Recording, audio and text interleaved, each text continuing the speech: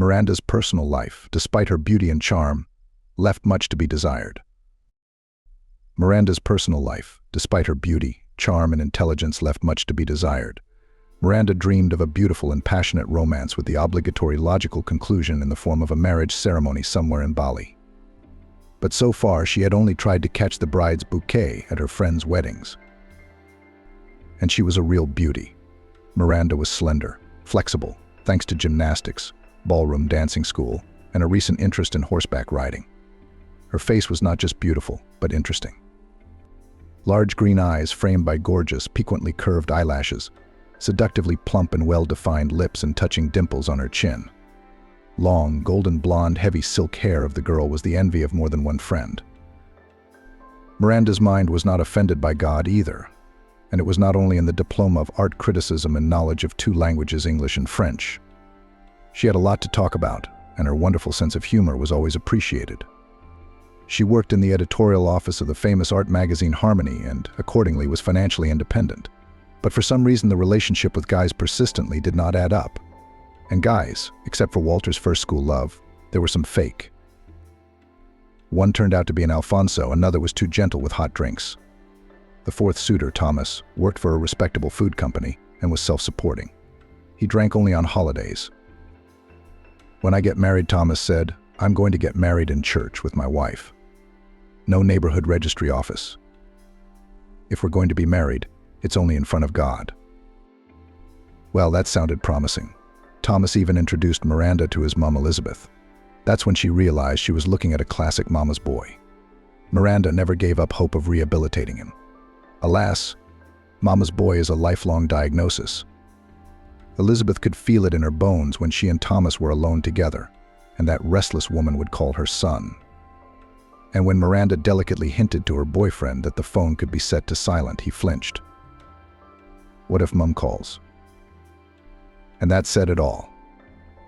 Miranda's patience broke, and she regretfully pointed at the door to the mama's boy, and then fell into a deep depression. The girl began to nourish her condition with her favorite cakes. The consequences of such a bright protest against the injustice of fate immediately reflected on Miranda's waist. However, it turned out to be not so bad. The incentive to lose weight has always been one of the most powerful for the girl, and the intense training in the gym itself distracted from sad thoughts.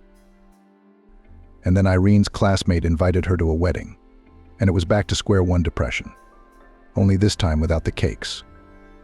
Miranda felt that she was beginning to quietly hate weddings, and one day she decided that she would never go again. A couple of weeks later, her cousin Margaret's boyfriend proposed. Are they kidding me? Miranda thought with annoyance. Margaret's wedding was in a month, so decided burned out after a holiday with her lover in Thailand. Margaret, who by the way was younger than Miranda by 3 years, said, "And by the way, there will be some very interesting and wealthy men there." Miranda sighed heavily. "Miranda, what are you doing?" Margaret knelt down in front of her cousin and looked into her eyes. "There will be a holiday on your street too. The main thing is to believe in it." "I've given up believing," Miranda said skeptically. "I guess I was born under an unlucky star." "No, you weren't," the cousin said firmly. "You just haven't found your soulmate yet. You and your soulmate haven't met each other yet?" "Oh, don't tell me about soulmates," Miranda said. "You're wrong about that. By the way, the concept of soulmates dates back to ancient Greece." The girl sighed again. It's easy to talk about some concepts when you have everything perfect in your personal life, and your future spouse is a dream of any sensible woman. Alex was a handsome, tall guy with an athletic build. He had his own company selling digital equipment, a flat in the city center, and, it seems, a nice summer house. But most importantly, Alex was reverent towards his beloved. In cold weather, he called his beloved and asked if she was warmly dressed. And the friend is a classmate of Natalie, now Natalie Smith. Her then still future husband Andrew was not rich, but they together earned a flat and a nice car. They had 2 children, whom they adored with all their souls. Recently, Miranda and Natalie have not been in contact very often. No wonder, because her friend now had a family, her own worries, and what the hell new friends. As married as Natalie. It was no secret that unmarried ladies were reluctant to be invited to gatherings where everyone was in pairs. "We're afraid you'll be bored with us." Miranda remembered this when she accidentally learnt that her friend was going on a picnic, and Miranda didn't really want to go. Why? To feel like a complete fool? A loser? No thanks. Still, Miranda felt resentful.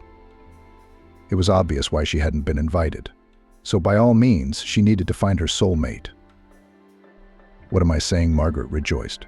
"What if this wedding turns out to be fateful for you? Well, you're a pretty slim, interesting girl and not stupid."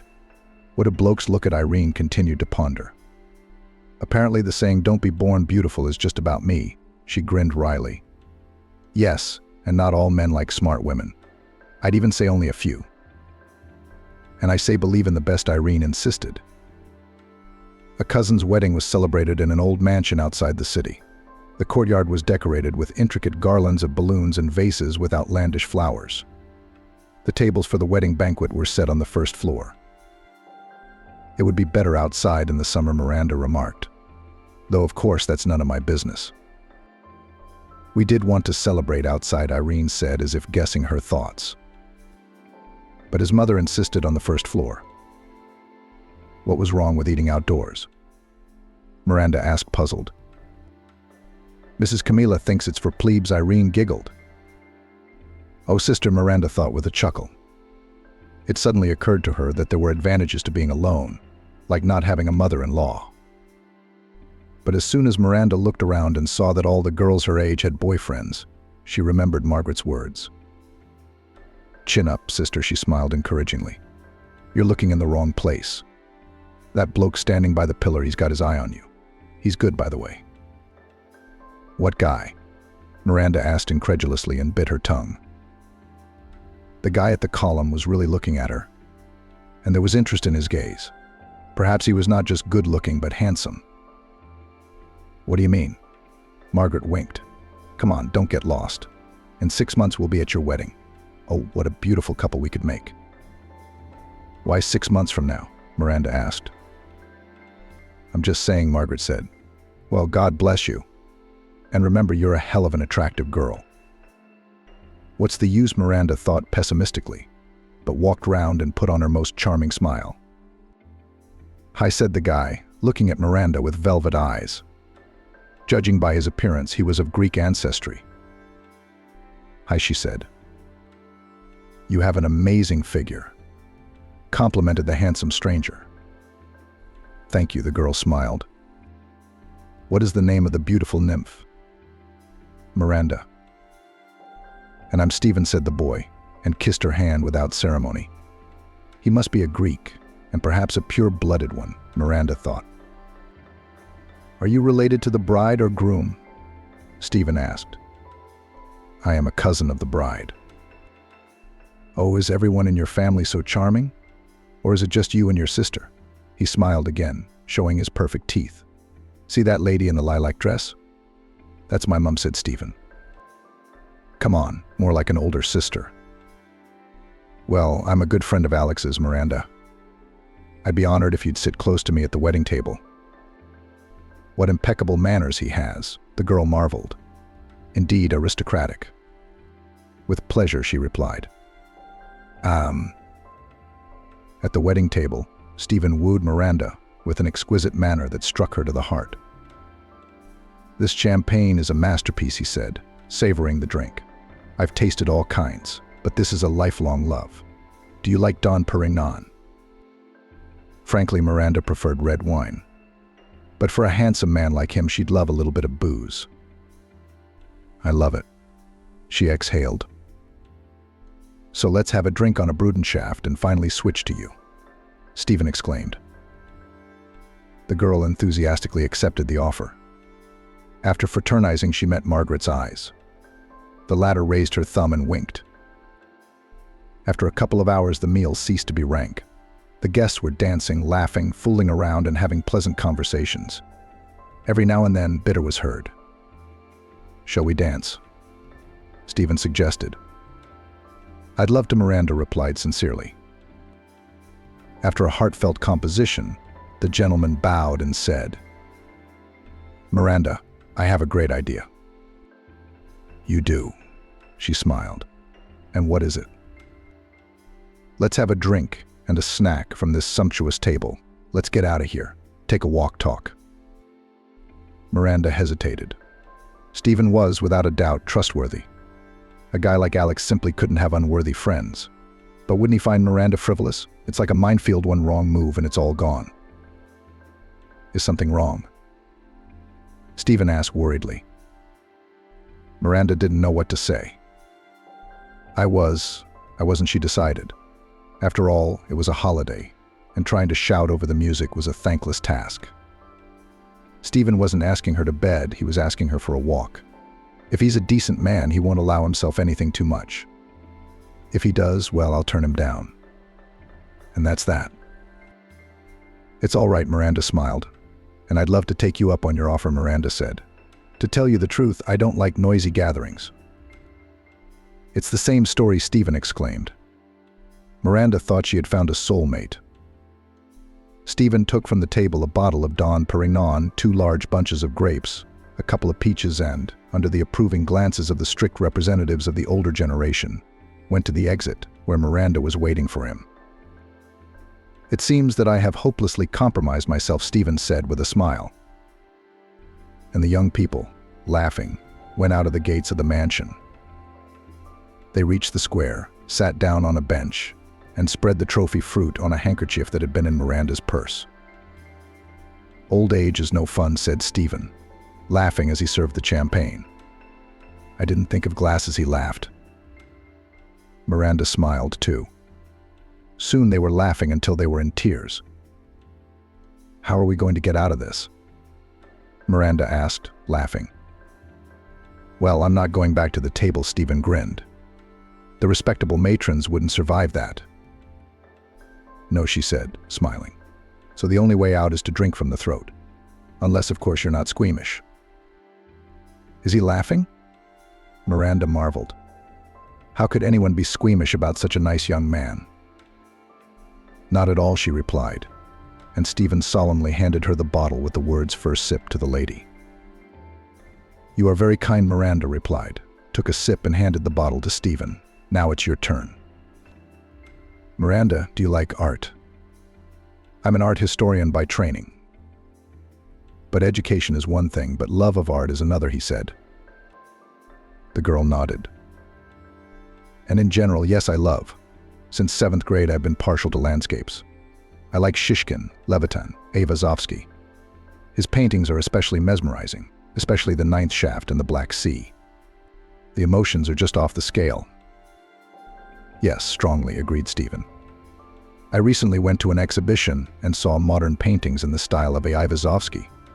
You know, it's just as good, maybe even better." "I don't think there can be any worse or better," Miranda said. "Everyone has their own style, so the paintings are incomparable." "Also true. What do you think of the avant-garde?" "To be honest, I don't understand it," she admitted, "unless Salvador Dali's miniatures make an impression. In general, I prefer simple and understandable painting," Miranda found out, smiling, hoping to end this intellectual conversation. "Do you like things that are simple?" Stephen asked. "What's wrong with simple?" Miranda shrugged. "For me personally, the key point is that it's beautiful, if we're talking about pictures." "Do you often go to art exhibitions?" Stephen asked. And the girl mentally cursed because of these paintings. To tell the truth, she had been to a painting exhibition only once during her studies at the institute, and that too as part of the educational program. But what she would not do for a woman's happiness. So she answered, "Not as often as I'd like, but it happens. On the 14th of the 14th, there is an exhibition of a young and very talented artist at the New Wave Gallery. I'd be glad if you'd keep me company." Miranda nearly choked on her champagne. Did he just offer her privacy to talk about artists? An inner voice snorted derisively. "You were afraid the charming guy would infringe on your honor. Then you don't like talking about art, you see." Maybe he just didn't know where to begin. "Oh, you," Miranda objected to the inner voice. "What did I find out?" "I'll be sure to keep you company." She smiled at Stephen. The young people drank the champagne and returned to the grounds of the mansion. The party was in full swing. Miranda caught Irene's meaningful glance and smiled victoriously. She nodded and raised her fist. "You're a great dancer," shouted Stephen as they danced the Latin dance with gusto. "Can you do the sirtaki?" And Stephen went up to the musicians, put something in the pocket of the main man, I suppose money. And in a few seconds the chords of the famous dance sounded. And a few seconds later, all the guests were dancing. Oof. Miranda laughed and exhaled after the dance, which had been incredibly rousing. "I've never been to such a fun wedding." "How many weddings have you been to?" Stephen asked. "Well, enough," she replied. "Why not as a bride?" "I just haven't met anyone I'd like to marry," she admitted. Miranda said exaggeratedly lightheartedly. Stephen chuckled. "I know you beauties. You're looking for a prince. When happiness is near, and when you realize it, someone else will have it." If only I knew where it was, this happiness, Miranda thought, but kept silent. Frankly speaking, the inference was even witty. After all, it had never occurred to the guy that a girl like Miranda could be unhappy in her private life. Well, let that be her little secret. But why do I have to choose a guy on a first-come, first-served basis? Miranda teased him, stepping into the role of a heartthrob. "I want a prince." "Do I look like a prince?" Stephen smiled slyly. "You do," she assured him. And then she was afraid that he might think Miranda was imposing on him. "I'm flattered," he nodded, and her doubts were gone. Miranda could feel herself liking this sultry, handsome man. Besides, everyone she knew was watching them. It was like a savory spice or a sweet, warm wine that stirred the blood. Miranda was in a pleasant euphoria. She danced, laughed, joked, and drank Bruder shakes with people she hardly knew. "I hope you get lucky this time," Irene said with a wink. "I hope so, too," Miranda smiled. "The main thing is not to miss the bride's bouquet," her cousin told her. Miranda didn't realize how the bouquet ended up in her hands. She shifted her gaze from the laughing crowd to the bouquet, and then back to the bouquet, her eyes fluttering in confusion. "Miranda, don't let it get you down." Molly, Margaret's witness, shouted cheerfully. And the crowd broke into applause. Miranda suddenly felt funny.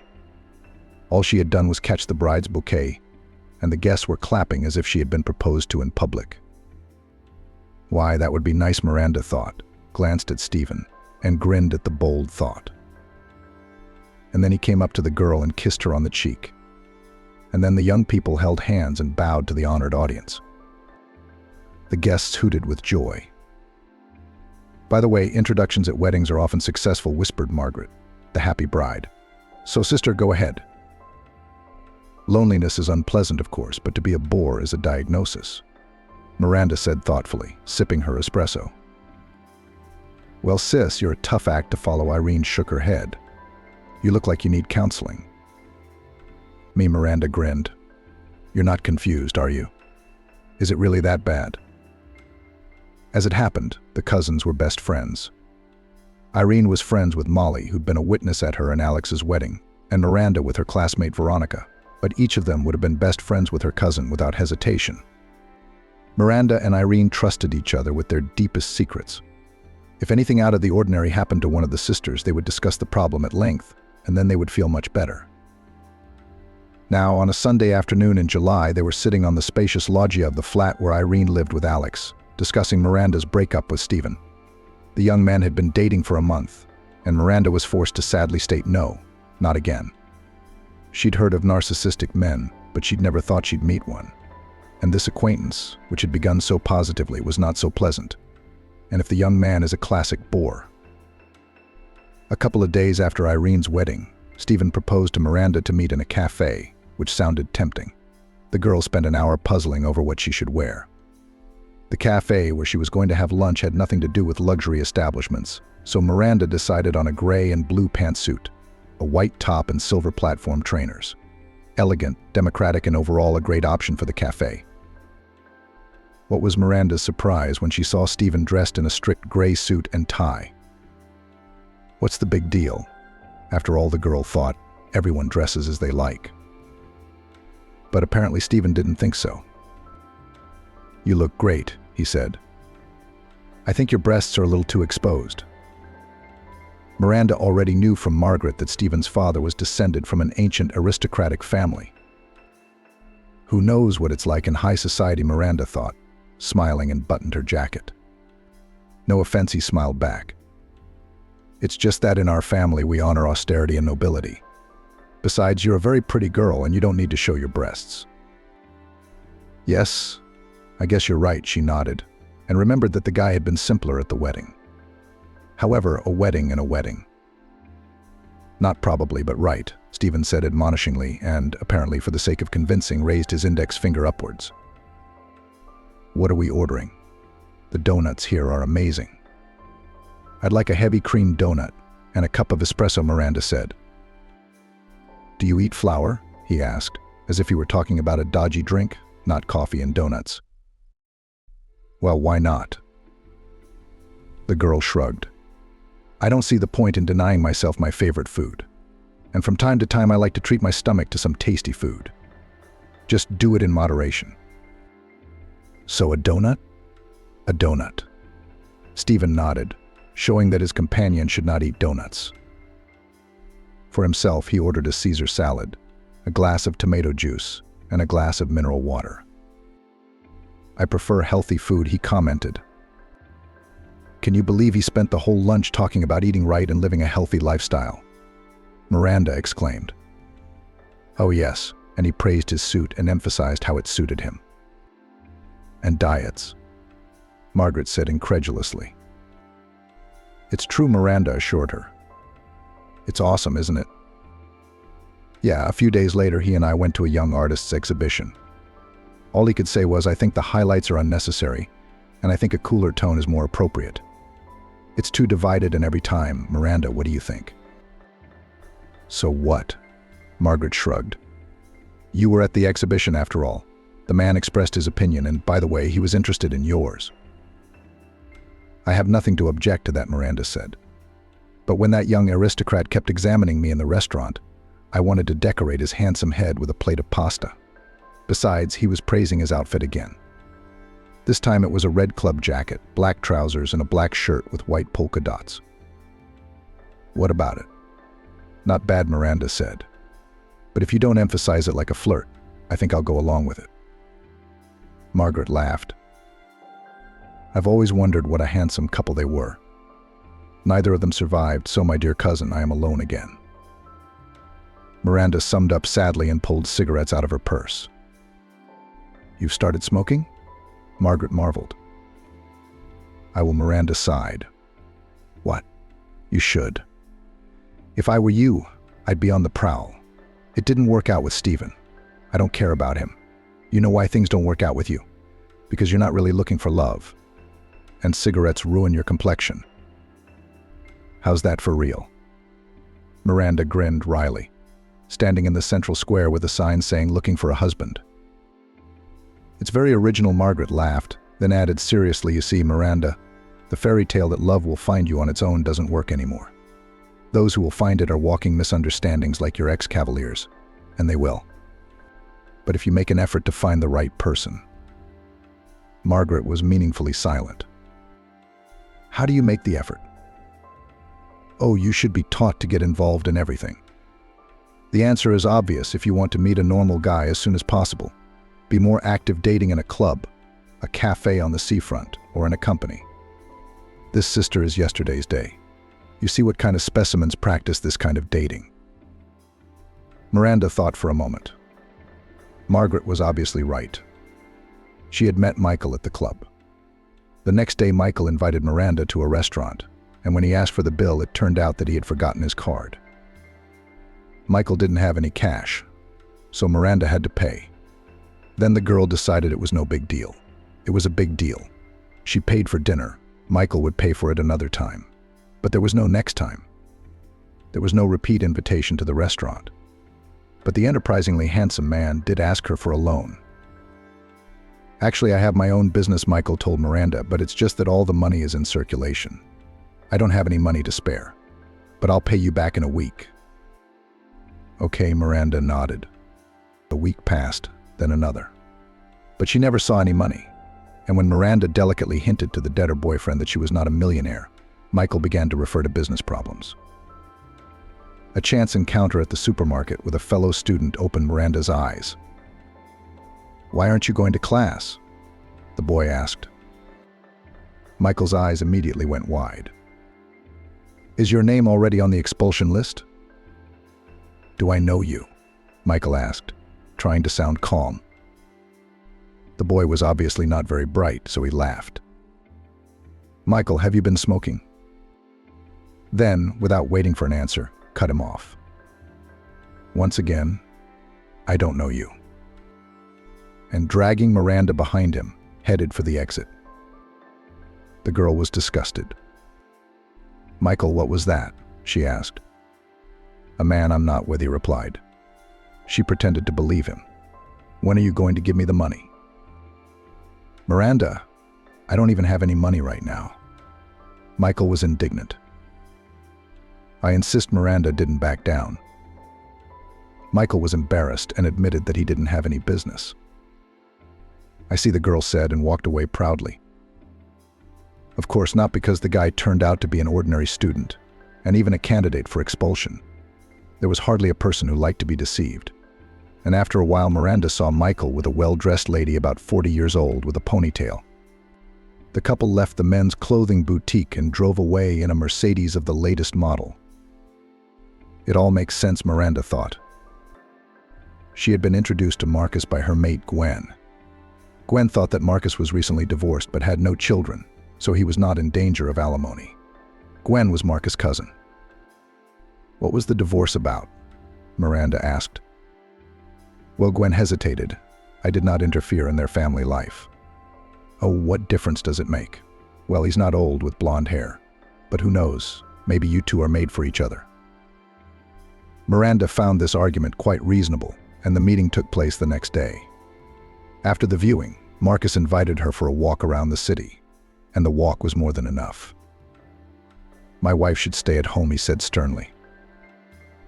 Miranda had other plans for her life, so she saw no point in continuing the relationship. The girl quickly wrote a message to Margaret to call her urgently, and when her cousin promptly fulfilled her request, Miranda left, referring to family problems. And after a while, Miranda talked to their mutual acquaintance, Chloe. The latter told that Marcus beat his ex-wife, which, in fact, was the reason for the divorce. With the alcoholic Ashley, Miranda met at the birthday party of a classmate. She immediately noted his attractive appearance and pumped-up figure. Ashley also looked at Miranda with interest. "Handsome." "True," intercepting her gaze, the woman in her 50s smiled. "That's my brother," and started singing dithyrambs to her brother. "He's so smart, so kind, so handy." And then Ashley asked Miranda to dance. They got to talking, and the guy gave her the impression that he wasn't a stupid man. She thought to herself, why is such an interesting guy alone, but the same could be said of her, the beautiful smart girl. Ashley walked Miranda home at the end of the party and said, "I think we could work something out." "Really?" She smiled embarrassedly. "Well, why not?" Ashley showed up drunk for their first date. "I'm sorry," he said, noticing Miranda's puzzled look. "I'd had a fight with my boss at work, and I'd been at a bar with some friends to relieve stress." It happens. But the next day, Ashley invited Miranda to a cafe and ordered a bottle of vodka. "Would you like some wine?" he asked. "No, I'll have a mineral water," she shook her head. "I'm driving." "Do you have a car?" Ashley perked up. "What kind, if it's no secret?" After he'd finished the national drink in record time, the beau began to laugh inappropriately, making flat jokes and clumsy compliments. "Are you in a bad mood?" he asked, noticing Miranda's frown. "Yes," she mumbled. "It's easy to fix." Ashley smiled broadly and insisted that she have a drink with him. "No," Miranda said with a strained smile.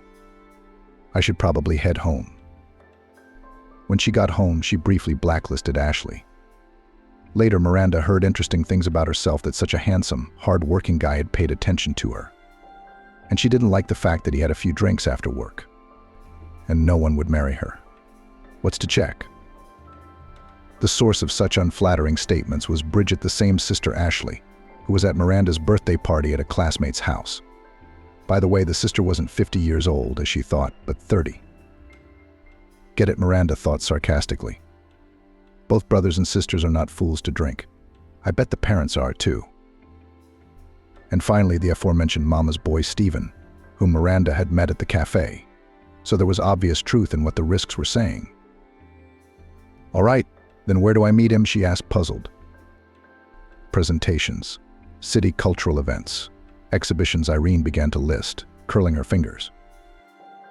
At the mention of exhibitions, Miranda grimaced as if she had a toothache. What are you talking about? Her cousin laughed, having guessed her train of thought. Just for example. Well, go to a camping or holiday home. The main thing, knock on all the doors, and you will be happy. And what are we discussing here? Alex came back from work. Yes, we are organizing Mirandina's private life, my wife explained with a smile. I thought we'd be eating salads at her wedding soon. But alas and alack, Alex laughed. And Miranda realized that the attractive Greek had made more than one, and not two, attempts to arrange his personal life. Don't worry, you'll find a fiancé in Los Angeles that will make everyone jealous, Alex said. Well, thank you for your advice, dear Alex. Miranda thanked him and started to go home. I thought you were coming to dinner with us, said Irene. I've cooked such a meat. It's a tongue twister. No, thank you, Miranda said. I have to get the material ready for tomorrow. I see, she said. Well, go to work, you hard worker. The sisters went out into the hallway, and Irene whispered conspiratorially. I think I know what you want. What do I want? Miranda asked ironically. You want a holiday romance. How many times? The only thing I need is a holiday romance to make me happy, Miranda said ironically. I'm serious. Me too. Unfortunately, or fortunately, my job doesn't allow me to go to a resort, Miranda said. You have a holiday coming up. I've decided to use my holiday to start my own business. 6 months ago, she had realized that she didn't want to work for anyone else. By the way, she thought it would be a good idea to start her own art magazine. And a month ago, this idea became real, and Miranda began to work actively in this direction. She used social networks, talked to the right people, and placed an ad to buy photos, but so far to no avail. Well, is that normal? Miranda thought optimistically. Rome wasn't built in an instant either. In the morning, she received an email. It was the first offer of cooperation. A Norman, who introduced himself as an aspiring photographer, wrote that he would like to work with her. Miranda, without delay, replied and offered to provide work. Okay, I'll send the photos tonight, he replied. While she was at her sister's house, she received a new message from the photographer. There were pictures. I'll look at them at home, Miranda decided from her phone. It's hard to evaluate anyway. Pulling up to the house, the girl literally jumped out of the car. Burning with impatience, Miranda switched on the computer and opened the message. 8 photos, which seemed like a bomb to her, were sent as screenshots. And this is a budding photographer, Miranda marveled. Yes, this is a true professional. With photos like these, my magazine will outshine any competition. She texted Norman that she'd like to buy all the photos. Opening the window, Miranda lit a cigarette. I've got to stop doing this, she thought in passing. Miranda, are you home? She heard her mother's voice and hurried to put out her cigarette. Home, home, she replied, feeling like a delinquent schoolgirl. Marian entered her daughter's room, wrinkled her nose suspiciously, and sighed. Have you been smoking again? What's got into you? You were leading a healthy lifestyle. I don't smoke, Miranda said, embarrassed. That's where it all starts, said her mother. She wanted to reply, but the computer alerted her with a new message. Yay, Miranda shouted out of breath. Mom, he answered. Who answered? The groom? Marian asked. Did you meet someone on the internet? Well, you could say that, her daughter said excitedly. I got my first employee. I thought it was a fiancé, said Marion. She knew of her daughter's plans and thought it was crazy. Her daughter had an interesting, high-paying job. So why tempt fate? A fiancé was the way to go. Not just any fiancé, of course, but Miranda had nothing to please her mother. That's better than a fiancé, she said. Actually, she didn't mind a proper groom herself. But what can you do if you're not lucky in love? You'll be lucky in business. With enthusiasm, Miranda paraphrased a well-known phrase, and began to read the message. Norman was offering Miranda an advance payment, after which he would send her the original photographs. Well then, you wire me the rest of the money, he wrote. The terms of the deal seemed acceptable to Miranda. Expensive, of course, but the photos were worth it. And the girl wrote that she was satisfied with everything. A few seconds later, the invoice number appeared in front of her, and she paid for the order. A good half hour passed, but Miranda still hadn't received any photos. I'll wait, Miranda thought, and went into the kitchen. Her stomach had long ago demanded hot food, but being in euphoria, she didn't notice it. Mummy, what are we having for dinner? She asked cheerfully. Borscht, Marion replied. Super. Approvingly replied her daughter, and took out a plate from the cupboard. So, how did it go? Asked the mother, watching Miranda's flight with amusement. I'm waiting for the original photos. Smiled. I've transferred half of the money. Now I'm waiting for the photos, I'll transfer the other half, and then I'll do it. Wait. So you transferred the money? Can I say for nothing? Frowned practical Marion. Well, why not for nothing? Objected her daughter. For samples of the marked photographs. Her mother shook her head, and Miranda felt a slight pang of foreboding. It was purely symbolic. She didn't want to eat, though, and rushed to her room. No pictures had arrived, so Miranda decided to write to Norman's post office. But there was no more mail. The girl physically felt like she had been hit on the head with something heavy. My God, how could I have been so stupid, she thought with annoyance and cried with frustration. There was a quiet knock on the room. It's unlocked, Miranda answered. Miranda, may I come in? Marion asked cautiously as she came in. Yes, she sobbed. Oh, come on, her mother said fondly and stroked her head as she had done when she was a child. Miranda closed her eyes and felt like a defenseless little girl. She remembered how her mother had also stroked her head when she was sick and upset about her grades.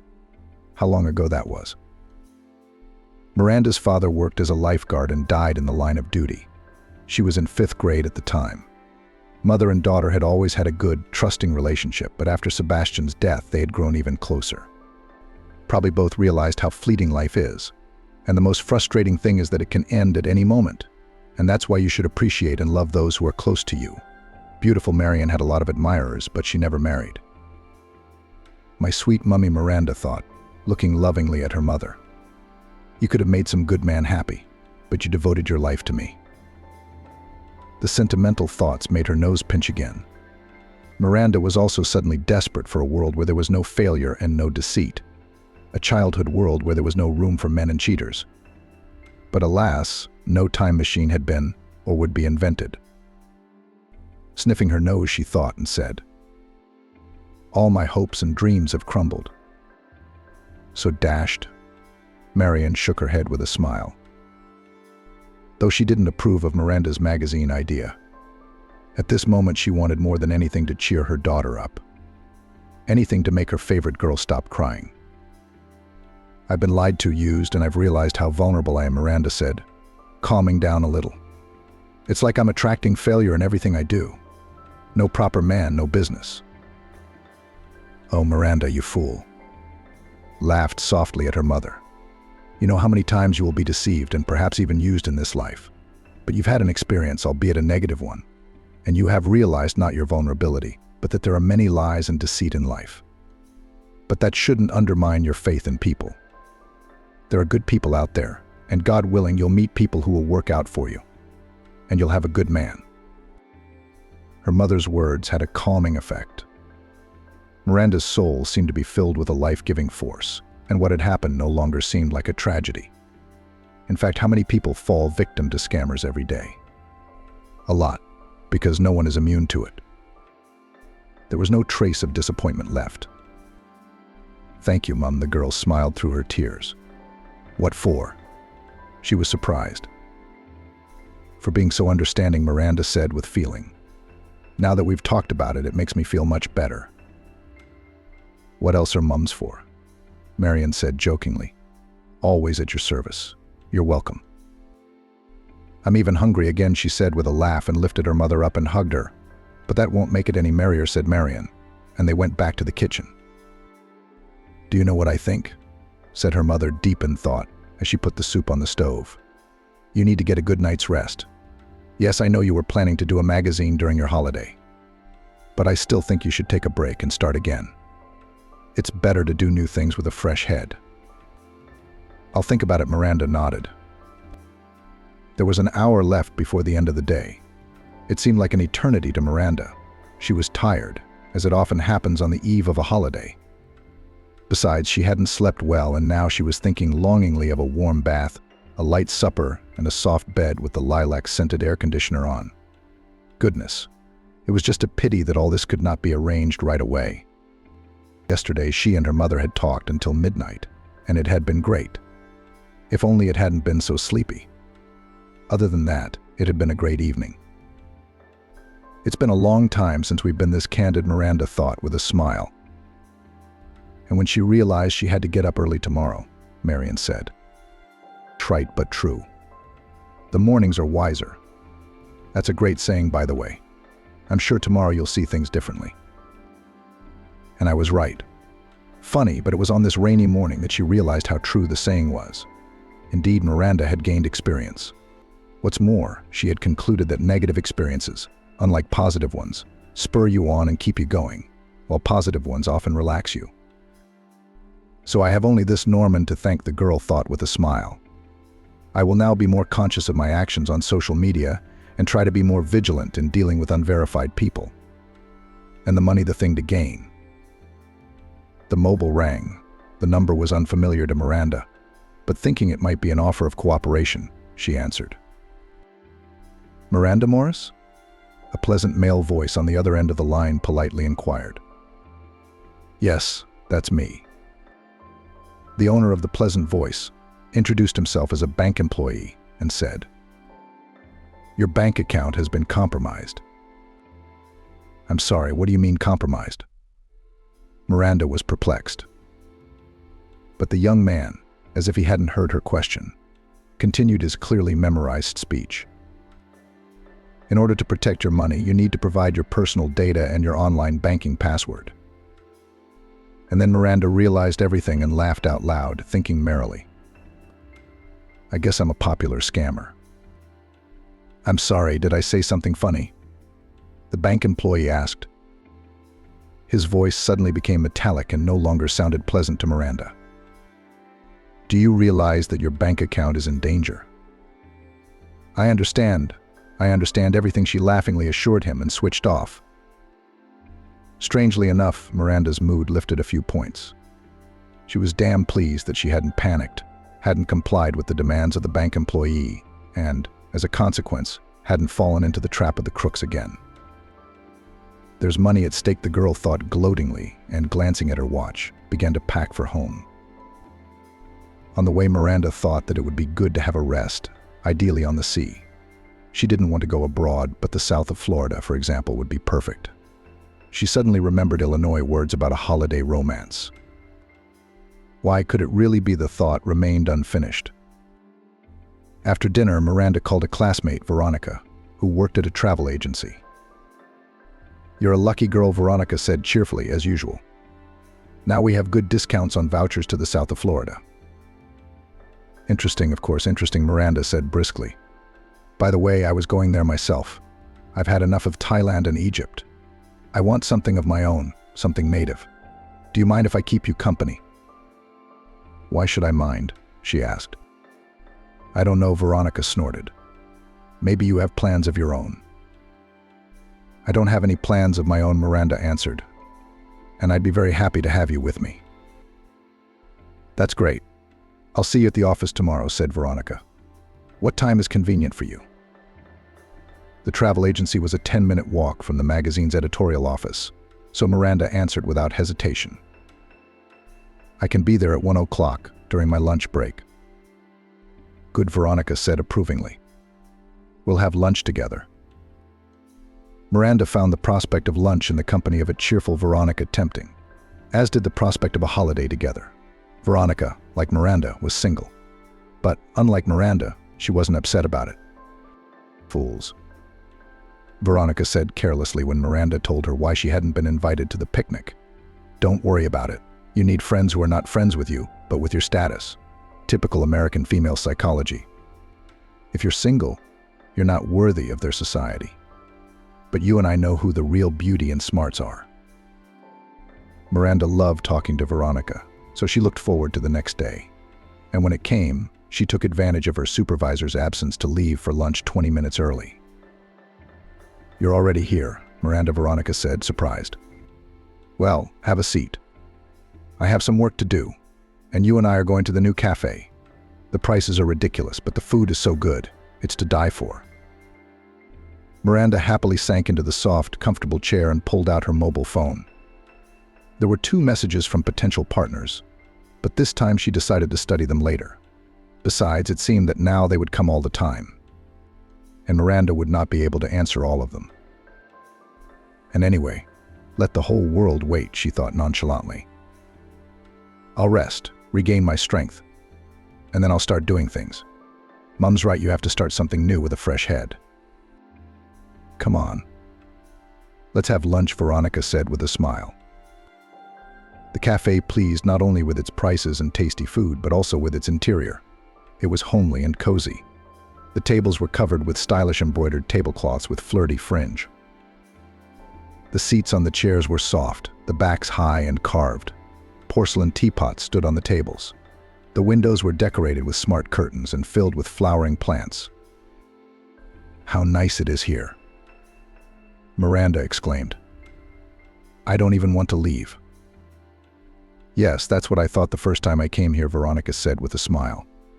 I often come here after work when I'm too lazy to cook. Miranda ordered mashed potatoes and a Kiev-style cutlet. Both melted in her mouth. Veronica preferred spaghetti with chicken leg with sauce. The dish looked incredibly appetizing, and Miranda decided that she would try it all. What's new? Veronica asked. Are you seeing anyone? Let's just say I've tried, Miranda grinned. What went wrong? Everything, she answered with a sigh and told Veronica about her long affair with the Greek beauty. Yes, a hard case, Veronica hummed. But it's all right, you'll have a holiday romance. You'll gain new impressions, forget old offenses. My sister says I need a holiday romance, Miranda said thoughtfully. She's right, she said, nodding. A holiday romance boosts your self-esteem. And if you're starting a new business, you need confidence. Do you have experience? Miranda asked. Of course I do. I am an experienced girl in this matter, and I can tell you that this is a 100% effective means of raising self-esteem. You could write a book. That's right, Miranda laughed. Tips for insecure ladies from Veronica's coach. Oh no, Veronica grumbled. I hate my last name, so I rarely use it. And that's probably the only disadvantage of my bachelor life. Do I look like jam? No, of course not. If you ever write a book, it'll be under a pseudonym. Like Veronica Johnson's Insecure Lady Tips, I think that sounds much better. Why Johnson's? Miranda wondered. Because it's my mother's maiden name. And I like it much better, Veronica said with a grin. It was so nice and easy to be in Veronica's company, but unfortunately the lunch break was only an hour long. Besides, Miranda had a trip to organize. Hey, how about Friday night? Veronica suggested, as if she'd guessed Miranda's thoughts. Let's rehearse our trip down south. Why not? Friday night, Veronica turned up at Miranda's in a dress that was more revealing than revealing. Wow. Bold, marvelous, Miranda said. What Veronica said with a laugh, clearly pleased with the effect. A little black dress. It's not small, it's microscopic, laughed Miranda. Miranda, envy me silently. Thank God my figure allows me. Yours too, by the way. So this is our outfit for today, Veronica winked. I remember you had some kind of silver dress, and I think it's appropriate. Appropriate for what? Miranda asked, realizing that this wasn't going to be a one-night stand. The dress code of the nightclub next door, Veronica said. Miranda remembered her acquaintance with Alphonse Michael and wrinkled her nose at the mention of the club. What is it? She asked her friend. Nothing. It's nothing, Miranda waved her hand. Well, put on that silver dress. We're going to the club, Veronica said, taking bottles of wine and fruit out of the bag. Frankly, Miranda had no idea where she'd put the silver dress she'd worn on New Year's Eve. She didn't really feel like going to the club, but she knew her friend would never let her go. If Veronica had something on her mind, she wouldn't rest until she got what she wanted. I think I put it in the mezzanine, Miranda remembered. The dress was indeed there, and she put it on. What can I say? With a figure like hers, she could afford a lot of things. The dress emphasized her slimness perfectly, the spectacular shade harmonizing with her blonde hair and golden tan. Actually, the dress came with a fur cape, but in summer it was, to put it mildly, inappropriate. Miranda had a silver white satin bolero in her wardrobe that matched the dress, but she suspected Veronica would take it away. Oh well. Especially since the dress fit perfectly and was Miranda's favorite. Let the men see and bite their elbows that they didn't get such a beautiful woman, Miranda thought to herself suddenly. I'm knocked out, Veronica exclaimed when she saw her. Where do men look? Let's not talk about sad things, Miranda said firmly and went to get glasses. The outing to the nightclub went well. The girls were a resounding success.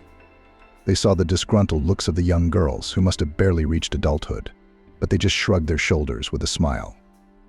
Yes, imagine there are such irresistible ladies walking around town. But they know their value. You could see it in the looks on both of their faces. They danced till morning and then called a taxi. Girls, can I come with you? Shouted one of the guys passing by. Some other time, darling, Veronica replied with a deliberate Russian accent, and her friends laughed loudly. We didn't go to the club for nothing, Miranda thought as she fell asleep. I didn't want to, silly me. The rehearsal was a success. Why not have a holiday romance? It's only one life, so we must try everything. With this thought, she fell asleep. A week later, the friends went on holiday. They rented a small tidy house in a picturesque private sector not far from the beach. The house had 2 rooms and a fairly spacious kitchen. The well-maintained garden with pergolas also pleased them. The apples had a mind-blowing aroma, and the gooseberries, plums and grapes were so large that the friends had a suspicion that they were in a garden of paradise.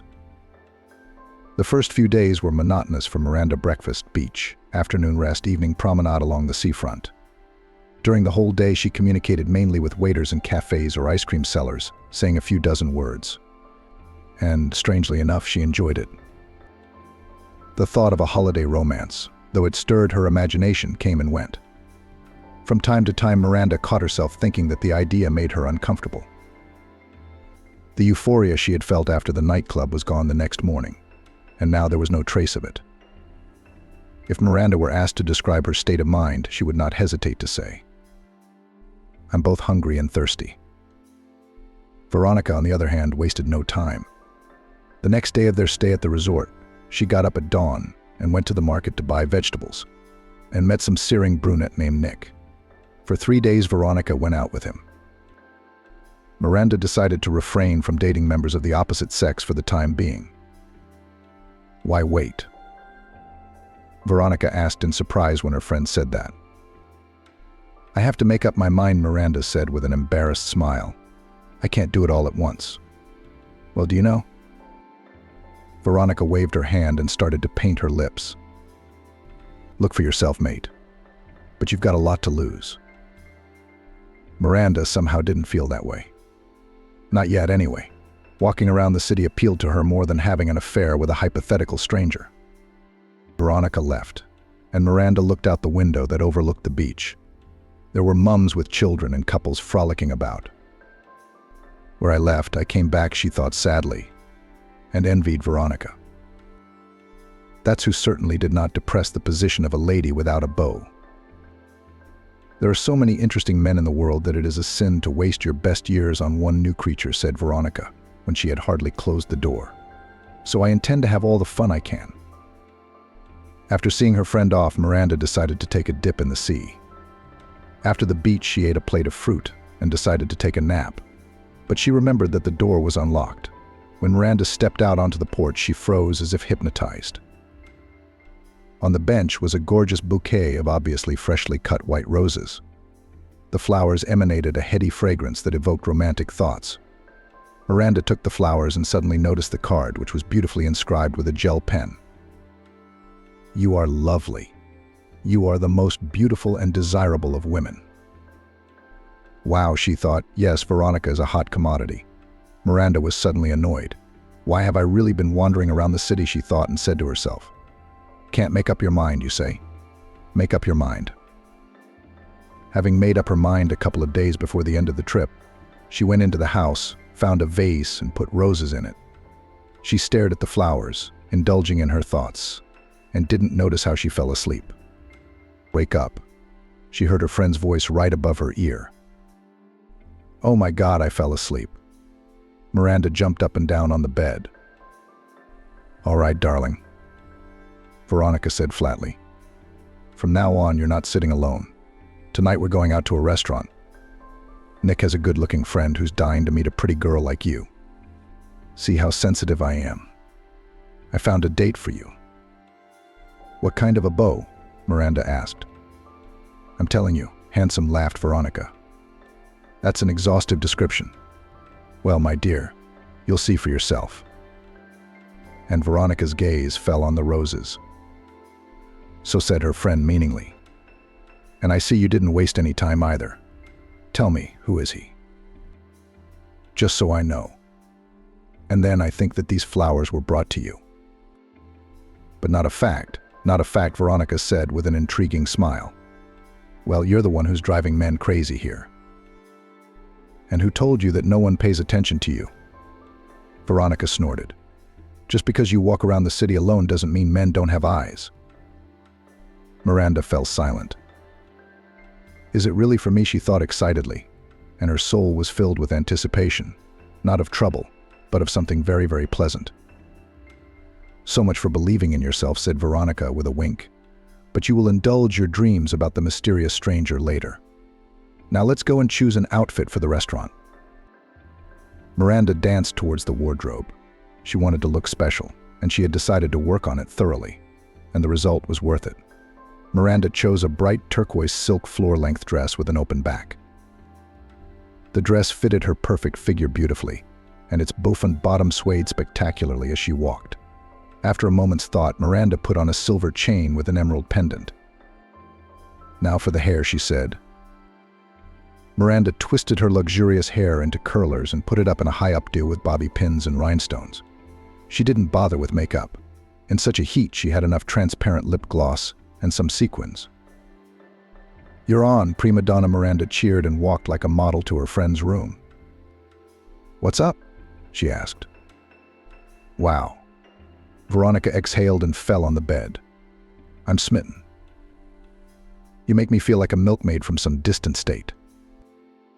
A milkmaid, Miranda laughed as she looked at her friend's fiery red, tight-fitting dress.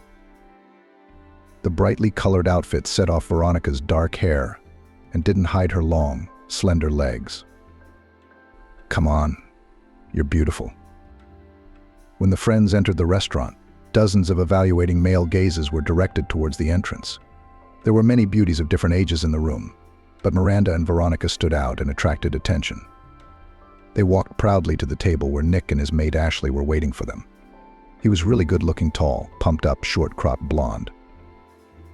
To her amazement, however, Miranda felt something like disappointment. Probably, such a handsome man, who, judging by his suit and expensive watches, was not poor, would be a wonderful option for a holiday romance. But Miranda was not attracted to him. That's all. She didn't want to have an affair with him, and she couldn't help it.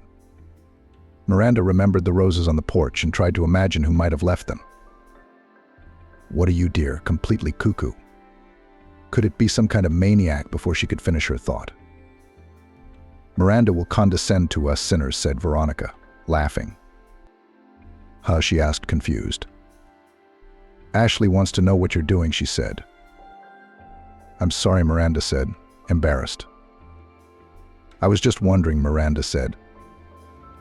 What is the beautiful Miranda doing? Ashley asked with a smile. I work at a magazine, she replied. How do you like it?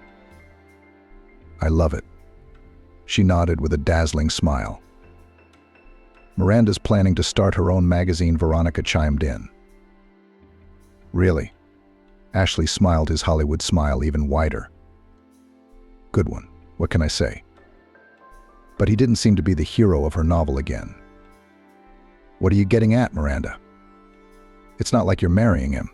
Just a light, non-committal romance, she urged herself. But the more she persuaded herself, the more she rejected the idea of a holiday romance. Who invented them in the first place? Really, Miranda confirmed, and decided she wasn't going to get her hopes up for the blonde macho man. You know, guys, I'm getting a headache. I should probably go. I'll walk you out, Ashley said eagerly. No, that's okay, she said. It's just around the corner. Have a good night. Ashley had a look on her face that said, Are you kidding me? But Miranda didn't care. She was now 1,000% sure that she didn't want any resort romance, and let Veronica talk all she wanted about how it was good for her health and self-esteem. Miranda wouldn't do anything she didn't want to do. She was far from judging her friend. Let her live her life the way she liked. Miranda just wanted to love and be loved. Wow, she heard behind her as she moved a respectful distance away from the restaurant. Such a beautiful girl and all alone in her thoughts. Miranda just brushed it off carelessly. She didn't notice how close she was to the house. In the silence, she could hear the sea splashing. The sound was mesmerizing, soothing. Miranda stepped up onto the porch and almost shrieked. There were roses on the bench again, this time cream with red flecks. When she looked closely, she noticed that the stems were twisted with an intricately woven gold chain with a pendant of small diamonds. There was the card again. This jewelry reminds me of your unrealistically beautiful hair, Mr. X wrote. Accept it. It will be my pleasure. Winston Black, the card read. If Miranda had had any doubts about who the flowers were addressed to, there was now no trace of them. Veronica had dark hair, which meant the flowers weren't meant for her. Miranda entered the house and turned on the light and examined the jewelry, white gold and diamonds. She knew how to recognize real diamonds. The combination wasn't cheap, so her secret admirer was rich. It turns out, so she thought, his name is Winston Black. Well, that's something. Miranda switched on her laptop, logged into the social networking site, and gasped. Winston Black was among the page's guests. So that's who you are, she muttered, scrutinizing the handsome, intelligent face. Winston's page wasn't closed, and Miranda enthusiastically began looking at the pictures. If the information he'd given about himself was to be believed, Winston was 30 years old, 5 years older than she was. Occupation was businessman. Well, who'd doubt it, Miranda thought ironically. And judging by the jewelry, quite a successful one. I wonder what kind of business he's in. Isn't it drugs? No, we don't want that sort of thing. Winston didn't look like a drug lord, though. Of course, she was not acquainted with the drug lord, but she had no doubt that the drug lord looked very different. There were few photos, but enough to draw conclusions about the man. A couple of photos in the office, one on holiday in Montenegro, another in the yard of the house. Winston was sitting in a hammock, and near his feet sat a cute golden retriever. The man affectionately stroked the withers of his four-legged pet and smiled into the frame. He loves animals, Miranda stated, and that characterizes him as a good, kind man. And here is a photo on the beach. Winston, although not a jock, was not badly built. He probably went to the gym every now and then, the swimming pool. I mean, he did everything he could to keep himself in shape. Suddenly a message came through, and Miranda, trembling with excitement, opened it immediately.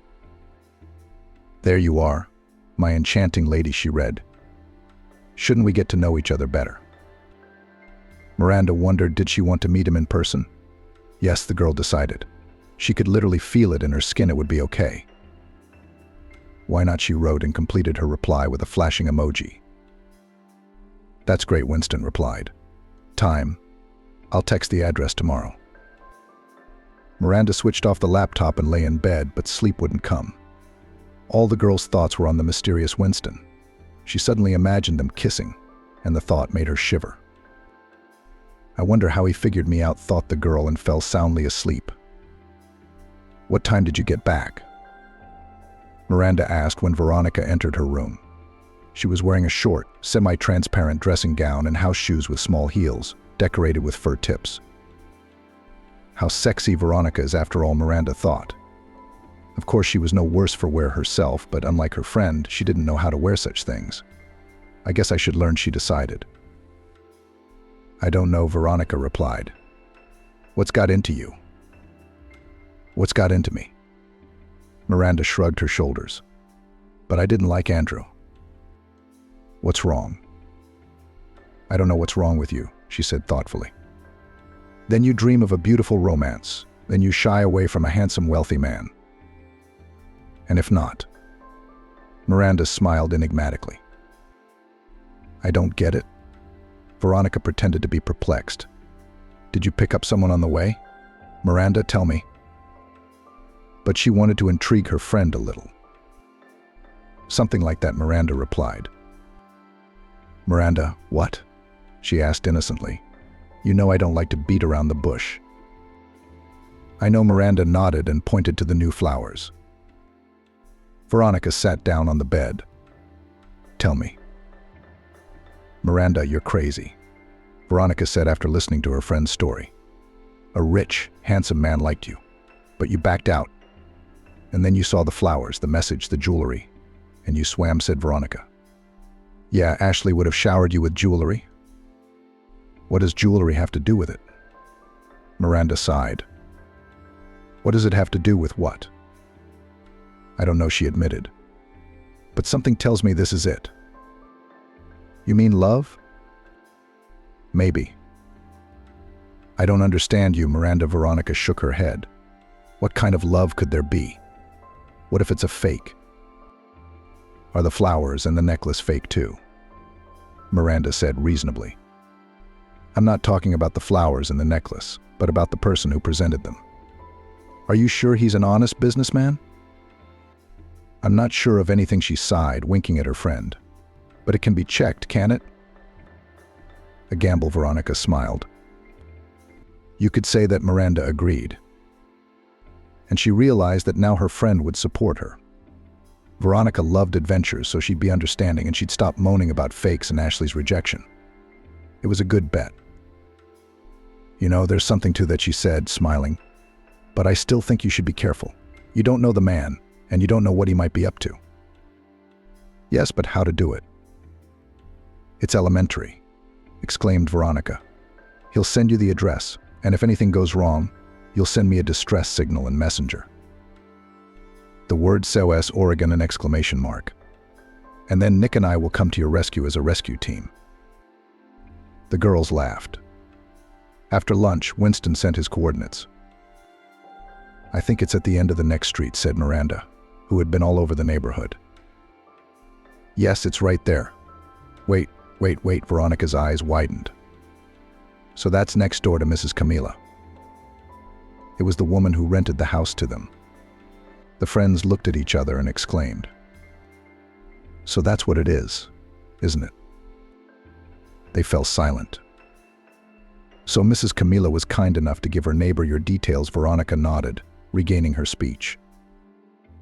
"It does. But Mrs. Camila seems like a decent woman, and I don't think she would give her neighbor's number to a scoundrel," Veronica reasoned, and added cheerfully as if you hadn't been skeptical about your friend's idea of meeting Winston 20 minutes ago. "So Miranda, shall we prepare you for a date with a mysterious stranger? Where do we start?" Veronica asked in a businesslike tone. "First, we'll go to the sea," Miranda answered in the same businesslike tone. "Freshen up." The beach was a 10-minute walk away, which had a big impact on the rent of the house. But they thought it would be better to pay more, but in the end they would get everything they needed. The sight of dazzling blue seawater always calmed Miranda and made her feel positive, which was especially important on such a day. She could feel the rapturous stares of the men, and the thought crept into her head that perhaps Winston was among them, secretly watching her. The thought seemed exciting to Miranda, and she decided to show herself in all her glory. Freeing herself from her dress, she strode gracefully to the water and plunged into the tantalizing blue. Swimming 20 meters from the shore, Miranda rolled over on her back and spread her arms. The warm seawater touched every cell of her body. The sea had always given Miranda an unprecedented bliss and sense of freedom, but at this moment she felt its life-giving power more than ever. And the anticipation of long-awaited happiness heightened the amazing sensation she felt in that blessed moment of ecstasy. Miranda didn't notice Veronica beside her. "You look different tonight," she said. "You know, I can feel it," Miranda replied with a smile. "I feel better today than ever." "You're a romantic lady," Veronica smiled and shook her head. "Is that good or bad?" the romantic lady asked. "It's wonderful," assured her friend. "Let's swim to the shore," Veronica suggested when the girls reached the shore. Miranda unraveled her luxurious curls and shook them, making several men, who were a little further away, freeze in admiration. "Look while you can," she joked, enjoying the increased male attention and the feeling of attractiveness. Miranda pulled sunscreen out of her beach bag and began to slowly rub it into her skin. Men were literally craning their necks. "Oh, such talent is wasting away," Veronica said with a slight smile, looking at her. "Why would it be wasted?" Miranda countered. "I'm putting it to good use. You haven't changed your mind about going to see your Romeo yet?" "No," she answered succinctly, putting the tube of cream back in her purse and returning to her back. We went for another swim. Miranda and Veronica started to get ready for the house. The next item on the plan was an impromptu spa treatment in the small bathroom and a cold shower. "It would be nice to give you a massage afterwards. But what I can't do, Veronica said. "What's rich? What's good for you?" After the treatment, Miranda felt like a newborn. Or maybe it was her new start. Miranda decided not to make a mess with her hair or makeup. Her hair looked like a golden silk shawl after the nourishing mask, and Miranda thought it was a sin to hide such beauty. So she decided to leave her hair loose. Same with her makeup. The spa treatment was a miracle worker. Miranda's skin seemed to be illuminated from within and didn't need any makeup, except for a little bit of clear gloss. In the morning, she'd put on a short white embroidered dress with open shoulders and earned another round of praise from her friend. "I wish Winston would appreciate our efforts together," Veronica sighed. "Maybe I should walk you home," she suggested. "No, I don't need to." Miranda shook her head with a smile and winked.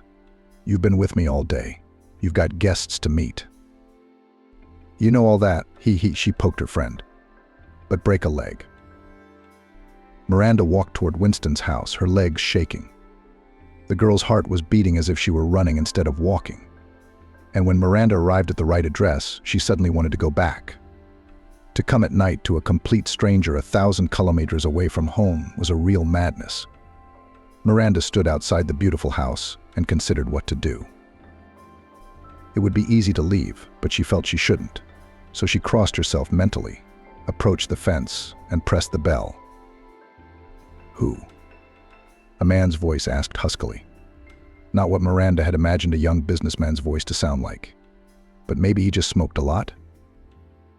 "God, I can't believe what's going through my head," she said angrily to herself. "I'm Miranda. I'll get it." A couple of minutes later, the gates swung open in different directions, and the girl entered the territory unhindered. There's nowhere to retreat to, she thought as she climbed the steps.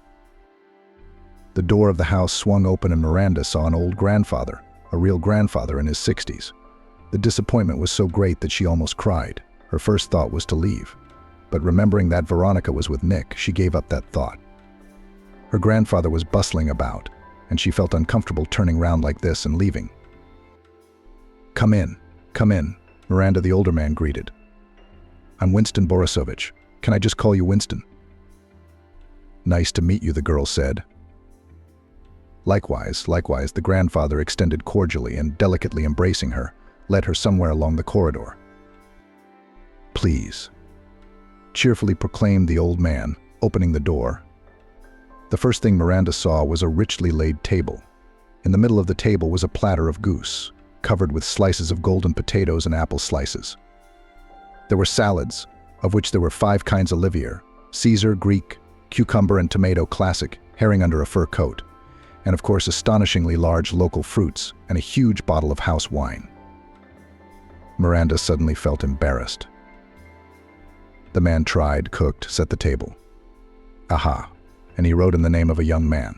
And you fool, Felford said an inner voice mockingly. Come what may, she chided herself. Grandfather must be bored at his age. So he decided to brighten his loneliness. We'll have a drink in company, grandfather. That's my lot. Miranda sat down at the table, and Winston began to court her gallantly. How about some grape wine? He inquired. I assure you it's marvelous. I believe it is, Miranda said with a smile. I'd love to have some wine. That's the way we like it. The old man said approvingly and poured her a large glass of wine. The drink had such a wonderful aroma that Miranda wanted to take a sip. But since it was indecent, she waited patiently for the first toast. Miranda, what kind of salad do you like? Winston asked. Of all the salads I see here, all of them. That's great, he said happily, and put a little of each salad on the girl's plate. It's delicious, Miranda said sincerely, tasting the Greek salad. Eat it. The best reward for me is when a guest likes my food. The girl looked carefully at the gracious host and found him quite an attractive older man. The charming elderly gentleman must have been irresistible in his youth, she thought. All the girls were his. Very well, Miranda, let me make the first toast to you, Winston said with feeling. He was enthusiastically supported by his guest. The flavor of the wine was truly luxurious. Do you like it? With a sly glance at Miranda, the man asked. Very much, I made it myself, he boasted. It's great. Winston, where are you from, if it's no secret? Didn't Mrs. Camilla tell you? The girl grinned mentally, but aloud she only named her town. I see. Miranda, what do you do? The girl suddenly remembered her failed boyfriend, Ashley. She was surprised to find that the smiling old man had made a much more favorable impression on her. Maybe I like older men, but I just don't get it yet, Miranda wondered. I'm an art historian by training. I work for an art magazine, she said, smiling sweetly. What kind of art magazine is Harmony? I know it, Winston nodded, which surprised Miranda. In her understanding, businessmen were pragmatic people, to whom art was absolutely alien. It's a good magazine. Are you interested in art? I do. What kind of art? The older gentleman smiled, a merry sparkle in his eyes. Miranda, would you like me to sing to you? He'll probably serenade you, she decided. Well, why not? Sing. Winston immediately rose from the table and walked out into the middle of the dining room. If he spoke with a hoarseness, he had a rather pleasant baritone when he sang. What was there pleasant? Winston's voice was enveloping, mesmerizing. He sang in Sanskrit. The language had long ago been considered dead, and Miranda was surprised to find someone singing in it, especially a businessman. It was a beautiful song about a poor shepherd's forbidden love for a noble lady. And Miranda listened. And when the song ended, the girl applauded. Bravo, she exclaimed. It's just. Miranda couldn't find the right words to express her delight, so she just said, great. Winston was flattered by this simple praise, though. The old man smiled and proposed. Shall we drink to art? I'd love to, Miranda exclaimed in thought. Nice old man. I think I'll visit him. I should give him back his necklace, or they'll think I'm using him for some mercantile purpose. Just then a golden retriever came running into the room. The same dog Miranda had seen in the photo on the social networking site. But that was just the beginning. A young man entered the room with a bouquet of scarlet roses. "I see that you two have already found a common language," he said with a smile, and, looking carefully at the amazed Miranda, added, "And you're even more beautiful up close." "Wait a minute," she shook her head and was speechless. "Which one of you is Winston?" "Both of you," the men answered in unison and laughed loudly. Winston Potocki was a handsome, intelligent, but too shy guy. This caused him a lot of problems in his relationships with girls. He could not approach a girl he liked, and when someone else did, the guy was left to suffer in silence. The thing was also that Winston was a romantic guy, and modern girls did not understand this. Those who were bolder, and this, as a rule, were older girls, tried to poke at the young handsome, but all as one failed. The guy didn't want that. He was sure the first step should be made by a young man, and no other way. All the boys in the class had already lost their innocence.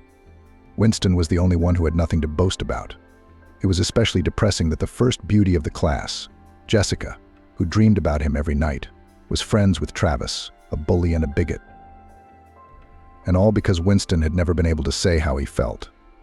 Since 9th grade, he dreamed of business, so he decided to enter the Faculty of Economics, which he did after graduating from school. The guy really liked studying, but in terms of personal life at the university was the same as at school.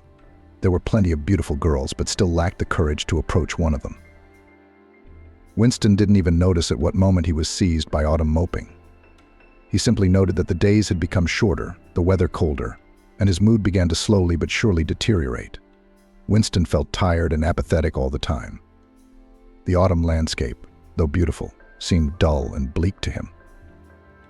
"You need to meet a great girl right away," summed up his new friend, fellow student Kyle. "That wouldn't be a problem in the dorms. How many of them are there in short skirts?" At one of the student parties, he became close to the first beautiful Eva. Amazingly, the morning after, there was no trace of his autumn moping. An affair with a beautiful girl had shaken Winston up. He felt like he was floating on wings. That was until Winston saw EVA drive up to the dormitory with some rich man in a cool foreign car. He timidly demanded an explanation, but the girl only shrugged her shoulders and said, "This is my admirer. So what of it? You are handsome, intelligent, and I like you very much. And Robert is rich," and smiling, added you, and he compliment each other so nicely. But Winston didn't want to compliment anyone, and he didn't need any compliments himself, so he silently turned round and walked away. At that moment, something clicked in his brain.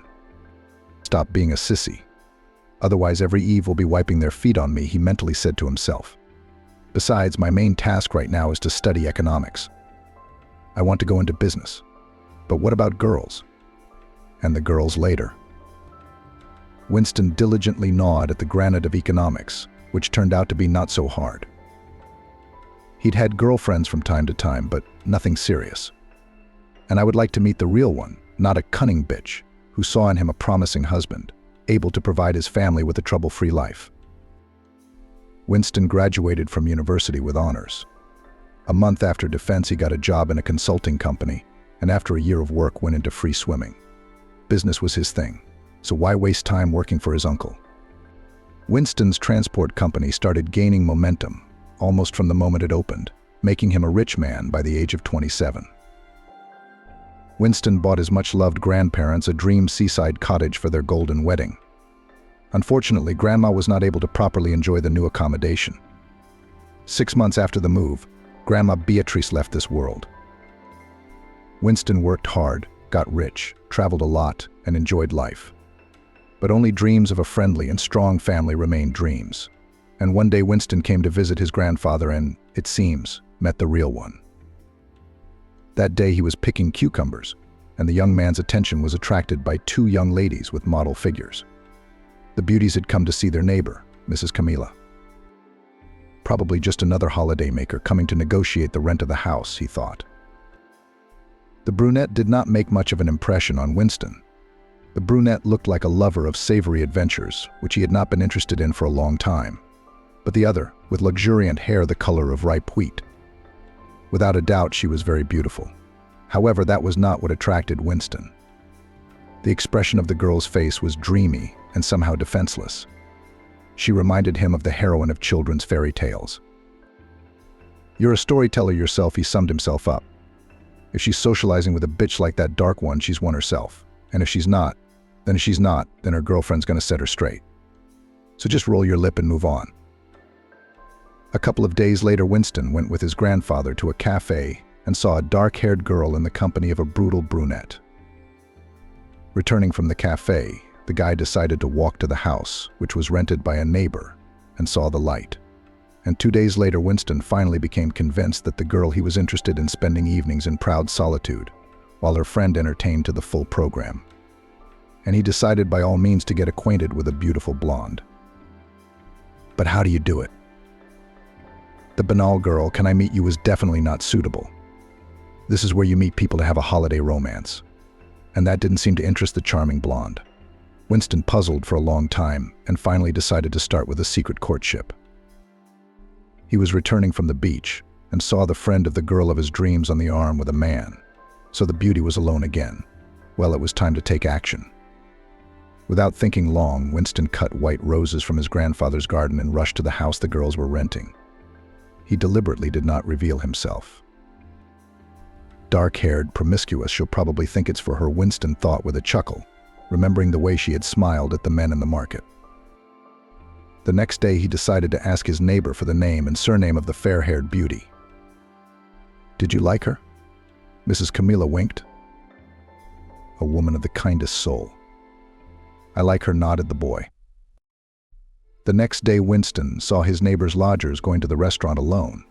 He felt a pang of jealousy, but decided it was nothing to be afraid of. After all, Miranda couldn't stay cooped up all holiday. But it didn't seem to be going to the restaurant.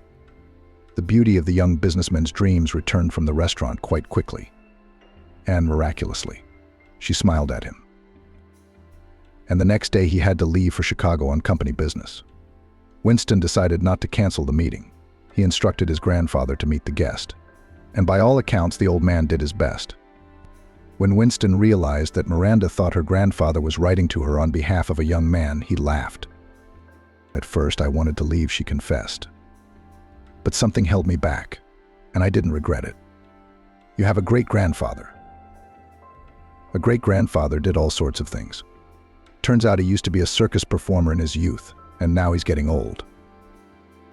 Winston's grandfather juggled apples and performed magic tricks. And when the merry trio went to the artificial pond in the backyard, climbed on the railing of the bridge, and tried to walk on them, Winston Jr. and Miranda barely managed to catch him. The old man settled down and went to bed, and the young men talked until dawn. "Do you know we have similar destinies?" Winston said with a smile as Miranda told him about her life. "Yes, I guess so," she smiled back. "I'll see you tomorrow," which is today, Miranda said, feeling like the happiest girl in the world. "How was your date?" Veronica asked. Don't talk. I can see everything. Did you fall in love?" "I think so," Miranda nodded. "It's better not to show him that." "You think I don't know that?" she sighed. "I'm probably not the first holiday maker to frown. Anyway, I'll pretend it's just a holiday romance." In the evening, Winston and Miranda went to his favorite restaurant. After dinner, they took a long walk around the village and could not talk for a long time. Thus began the most beautiful and passionate romance of Miranda's life. "It's just a pity that this is another road to nowhere," she thought sadly. "Oh, come on." Veronica waved her hand. "At least a week and a half of happiness is yours, so enjoy every cell of your body and soul." "Miranda, have you thought about family, children?" Winston asked one day. No, Miranda shook her head. "What am I supposed to say? He'll think that's what I want from him. I'll have everything in life. Then I can think about family," Miranda thought. "I don't think that's what she said," the boy said. "Then again, maybe there's something I don't know." Winston was disappointed, but didn't show it. Then he thought, "Whatever. After all, having a great time with a pretty girl isn't bad either. When it was time to leave, Winston saw Miranda off with a huge bouquet of red and white roses. "Thank you for the fairy tale," gentle smile, he said. "Thank you," too, Miranda replied. She wanted to cry, and she prayed to God not to do so in the presence of her resort lover. Winston still hadn't said the words she'd been waiting for. "Well, good luck." Winston spoke deliberately cheerfully and left. Miranda took her seat on the plane and wept bitterly. She didn't want to believe that this was the end. A month later, Miranda realized that a new life had begun inside her. Some of her married mates, when they heard about it, began to make fun of her. But Miranda didn't care, because she was going to have a child with the man she loved, and the rest didn't matter. The mum-to-be had no idea that Winston was having trouble finding his place. "I don't understand why you're delaying," his grandfather said. "I'd explain myself if I were you." She said she was... I don't know what she said. "I don't know what she said," Winston interrupted Winston unceremoniously. "You've only known each other a week. Why would she tell you about her plans for her life? Besides, Miranda might have feared that you might have taken her words as a hint." "A hint of what?" My grandson didn't understand. "What do you mean?" "A hint of what?" "That she wants to get married. She was afraid you'd run away if you got scared. So what do we do now?" "Winston, are you out of your mind?" Grandpa got really angry. "If you really can not without her, then fly to her.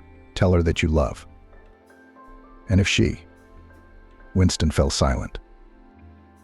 "I'll kill her." Winston swung jokingly. Miranda walked to her car and suddenly heard a painfully familiar voice call out to her. "This can't be happening," she thought. "Miranda." The voice repeated more insistently, and the young woman turned round. Winston stood behind her and looked at her fondly. "Winston, what are you doing here?" Miranda asked. "I came to see you." "I love you," he said. "Will you keep me?" "You're even more beautiful now," Winston said, and looked at her from head to toe. What he didn't say, Miranda did it for him. "You got me pregnant," she said. "And you hid it." "How was I supposed to know how you felt about it?" Miranda exclaimed. "You're a fool," Winston smiled, hugging her, and whispered, "Don't you think we'll have to think about starting a family now?" "Very much so," she whispered back, and their lips met. A month later, the wedding was over. "You didn't catch the bouquet at my wedding for nothing." Irene rejoiced. "I'm really happy for my cousin." "No, she didn't go to the resort for nothing," Veronica said authoritatively. "Girls, don't argue," cheerfully said the happy newlywed. "Neither went to waste. And I'm happy." "Yes, and I did not miss such a nice guest," said Winston Bitter, exclaimed Veronica. "Bitter, bitter." The guests echoed. A pregnant taxi driver gave a fortune teller a lift to an abandoned house, and as soon as she unfolded the note, Angelina cheerfully ran down the steps of the polyclinic and practically jumped up and down the pavement towards the house. Passers-by looked in surprise at the running girl, who shone and charged the surrounding people with positivity. They, of course, did not understand the reason for the great joy, but just smiled looking at her. And there was a lot to be happy about. Angelina was pregnant. She had been dating Jonathan for almost 2 years and had been waiting for him to propose. But her lover kept putting it off and putting it off. But now they will definitely get married. On the way home, Angelina ran into the shop, bought groceries to prepare a festive dinner, and during it to tell her beloved the amazing news. Angelina rented a room in a flat from a very nice elderly woman. They often had tea together in the evenings. Kimberly talked about her life, sometimes giving advice not obsessively, but kindly and from the heart. When Angelina had first invited Jonathan to her flat, with the landlady's permission, Kimberly had told him after he left that he was no match for Angelina. "He's not a serious young man," Kimberly said. "You can't build a strong relationship with him. You'll see, he'll prove himself. You'll remember what I said." But time passed, the relationship developed, and Jonathan never showed any bad behavior. Angelina calmed down and decided that Kimberly had made a mistake. Angelina flew into the flat. "Kimberly, I'm home," she announced happily, so loudly that the neighbors one floor below and one floor above must have heard her. "Oh my God, you're glowing." Kimberly smiled, looking at her tenant. "Did they give you a bonus, or did you win the lottery?" Kimberly asked. No, I'd rather tell you now." "Are you going to be happy too?" Angelina replied excitedly. "You just calm down first and then you'll tell me." "I can't calm down. I can't. I'm the happiest person in the world." Angelina rejoiced. "Sit down and I'll tell you all about it," she said. Kimberly looked at Angelina with slight impatience. She was a bit curious and couldn't stand secrets, so Angelina began to speak. "I was at the antenatal clinic today." She paused meaningfully and added, "I'm pregnant. Can you imagine I'm going to have a baby?" Kimberly looked at Angelina in surprise. "Aren't you excited?" she asked, a little upset. "No, why would I be excited? A child for a woman is happiness and the meaning of life." "And who is the father?" Kimberly asked for some reason. "I mean, who is the father?" "Jonathan, of course," Angelina answered. "Oh yeah, why me? Don't mind me. Sclerosis is setting in." That's what Kimberly always said when she was trying to get out of a discussion about a situation she wasn't comfortable with. Angelina had learned her well over the past 4 years. "Kimberly, don't upset me. Do you still think Jonathan's not right for me?" she asked. "But we've been together for 2 years. In that time, has he ever behaved inappropriately or offended me in any way?" "But he hasn't." "Then why don't you love him so much?" Angelina asked the woman almost in tears. "I'm sorry, baby. I did not want to spoil your mood, but I do not like your chosen one, and all here. I don't have anything to pick on, but my gut tells me he's no good," Kimberly said. "When we marry him, we'll see what you have to say," Angelina retorted resentfully. God willing," Kimberly said cryptically and went to her room. Angelina's mood was frayed. She went to the kitchen, unpacked the bags, and confidently dialed her lover's number. "Jonathan, are you going to be at work much longer today?" she asked.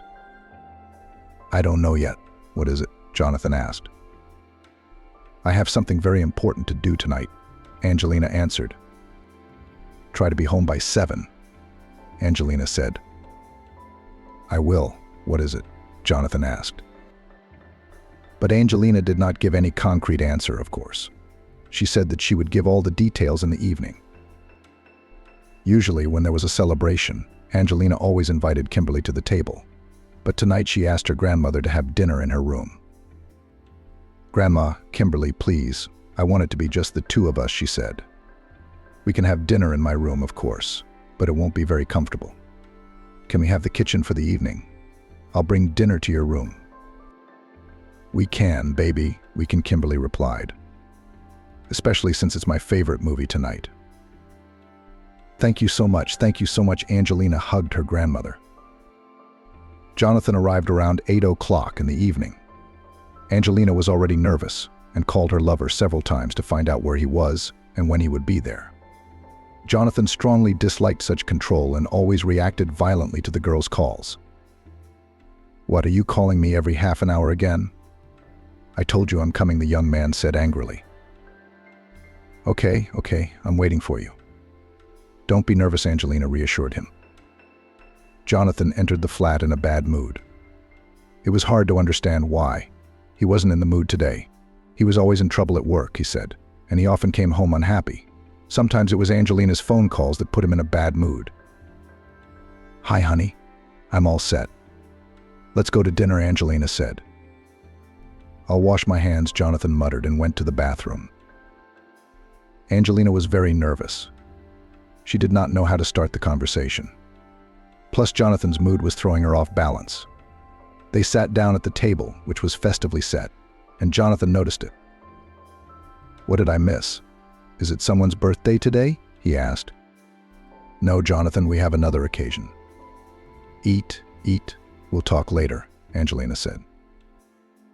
Tell me what happened. I hate your secrets, Jonathan grumbled. His mood had not improved, even after the delicious dinner. Angelina tensed. Maybe I shouldn't tell him now. Why not? On the contrary, he'll be happy and cheer up, she thought. Jonathan, I went to the hospital today, Angelina said. Are you ill? Jonathan interrupted her. Not really. Not at all, Angelina answered.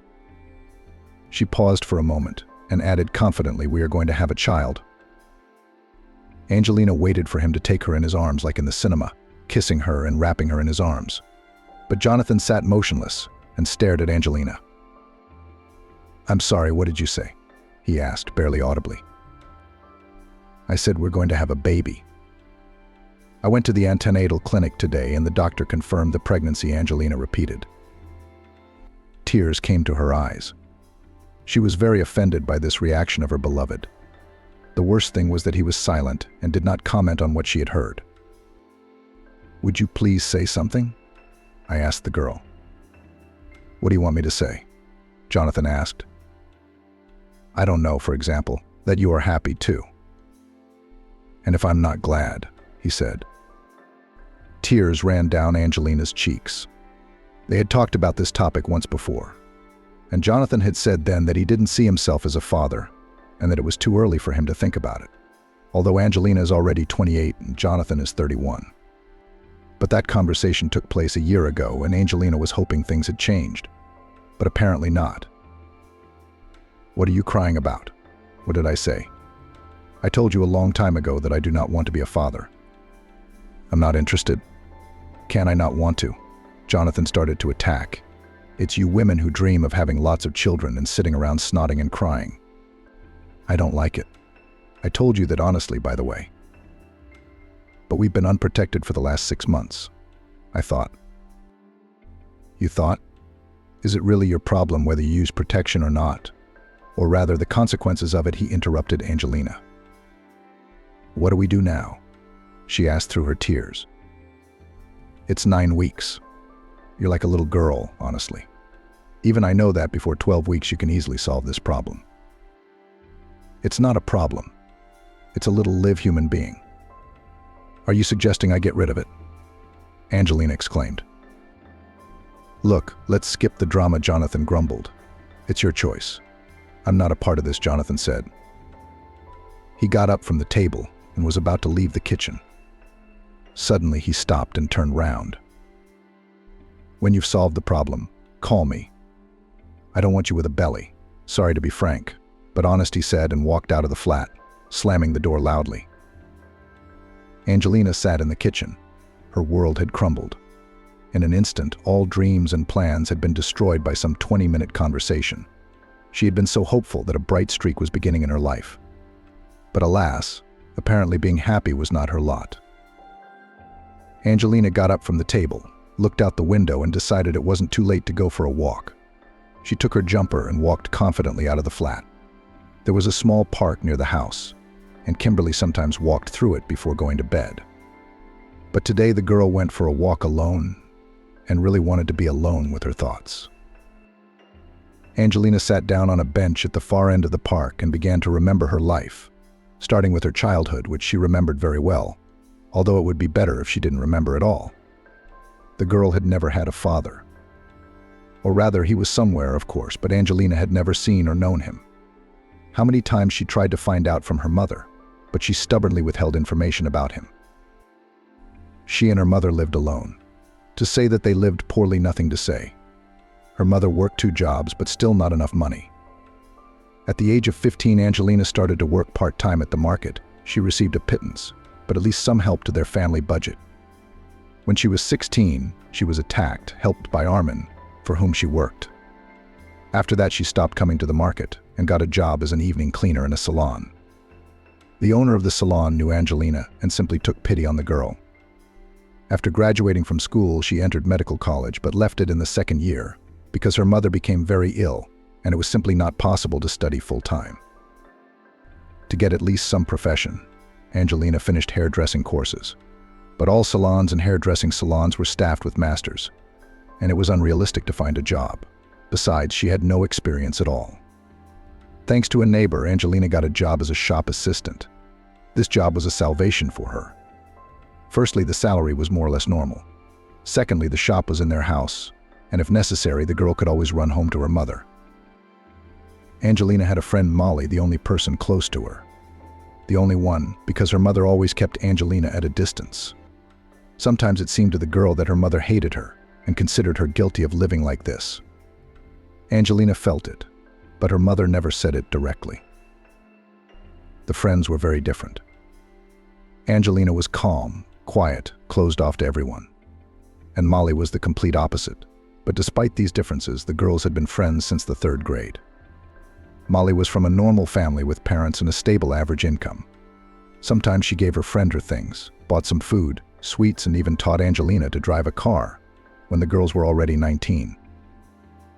Look, anything can come in handy in life. How hard is it for you to learn how to do that? How do you know what life has in store for you? What if you marry a millionaire? He gives you a car and you can't drive. What would you do? Molly smiled. Would you make one for yourself? What millionaire? Where would he come from? Replied Angelina. Well, I don't know. It happens in the cinema. That's in the cinema. I don't believe in such things in life. It doesn't happen like that. Well, we'll see. After a while, Angelina took a course and got her driving license. Molly made her do it. 6 months later, Angelina's mom died of cancer. The girl was left all alone. Except for her friend, she had no one. Angelina changed her job and began to live in hope for the future. She got a job in a private firm and worked as a courier. She was even given a car to use. So 3 years passed. One evening, when Angelina was returning from work, she received a phone call from Molly, who asked her to visit her. It was a matter of some urgency. Okay, I'll be at your place in half an hour, Angelina agreed. Molly met her friend in a very emotional state. Oh my God, what happened? Angelina was terrified. I'm going to tell you something. You'll just fall down, she began to intrigue her friend. I wouldn't like that, Angelina smiled. Tell me what you want to know. Do you remember Thomas from the parallel class? Thomas who? Thomas Jones. I remember him in general terms. What does he look like? Of course I remember. But I never had much contact with him. What happened to him? Nothing exactly happened to him. Molly was too emotional, jumping from one thought to another. Anyway, I met him by chance recently, and he suggested that I go to Italy with him for 3 years. It's just a quick sham marriage. What do you need to arrange? Angelina was surprised. Why would you do that? And why did he suggest you? Calm down and explain. I don't understand. Oh, what don't you understand? He always had a soft spot for me at school, tried to court me, but I wasn't really attracted to him. I didn't like him. And now I've met him. He's so handsome now, he's so cute. We sat in a cafe, reminisced about school and stuff. And when he walked me home, he proposed to me. I still don't get it. Why would you do that?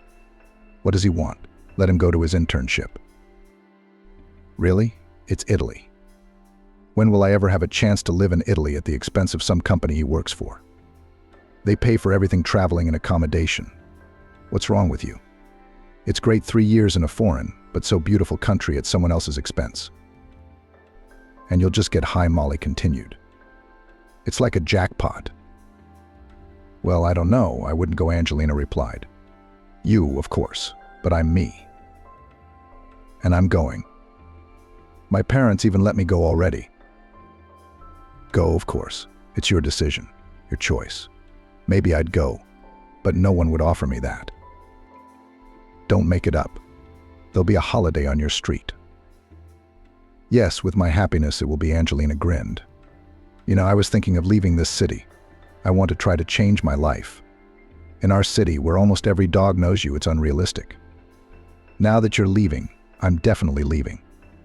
What am I going to do here? That's right. Why not give it a try? How will you sell the flat? I won't sell it yet. I don't know what the situation will be. At least I'll have a place to come back to if anything happens.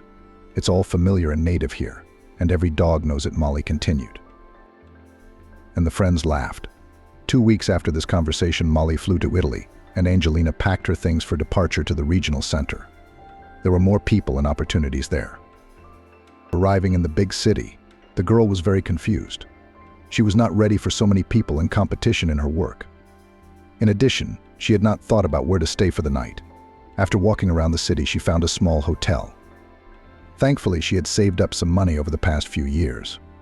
And for the first time, she had it. She rented a room for a day and decided to start looking for a flat or a room in the morning, and then a job. In the morning, she called several advertisements and, having realized that it would be expensive to rent a flat, started looking for a room. Finding a good room with a female neighbor proved to be problematic. Either there were adverts of girl students who, of course, have a stormy personal life and parties, or grandfathers. Angelina walked through the city and didn't know what to do. She sat down on a bench and cried. She felt so sorry for herself. What kind of life do I have? Angelina thought. I don't even have anyone to turn to for advice. Suddenly, someone touched her shoulder. Baby, why are you crying? Who hurt you? Angelina heard a pleasant female voice. She looked up and saw a nice grandmother of about 75 years old, no more. For some reason, the grandmother aroused Angelina's trust, and she told her problems without a second thought. Wow, what happiness, exclaimed the grandmother. I'm looking for a roommate, a lodger. I don't want to take students there too noisy. But someone like you, calm and kind, I'd love to have you as my neighbor. I have a big 3-room flat. There's plenty of room for everyone, but I have another tenant. I don't know how you feel about him. Angelina tensed up. She didn't want a man living in the flat. Is he related to you? More than that. This is my cat, Sam. Granny smiled. We've lived together for 9 years, and my name is Kimberly. So will you come and live with me? Of course I will, Angelina said happily. Well, what's your name? Oh, my name is Angelina. What kind of name is unusual for you? No, it's a normal name, Angelina. I just haven't liked it since I was a kid. I came up with a shortened form of it that works for me. I see. I had a friend named Angela, and she used to tell everyone she was Ange. All right, give me a piece of paper and a pen.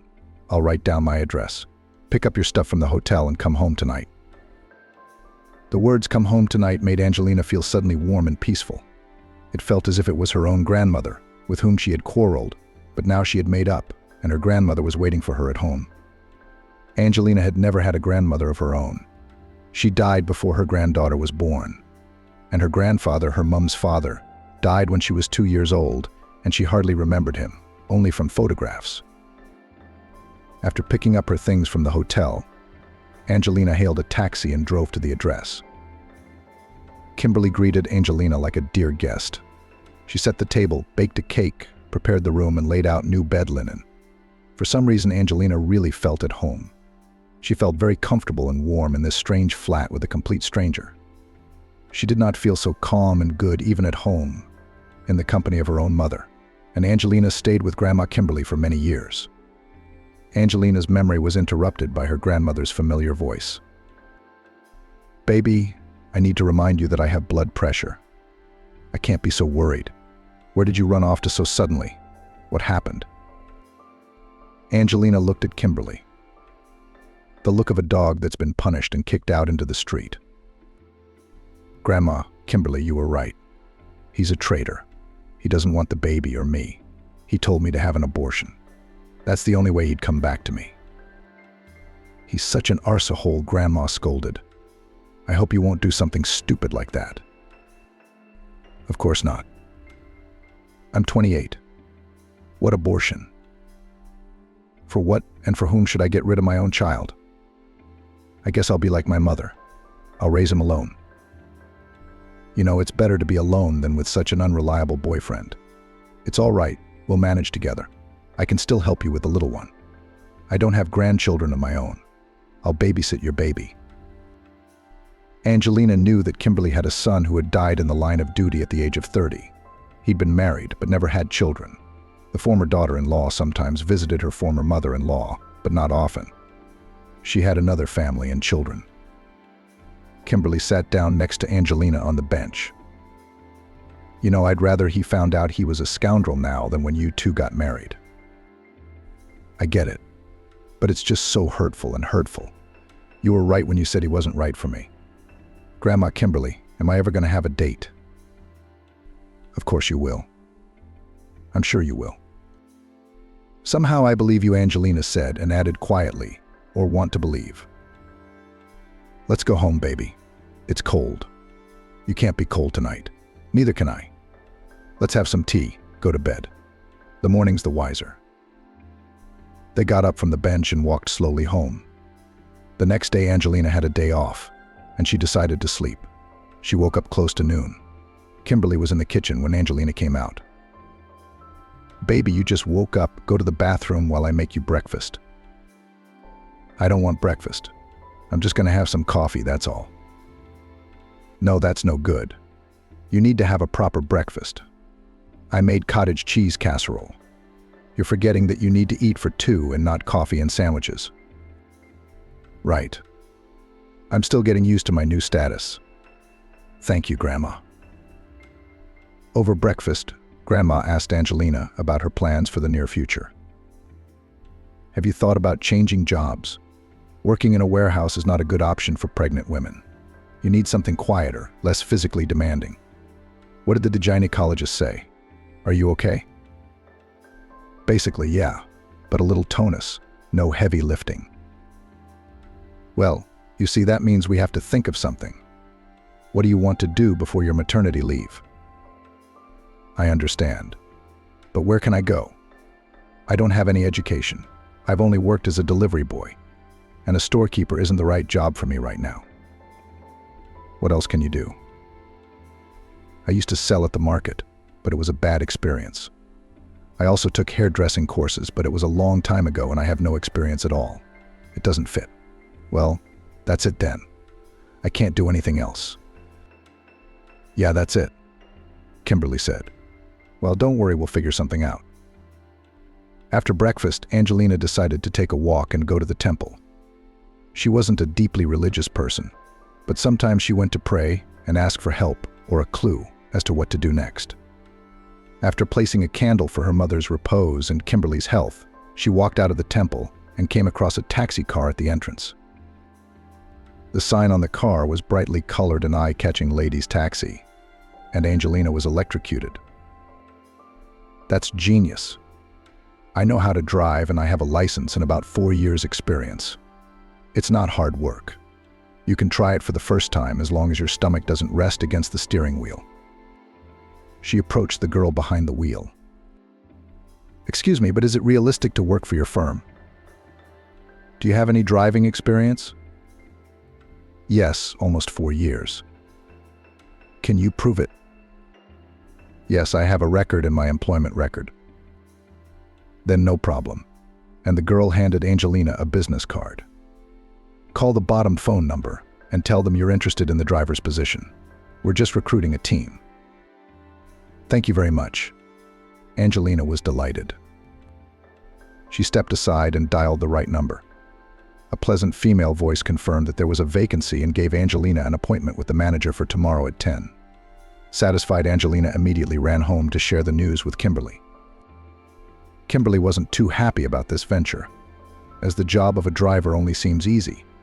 It's actually a lot of strain on the lower back, which is not good for a pregnant woman.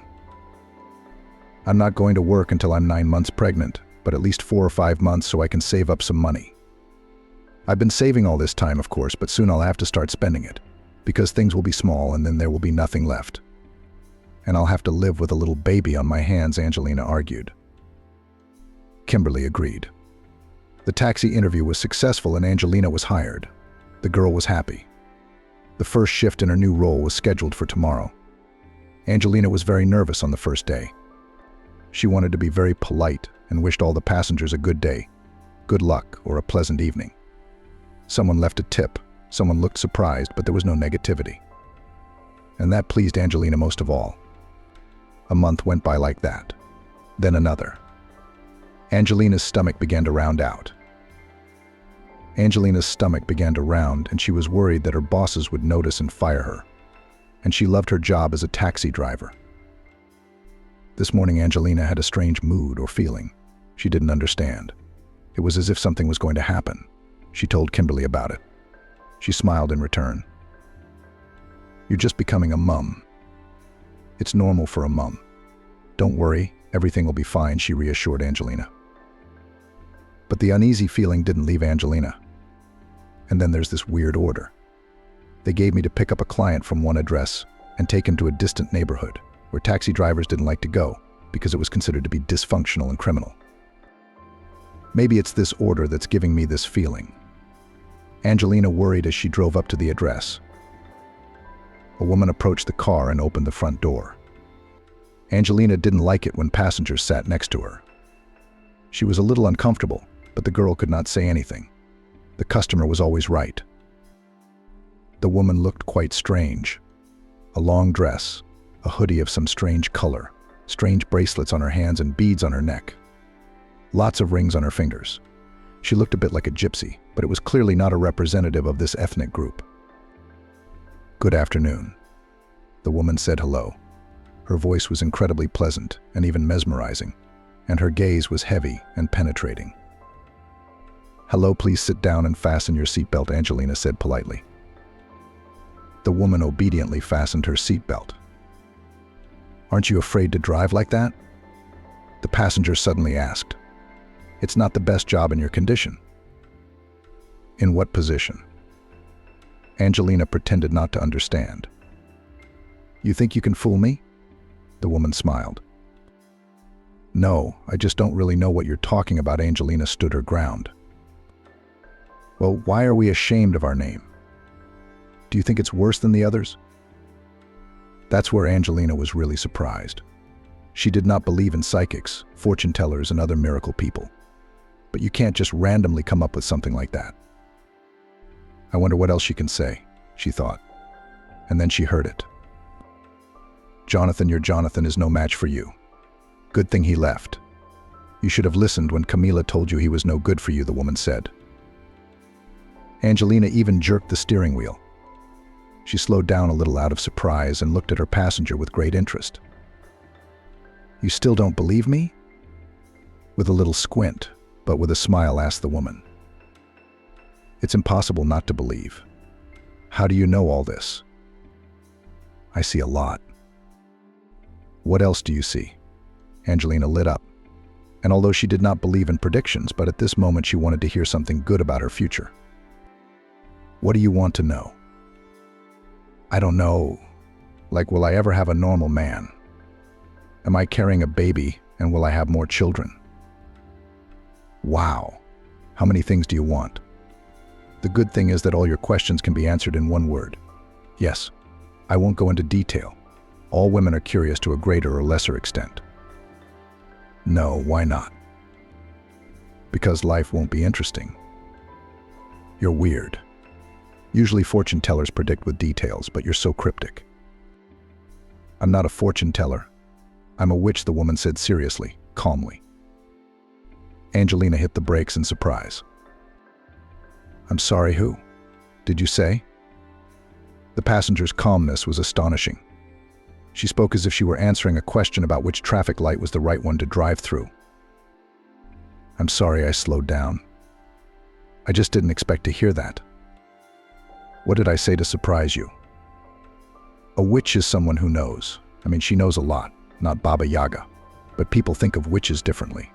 It's a mistake." "What's your name?" Angelina asked for some reason. "Sharon." "I'm Angelina," the passenger finished for the girl. "Excuse me, can I ask you a question?" "Sure." "Aren't you scared to live like this?"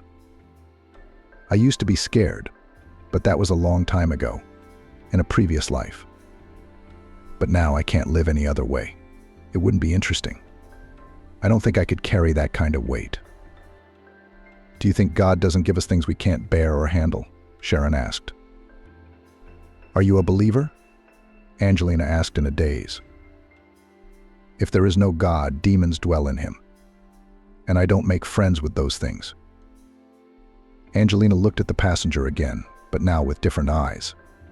Sharon was very interesting and pleasant to talk to, and she was even upset that they had only a couple of minutes to go. They drove into the street of the private sector. The atmosphere around them was really unfavorable. "Do you live here?" Angelina asked Sharon. "No, there's a nice man who lives here who is in trouble and needs help. So maybe I should wait for you." "No, that's okay. Stop by that abandoned house over there," Sharon asked. Angelina stopped. "How much do I owe you?" "It's nothing. It's been a pleasure just chatting with you. Do you have a pen and a piece of paper?" Sharon suddenly asked. Yes, right away Angelina opened the glove compartment, took out a notebook and a pen and handed it to the witch. She wrote something down. Then she tore out the sheet and folded it several times. "Read it when you get home. A promise not to open it before time is good. Well, be happy and take care of yourself." The wish sounded meaningful, but not threatening. "Thank you, too. Have a good day." Sharon closed the door and disappeared into the darkness of the abandoned house. Angelina barely made it to work for the rest of the day and ran home impatiently. Curiosity was tearing the girl up inside. She was so eager to read the note, she flew into the flat, threw her bag on the floor in the corridor, and took out a piece of paper from her pocket. On it was written the address, or rather the name of a small town about 150 kilometers from the regional center, and personal details Oliver's. And just below it was a note. "Find this man and tell him whose daughter you are. He will help you." Angelina stared at the piece of paper and tried to figure out what it meant. She didn't understand how she would come to a stranger's house in another city and just tell him whose daughter she was from the doorstep. It looked strange and stupid, and the girl decided to seek wise advice from her grandmother. She recounted today's meeting with Sharon, what they had talked about, and the note. Kimberly listened to Angelina with great surprise. How interesting. Amazingly simple. "Oh my goodness," Nana wailed. "Do you think I should go there or not?" "I'd go. What have you got to lose? What if this man really can help you in some way? You've never heard that name before." "No. It's a complete stranger to me." "You can look up a person's last name on the internet," Kimberly suddenly realized. "Yeah, how did I not realize that? I mean, you can type in the city, see if it comes up with something. I'm having trouble with the age thing, though. I don't know how old a person is." Angelina took the laptop, opened the search engine and typed in the city, surname, first name, and patronymic. She was immediately stunned. There was only one person in this town with that information, Kimberly's grandmother. Look who it was. She unfolded the laptop and showed her grandmother a picture of Oliver with his job title. He was the mayor of this very town. What a twist. Kimberly stretched out in surprise. "How are you going to get to him?" "That's a good question. But why?" "Well, that's a problem. That's a problem. Do you want me to come with you?" Grandma offered. "Oh no, with your legs you'll only go to other cities to get mayors. I'll manage on my own somehow. I have the day after tomorrow off, so I'll go." The next day in the evening, lying in bed, Angelina tuned herself for the trip and tried with all her might to understand who this man was and how he could help her. She had no idea how she would get to see him and how she would tell him whose daughter she was. She ran through different scenarios in her head and laughed herself out of it. "Hello, I'm Angelina. My mom is Camila." "Oh, why aren't you excited?" "That's rubbish. Maybe we shouldn't go anywhere at all." Angelina asked herself a question. "I think this Oliver is living just fine without this stunning news. Whose daughter? Why does he even need this valuable information?" She fell asleep like that in thought. In the morning, a colleague came to pick her up. Angelina arranged for Maggie to drive her to the bus station early, taking a ticket for the nearest bus. Angelina sat by the window and began to think about what she should do when she arrived in the city. She had two options: go to City Hall and wait for him there, hoping he would leave the building during the day, or find his home address on the internet and wait outside his house. No, not an option. And if he gets home at night, how am I going to get back to my town then, where I'll be sleeping on the street? Pregnant is not an option at all. So that leaves only work. You mean City Hall? She arrived in town around 10 in the morning. The weather was fine, a light breeze was blowing, the sun was shining. But it wasn't hot. Angelina strolled quietly through the park near the City Hall. Suddenly she saw a girl who was heading towards the City Hall. She was dressed in a business suit and shoes with a huge stiletto heel. Angelina didn't understand what attracted her to this girl, but she stared at her intently. And then the unexpected happened. The girl twisted her foot, tripped and fell. Angelina ran to her aid. "Should I call an ambulance?" "Are you all right?" Angelina asked. "I think I twisted my ankle," she said, almost crying. "My mom told me not to wear such stilettos." "Let me call an ambulance," Angelina insisted. "No, I really don't need one. Can you help me waddle to the office? I work at the town hall." Sure, Angelina was glad to be able to get inside the building. They walked slowly to the entrance. The guard, seeing the girl, also offered to call an ambulance. But Chloe, as the name of the fallen, flatly refused. They went up to the first floor and approached the mayor's reception area. "We're here." "Thank you so much," Chloe thanked her savior. "How can I thank you? Maybe coffee or tea?" And Angelina realized that this was her chance. "No, thank you. No coffee or tea. But I really need some help. I really need to get a few minutes with Oliver. I'm traveling from out of town to give him some important information. But he's a complicated man. He's a difficult man to get to. Can you help me?" Angelina folded her hands in a prayer gesture and made pleading eyes. "No problem," somehow too quickly agreed Chloe. "Why does he accept everyone?" "You don't know. Our mayor is a unique leader. He is much talked about not only in our city. He has no record of personal issues. If he's in his office and he's not busy, it's easy to get an audience with him." Wow. This is the first time I've ever seen such a thing. Angelina was genuinely surprised. Yes, many people are surprised. So your request is not a problem. You would have got to see him anyway.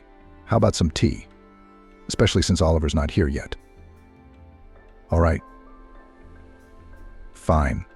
Let's have tea. Angelina, after waiting for the mayor for about 40 minutes, they were already drinking their second cup of tea when the door to the reception room opened and a very stately and solid man of about 50 entered. He looked more like an athlete, broad-shouldered, trim. It was clear that he spent a couple of hours a week in the gym. He wore a dark gray suit, a light gold shirt of an obscure shade, and a tie. Angelina looked at the face. What if she had seen him once after all? But no, this was a man she would definitely remember. With thick black hair and blue eyes untouched by gray, beautifully shaped lips. But what Angelina liked most of all was his gaze. He looked stern, but with a kind of warmth. It was unclear how this could be combined, but that was the impression this man made, looking intently at the strange girl in his waiting room. "Are you here to see me?" The voice sounded so loud and confident that Angelina even flinched. "Yes, I can, of course," when it wasn't quite comfortable. He smiled and gestured Angelina into the office. The journey to the next chair seemed exciting to Angelina. She realized that she had nothing to fear, but she was still scared. Angelina didn't even notice that she had been sitting on the chair behind the desk for a long time, and the mayor of the city was sitting opposite her and waiting patiently. Yes, he was not delicate. He obviously saw the girl's excitement and did not want to prevent her from tuning in. But he couldn't wait indefinitely for her determination either. "I'm sorry, but I have a lot to do. You could get to the point more quickly. Do you need my help?" "Go ahead, I'll write it down," Oliver said. "I'm sorry to interrupt you, and please don't be surprised. I don't understand much of what's going on, but I was told to find you and give you some information." Oliver raised his eyebrows in surprise. "I'm not sure what you're talking about. Who told you to do that? What kind of information are you supposed to give me?" Angelina thought about it for a moment and decided to be honest about what really happened. At first, the mayor looked at her with distrust and suspicion, but then with interest. And when Angelina finally said what she had come for, the mayor felt unwell and clutched his heart. "Are you sick?" Angelina was genuinely frightened. "Should I call an ambulance?" "No, I don't need an ambulance. Can I have some water, please? It'll make you feel better." Angelina brought a glass of water and stood next to the mayor. "Excuse me, please, but can you at least tell me why you're doing this? Because I've been racking my brain thinking about it." "Excuse me, how old are you?"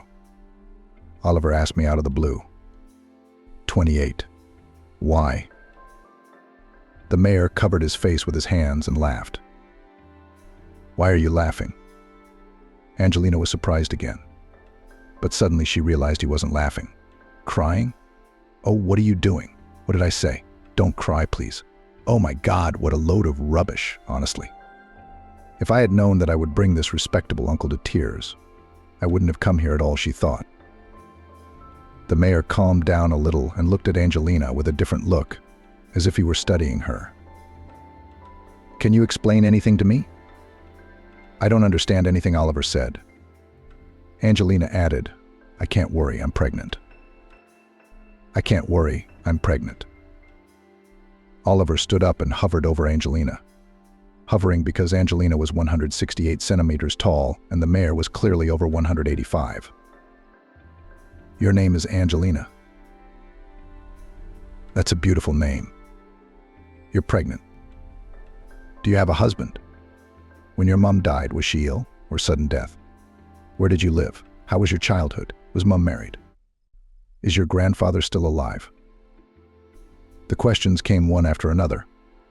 Oliver addressed the girl as you or you. It was obvious that he was very worried.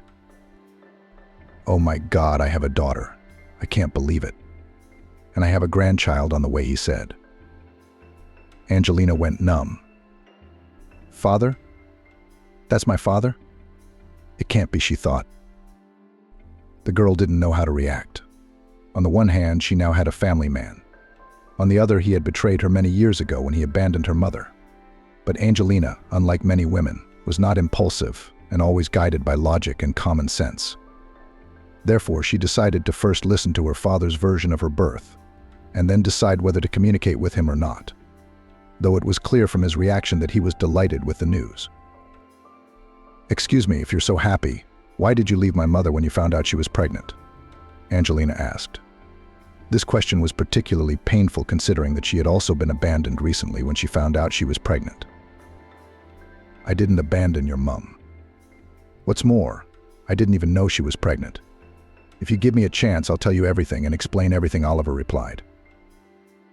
"Of course, I'd really like to hear from you what happened all those years ago and why you broke up.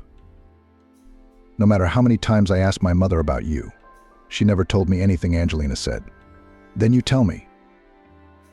Oliver walked to the door and turned to the secretary. "Chloe, I'm not here for anyone today." Then he returned to the table and sat down opposite Angelina, as if deciding where to begin his story. "I met Camilla 29 years ago at a holiday resort. I had just graduated from university, and my parents gave me a trip to the sea. Camilla was on holiday with her parents. I noticed her on the beach, but did not dare to approach her, as I saw that she was with her parents. In the evening, she came to the dance without an escort. So I asked her to dance. We got to know each other, got to talking. It turned out that we have a lot of common themes and interests, and we went for a walk to the night sea. We parted in the morning. We didn't have anything, we just sat on the beach and talked. But when she went back to her room, I realized I was in love. I'd never felt like that before. Your mom was a very beautiful woman. Not just outwardly, but probably more beautiful in spirit. She had an incredible inner world. She sounded like she was singing. It's impossible not to fall in love with such a woman. We met on the beach in the afternoon. We exchanged a few words and agreed to go to the cinema in the evening. Camila said that she had been punished for coming back late, and that she would have to come back early today. I was a little surprised by this kind of control, as she was already 20 years old. Quite a mature girl, but she was afraid of her parents, especially her father. You could tell. We did go to the cinema in the evening. I don't know what she told them, but her parents let her go. After the cinema, we went to the beach again. That's when I kissed her for the first time and realized I was lost. I didn't know what to do. Asking for the hand of a girl you'd known for 2 days would be ridiculous and stupid. No one would believe in the sincerity of my feelings and intentions. But they were, both feelings and intentions. We sat on the beach until 2 a.m. and I walked her back to her room. The next day, Camila was not on the beach, nor did she appear in the dining room for dinner. I noticed that Camila's mother had taken her portion with her. I thought she was ill. The change of climate, the cool nights, so I decided to visit her. I went to their room and knocked.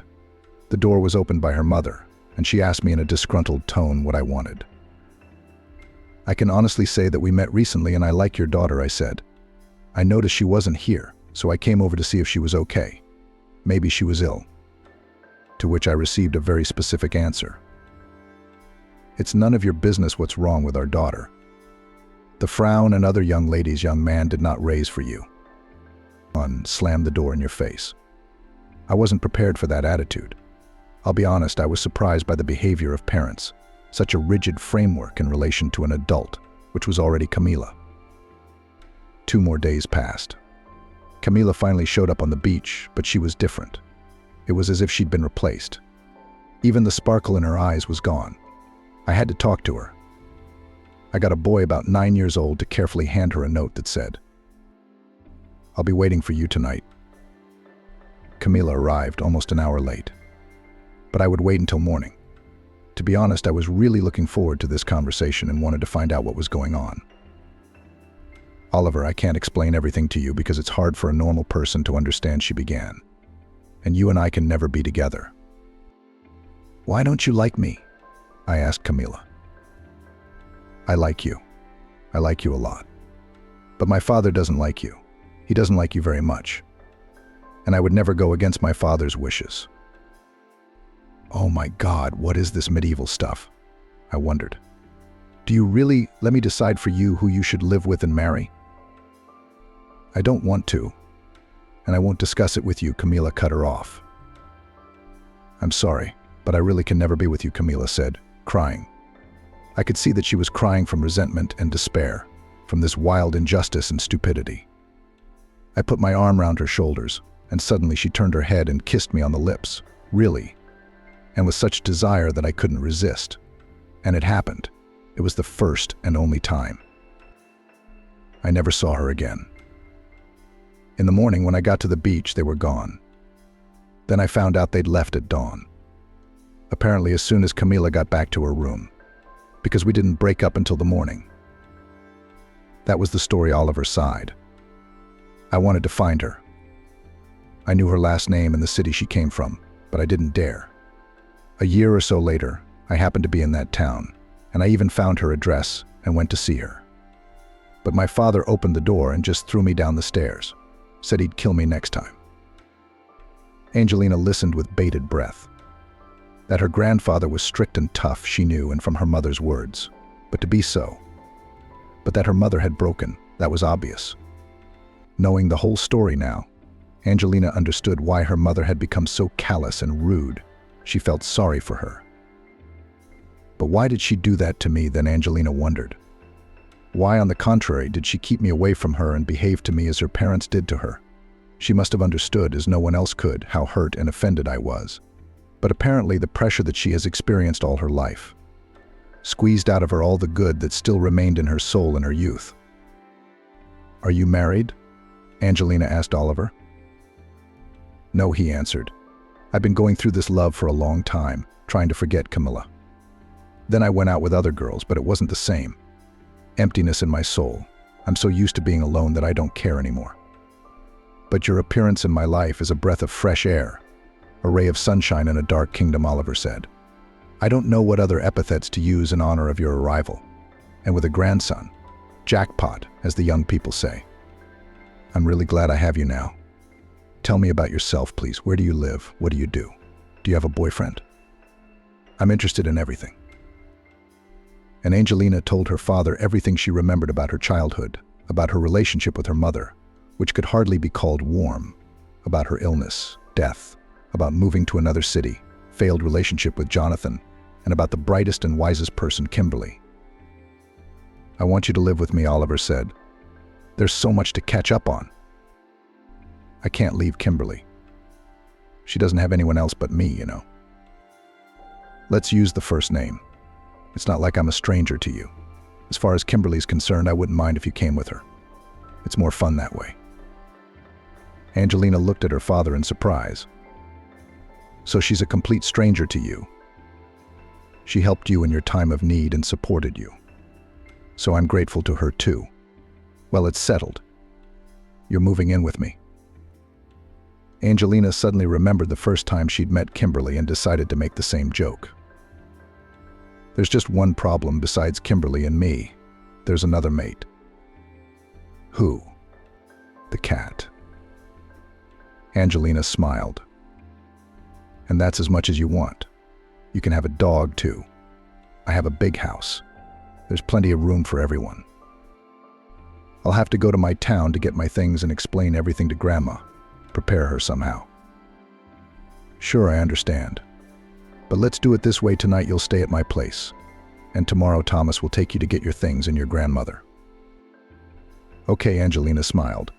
She wanted to be with her father again, to talk to her family. Oliver and Angelina left the office. The secretary looked at Angelina with interest. She didn't understand who this girl was and why the mayor had canceled all his meetings and appointments for her sake. They went to a restaurant to have lunch and continue their acquaintance over conversation. Oliver asked Angelina about her tastes, hobbies, favorite foods, books, and films.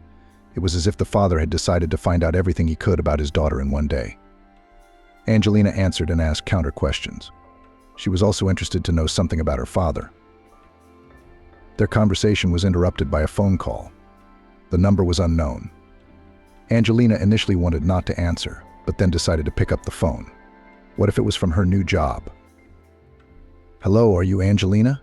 She heard an unfamiliar female voice. "Yes, who is it?" For some reason, the girl was frightened. "It's the doctor from the hospital where Jonathan is now. Do you know this man?" "Yes, I do. Do you want to know what happened to him?" A woman's voice asked sternly. "Wondering what happened to him?" Angelina was puzzled. They'd broken up. Why are they calling her? He has parents. They live in another city, but still he has someone to call. "He was in a car accident and asked me to call you." "What about him?" Angelina asked. "He's in serious condition. Can you come to the hospital today?" "No, I'm in another city. I can't physically get there today. I will come tomorrow morning." Angelina checked the number of the hospital and that Jonathan was in the intensive care unit, not the ward. "Was something wrong?" Oliver asked. "Do you need help?" I don't even know how to act or what to say." Angelina explained the situation. "I think you should go and visit the man. I'm not saying you have to forgive him and sit in his room. Absolutely not. But you should go and see him. You've been in a relationship for 2 years, so he's not a stranger to you." "Yes, you're right, Dad." Angelina called him Dad for the first time, and Oliver had tears in his eyes. It was so surprising. Such a serious grown man was so sensitive. "Thank you," the father said and took his daughter's hand. "For what?" Angelina didn't understand. "For calling me Daddy." They left the restaurant and drove to his house. The mayor's house stood out among the other private properties. Angelina looked curiously at the huge house, which looked more like a castle. Oliver caught her gaze and realized what she was thinking. "Don't look at it because it's so big. I used to have a construction business. I built this house before I got into politics, so it's fair and legal." I didn't think anything of the sort. Angelina felt embarrassed because that was what she had thought at first. All right, her father smiled and pretended to believe her. Angelina entered the house and was stunned. She had never seen such beauty, except in the cinema. Everything was competently and originally organized. It was obvious that a very good designer had worked here and thought over every detail of the house. Angelina walked around and looked at the furniture, paintings, statuettes, vases, crockery. She was very interested. "Come on, I'll show you your room," Oliver said. They went up to the first floor. There were several doors. One of them led to a room. The father opened the door and gestured for his daughter to come in. The room was decorated in a soft green color. It was so delicate, barely noticeable, and incredibly pleasing to the eyes. In the center of the room stood a huge bed. Along the wall was a snow-white wardrobe. On either side of the bed were the same white-colored nightstands, and on them stood small lamps. Everything was so beautiful, so perfectly clean and shiny that Angelina was afraid to touch it all, lest it get dirty and leave marks. Her father looked at her and smiled. He understood perfectly well in what conditions his daughter had grown up, and now by all means he wanted to compensate her for all the emotions she had not received and provide her with a decent standard of living. "Do you want to rest?" Oliver asked. "Honestly, I do." "It was only when I saw the bed that I realized I was tired," Angelina admitted. "Then rest. I'll go make dinner arrangements. What can I make you?" "Fish meat." "Oh, I'd love some fish. I really like fish." "That's great. And fish is very good for pregnancy. I'm going to go and you rest." As soon as her father closed the door, Angelina lay down on the bed, and in a matter of minutes she passed out. She was really tired today. At dinner, her father told Angelina that his driver Thomas would arrive at 8 tomorrow morning and take Angelina first to the hospital, then to Kimberly's flat. Then he would bring them back with the cat and Grandma. "Oh, I'm sorry to burden you like this," to be honest, Angelina said. "What do you mean, burden me? I'm your father, and it's my duty to take care of my daughter." Especially in a situation like this, he was quiet for a moment and added, "Let's make a deal. If you need anything, you tell me straight away." He took a bank card out of his pocket and put it in front of his daughter. "This is your card. There will always be money on it. And don't you dare argue, it's useless. The PIN code is your mom's date and month of birth." "I've got the money." "Thanks, Dad. No need," Angelina tried to refuse. "That's my girl. You don't think I'm going to let you work in your condition. And girls always need money for stuff. Also, take only your most precious and essentials, and we'll buy everything else here. Kimberly, too." "Thank you. But I think I'm a darling." "I think you think, and I think we've agreed it's useless to argue with me. I suggest we take a walk before we go to bed and get some rest. You have a busy day tomorrow. You need a good night's sleep." They walked round the garden, walked down the avenue, sat on a bench for a while, and returned to the house. Angelina said goodnight to her father and went up to her room. Before she went to take a shower, she dialed Kimberly. "Baby, how are you doing in there? How is your father taking you?" Angelina had already called Kimberly in the afternoon and told her about her parents' wonderful find, which Kimberly was glad about. "It's fine, Grandma. I have 2 pieces of news for you." "The good news and the bad news?" Grandma asked and smiled. "No, both good. You just don't worry. Okay?" Angelina asked. So to begin with, it's usually after you say that you have to worry. Dad wants me to come and live with him. That's really good news and absolutely the right decision. You should live with your dad. What's the other news?" "Grandma, Kimberly, I really want you to come with me. Please, please, please, please. Daddy personally invites you to come live with us. He doesn't want to leave you alone." There was silence on the phone. Angelina was afraid for Grandma and shouted, "Grandma, are you all right?" Yes, Kimberly answered through her tears.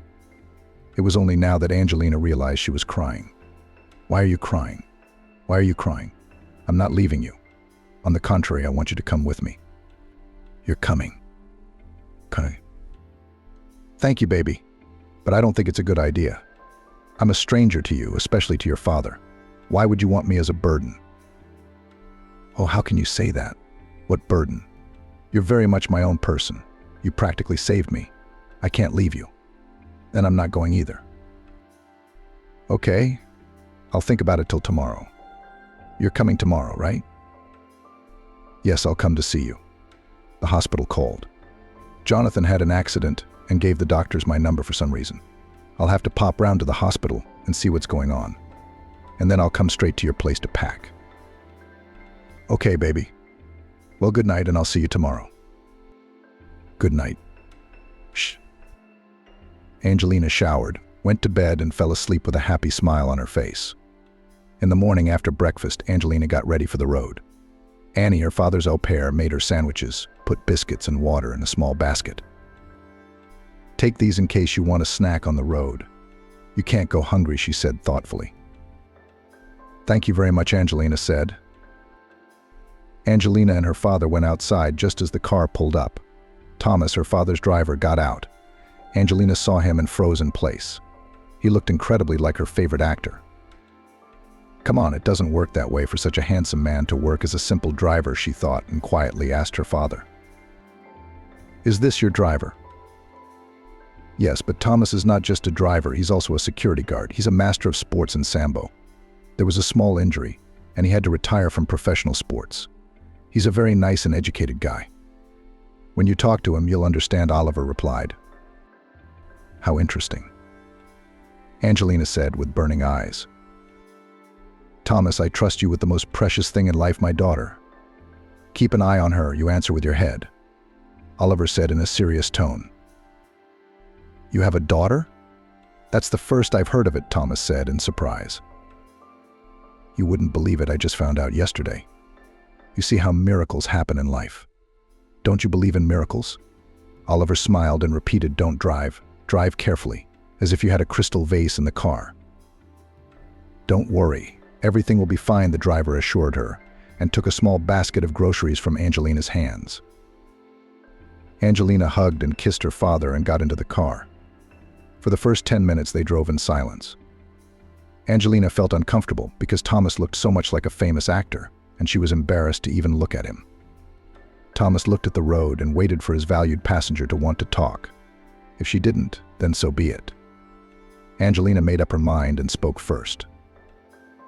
Thomas, do you know that you look like the actor Thomas Clinton? And Thomas laughed. How do I look like him? Except for the name. And very much like him, Angelina insisted. And she was right, he did look incredibly like this actor. Do you like the actor Thomas Clinton? Thomas realized. And how can not like him, when he is so handsome and incredibly charming? And in every role. Have you seen any of his films? Honestly, I don't remember. I don't really remember actors. Bad memory? No, I just remember actresses better, Thomas smiled. I'm a normal man. I like women. Angelina blushed deep red with embarrassment and even felt a pang of jealousy. And for some reason she felt uncomfortable that Thomas had said that. Angelina, are you a film buff? Why not? I just love our films and serials. I don't watch foreign ones at all. And I have a good memory, so I remember the actors I like and enjoy watching. What do you do besides watching films? I live. I work. Are you married? Unexpectedly he asked, and Angelina blushed again. Why? He asked. What does he care, thought the girl. Why? Is it something you're interested in? Maybe I'm looking for a bride. And you're just my type. I like smart, interesting, and terribly modest girls who, when you ask them something, they immediately blush from head to toe. Angelina blushed even more and turned away to the window. Really, she asked, embarrassed, continuing to stare out the window. Excuse me, who are you talking to over there? And they both laughed. If you're asking seriously, I'm no match for you, Angelina replied sadly. May I ask why you are pregnant and what? Thomas asked. But then he realized, oh, I'm sorry, I didn't realize it first. You have a fiancé and you're getting married? Then yes, I'll pass. I'm not interested in other people's brides. No, I don't have a fiancé. Then why don't you suit me? Because I'm pregnant with another man's child, Angelina said reasonably. And you don't think your child needs a father? I suppose I do. But not every man will agree to raise another man's child. I agree, not every man would. But I'm not everyone. I'm unique. He smiled sincerely and winked at Angelina, which made her blush again. Angelina looked at Thomas questioningly, trying to understand whether he was joking or serious. Are you joking? I don't think this is a joke, Angelina said. No, I'm not joking. You're an incredible girl, I can tell. And you have a special energy that affects me. I've never felt this kind of emotion before. How old are you, Thomas? Angelina asked. Does it matter? Yes. I'm 34. 34, Angelina was surprised. For some reason, she had thought he was no more than 25, not badly preserved. Yes, Thomas joked again. Angelina liked his sense of humor very much. It was peculiar, of course, but subtle and original. Rather the opposite, too good. I thought you were no more than 25, the girl said honestly. Come on, really? Yeah, it's great. It's probably because of my resemblance to Konstantinov, Thomas joked again. And they both laughed. Angelina didn't notice how they arrived in the city. She enjoyed talking to Thomas so much that she didn't want to part. She gave him the address of the hospital and told him to stop by there first. As Angelina got out of the car, she suddenly yelped and clutched her stomach. What's wrong? Are you ill? Thomas was frightened. There's no doctor. I think the baby moved, Angelina smiled. It's the first time. Yes? Can you imagine how good it feels? You can see what an important moment I'm witnessing. And you say the baby is a stranger. Can I touch it? He asked, and without waiting for an answer, reached out his hand to Angelina's belly. Yes, Angelina said, and was embarrassed again. But the baby was quiet and Thomas didn't feel anything. Don't be upset. The first time is always like this, I've read. The bigger the belly gets, the more often and better it will feel. You have given me hope now, Thomas smiled. Angelina smiled back, but said nothing. She really liked Thomas, but the possibility of them being together seemed very remote. I won't be long. Please wait for me in the car, Angelina asked, and walked towards the hospital. She easily found the intensive care unit and learnt that Jonathan had been transferred to the ICU. Can I visit him? She asked the doctor. Yes, you can. I'll take you there. Angelina entered the room, which was empty except for Jonathan. He was lying against the wall and staring at the ceiling, but when he saw Angelina, he became animated and even happy. He had fractures in his arm and leg on his right side. There was a large abrasion and bruise on his face. Hey, Jonathan, what happened? Angelina asked and sat down next to him on a chair. Hello, darling. It's so good to see you. Jonathan said almost sincerely. Don't ask me what happened. We were in such a mess with Andrew. Is he alive? He's alive, but he's worse than I am. He's got a problem with his spine. That's too bad. I'm sorry, what about you?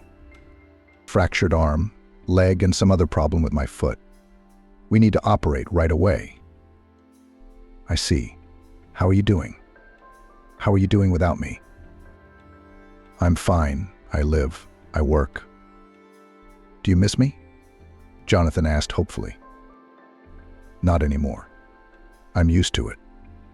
Or rather, I'm used to you. You hurt me too much. I'm sorry, please.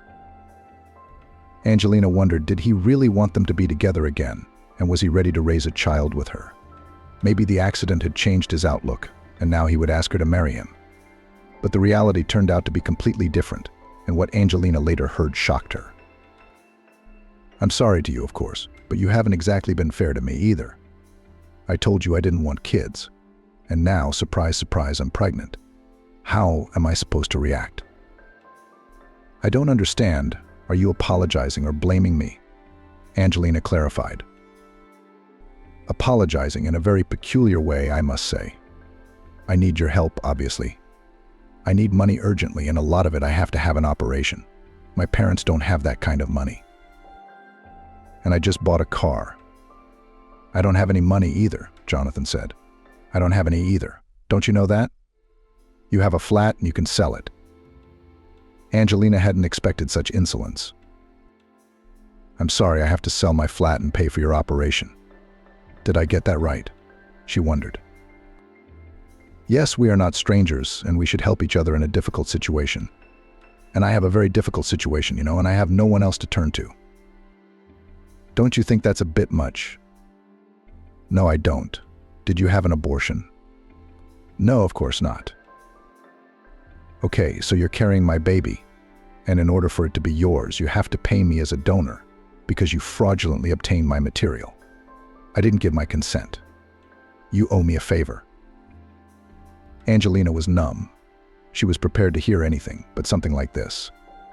She was so dumbfounded that she didn't know what to say.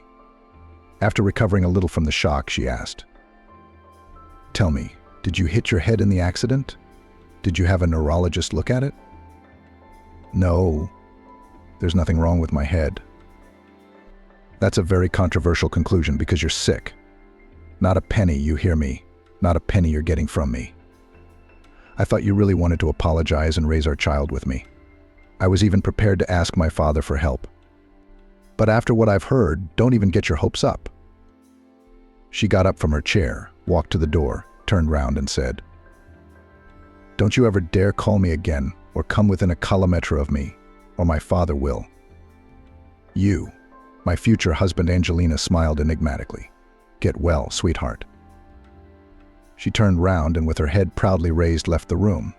In fact, the girl could hardly hold back her tears.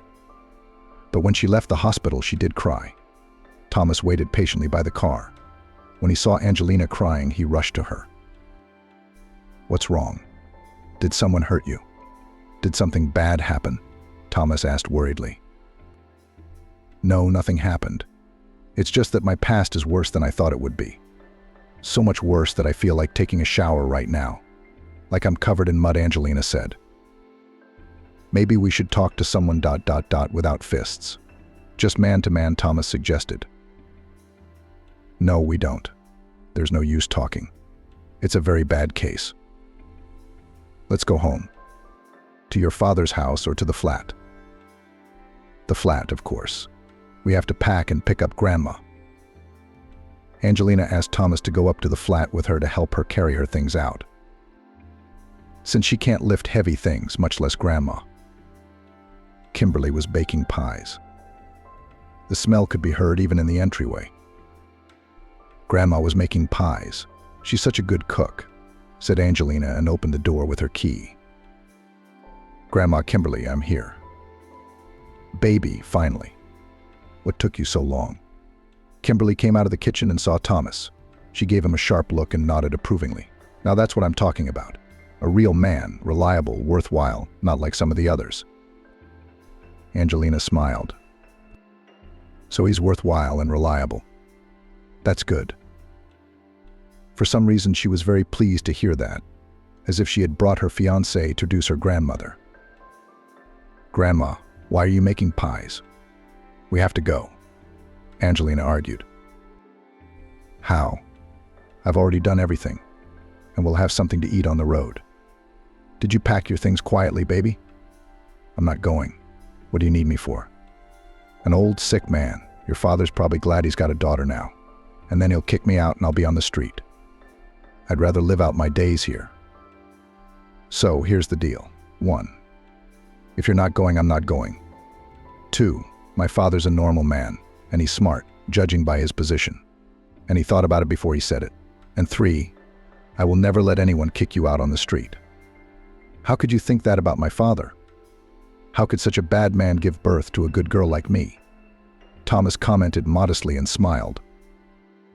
The women laughed. "We have another hour to pack, so we don't have to drive at night. Then we take only the most valuable, expensive and necessary things to Grandma.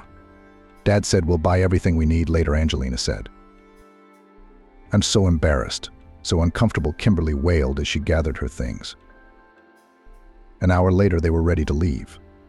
All they had to do was drop off the keys to their neighbor and arrange for her to water the flowers. From time to time, Sam the cat looked after the flat. He was put in a carrier and meowed at the whole entrance. He really didn't like to go outside. By 8 o'clock, they were home. Oliver met them at the gate. Kimberly was very worried, but Angelina's father turned out to be a really nice man and a warm host. He gave her grandmother a room on the ground floor so she wouldn't have to run up and down the stairs every day. The room was next to the library, which was a real gift to Kimberly. She read a lot, despite her age and deteriorating eyesight. Sam the cat was let out in the middle of the living room and proudly walked around his new domain. Oliver wanted to let Thomas go home, but Angelina insisted he stay with them for dinner. "Daddy, can I have a word with you?" She turned to her father. Sure, they stepped aside and Angelina asked, "Say, and if suddenly I want to marry, you will not object?" "Did the baby's father come to his senses and propose to you?" "No, but you've been to see him. Maybe you need some help. Should I get involved?" "Angelina, I realize you've broken up, but you have to stay human and help even your exes in difficult situations." Angelina looked at her father, wondering whether to tell him what Jonathan had said. But after thinking about it, she decided to tell him. Oliver was angry at first, then laughed. God, how impoverished the male species had become. What kind of a man would have to be to think of such a thing? What a nightmare. "Yeah, Dad, I'm shocked too." "So wait, then who are you going to marry? Or is there something else I don't know?" Oliver asked. "You remember the story of how you and Mum met, don't you? I think I'm in a similar situation. I just feel like he's my man." And he said he was looking for someone like me. It's amazing how history has a way of repeating itself. "Are you sure he's a good man?" Dad asked. "Will you introduce us before the wedding?" "Dad, don't you worry." Angelina paused for a moment, took a breath of air in her chest and blurted out, "It's Thomas." Oliver looked at his daughter in surprise, then looked at his driver, who was stroking Sam's cat and talking to Kimberly. Then he turned to Angelina again. "When did you two get to know each other so well to make such a life-changing decision?" "I'm telling you, I just feel it. He's very nice. Would you allow it?" Angelina asked. "Why should I forbid it?" Oliver didn't understand. "Well, he's just a driver.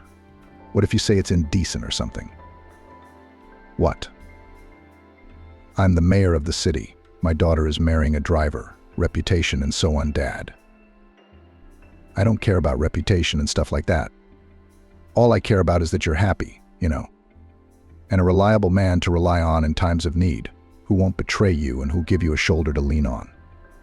Thomas is like that. I'd be very happy if you two were together."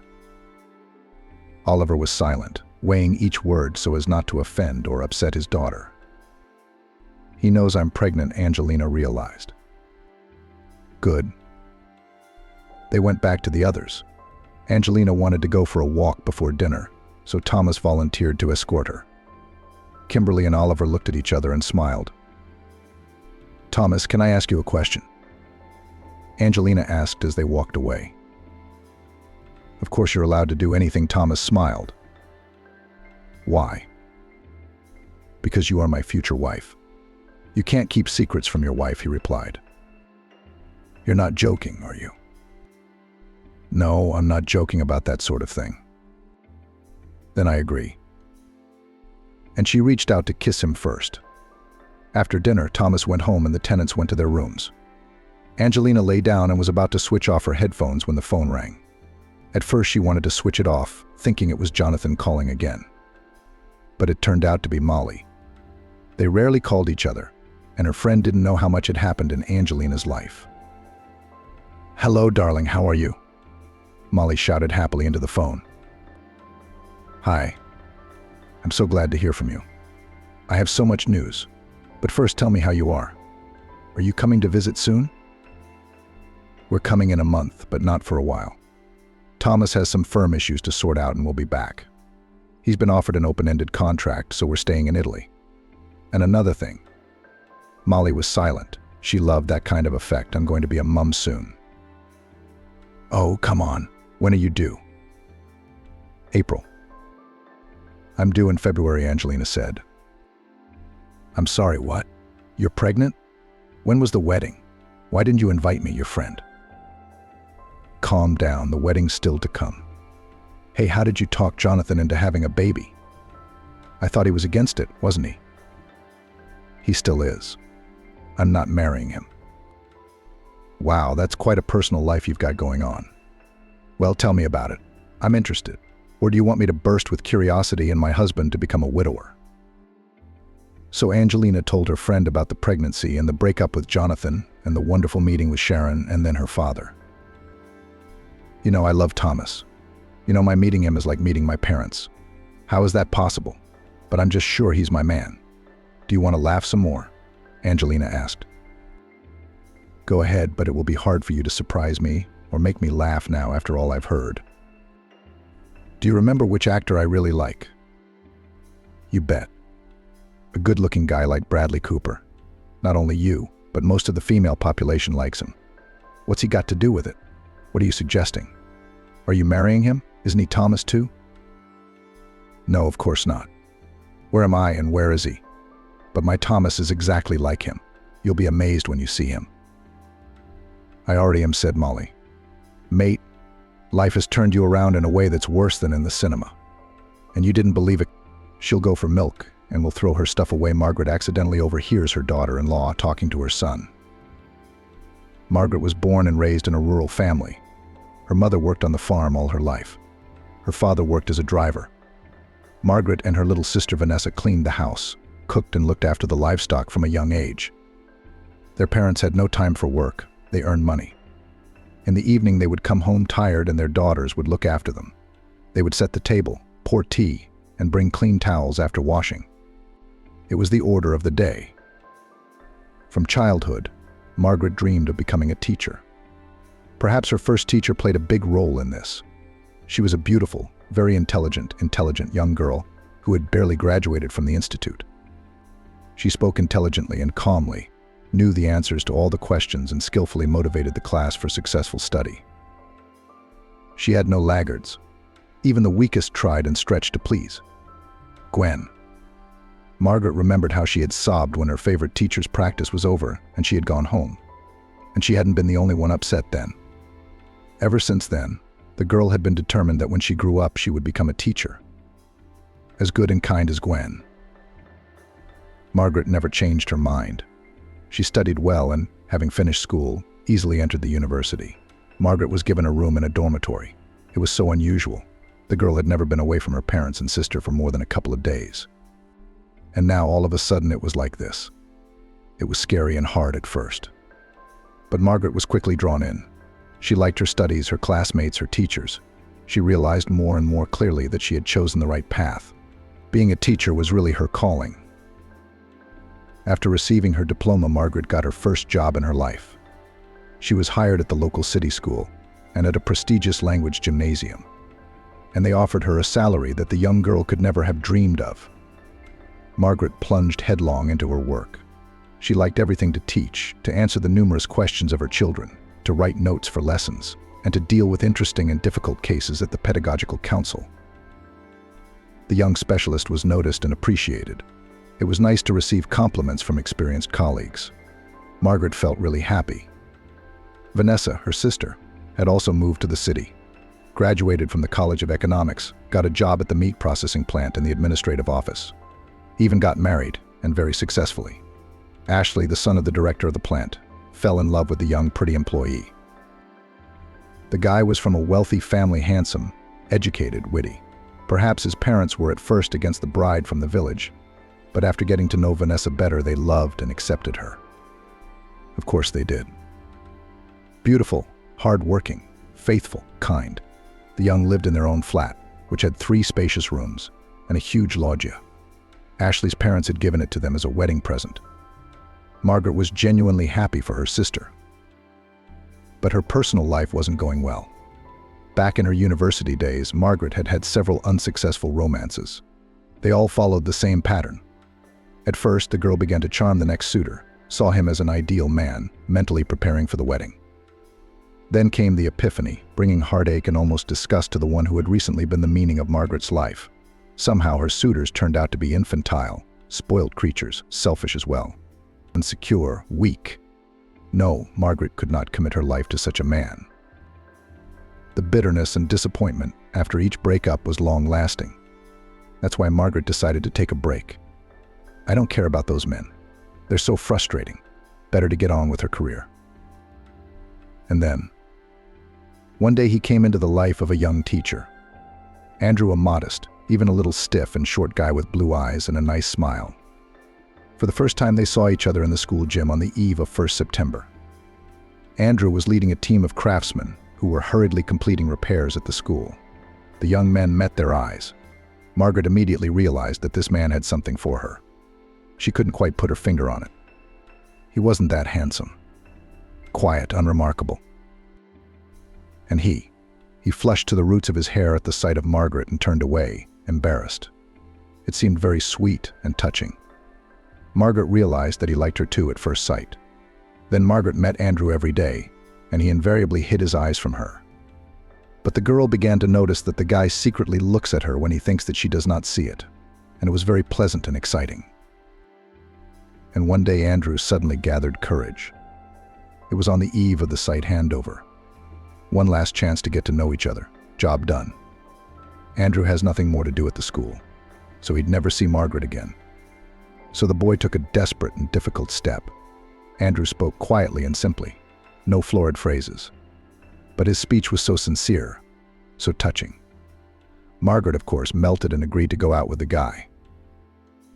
Andrew had no idea that she had been waiting for this invitation for a long time and was beginning to worry that she would never get it. And then what to do?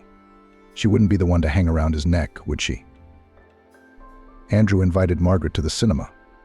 The girl was not worried before the first date. She saw that she liked Andrew very much, felt the warmth emanating from him, and therefore was sure that their meeting would go as it should. If only Andrew would relax a little, because he was very shy. After that first date, Margaret realized that Andrew was completely her person.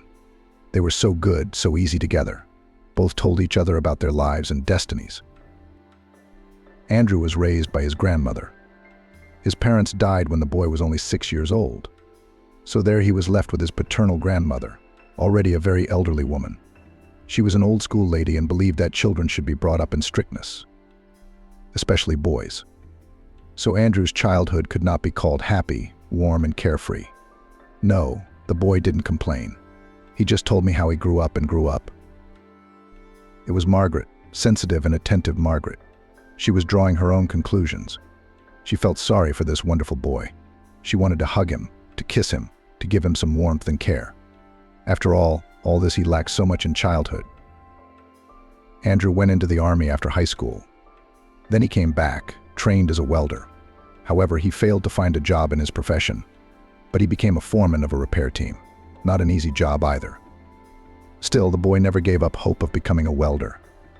And wages there are higher, and in general. He'd learned so much for a reason. Andrew lived in a rented flat, just like Margaret. When he was just a kid, some clever relatives had sold his parents' house. There was no end in sight, so the lad had to start from scratch. But he was not discouraged and did not complain about life, although fate entreated him rather unfairly. Andrew was very kind and caring, unlike Margaret's previous beau. He always asked if she was hungry, and on chilly evenings he threw his jacket over her shoulders to keep her warm. With Andrew, the girl felt loved and desired. It seemed that he was ready to do anything for her. It was a wonderful feeling. Margaret realized that she was in love.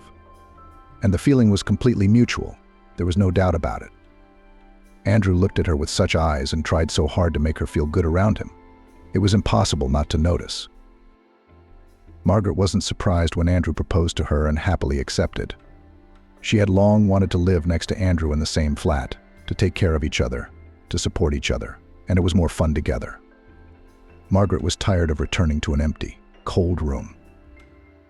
Vanessa at first was not delighted with her sister's choice.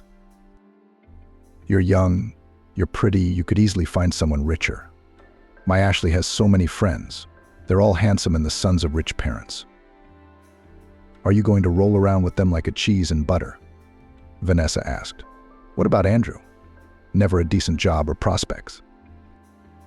But after getting to know Andrew better, Vanessa changed her mind. He's a good man, smiled her sister, sharing her impressions with Margaret. Very kind, and he loves you very much. Everything will be fine with you. You will achieve everything together. You can't miss a man like that. I'm so happy for you. Andrew and Margaret got married. They lived in his rented flat, and Margaret's golden years began. The young husband tried to help his wife in every way. He did a lot of things for her, and even as he had once dreamed, found a new job, got a job as a welder at a construction site. He took part-time jobs, did not refuse the opportunity to earn money, as he was saving for his own flat. Andrew dreamed of buying a 2-bedroom flat in a prestigious neighborhood with many good schools and playgrounds, so that his and Margaret's future children would have a happy childhood. Andrew often made surprises to his young wife. He would give her a ring, or just come home with a bouquet. Margaret felt the happiest in the world and thanked fate for such a loving and caring husband. The young couple spent hours talking about everything in the world, discussing films, stories from the lives of friends or relatives, making plans. Sometimes they argued, but always found a compromise. They liked the same films and books. Both discovered something new and interesting to each other. For example, with Andrew, Margaret became interested in hiking in the woods, and Andrew, thanks to his young wife, fell in love with the theater. Margaret was sure that she and Andrew were soulmates, halves of the same whole. Even though the couple lived poorly, they had enough to live on. Both did not seek excesses like a luxury car or annual trips to the sea. But they were happy to have each other, and often remembered that chance meeting at school, which might not have been. Margaret took a holiday in August, as her bosses had suggested, and then Oliver was born. How happy the young couple had been over his arrival. The new father glowed with pride as he held his son in his arms for the first time. Andrew turned out to be a wonderful parent, attentive, sensitive, caring. He could drive around for hours after work with a pram to give his young wife a rest. But Margaret most often went for a walk with her husband. It was so pleasant to walk together with Andrew, holding the handle of the pram and talking to the man she loved about everything in the world in a low voice, so as not to wake her son. The young parents liked to make plans for the future. They still did not have their own flat, but the amount in the bank account was slowly but surely growing. Just a little more, and the couple would be able to afford to buy their own place. At the same time, Vanessa, Margaret's sister, had a daughter, Ellie. The young mothers often visited each other and learned together the wisdom of caring for babies. The sisters shared advice and discussed the successes and failures of their babies. Margaret felt truly happy, and her husband was so loving and understanding. And her sister was close by. The young couple often dreamed about how their son would grow up. Surely he will be clever, kind, brave, will become, perhaps, a scientist or a craftsman. And they, the parents, will try to ensure that the innate talents of their child to open up and gain strength. It is only necessary to be attentive and patient. Andrew planned to do a lot with his son, to support him, always be there for him. In a difficult moment, Margaret was happy about it. On the soul was easy and calm. The two of them would manage. The child will grow up a good man.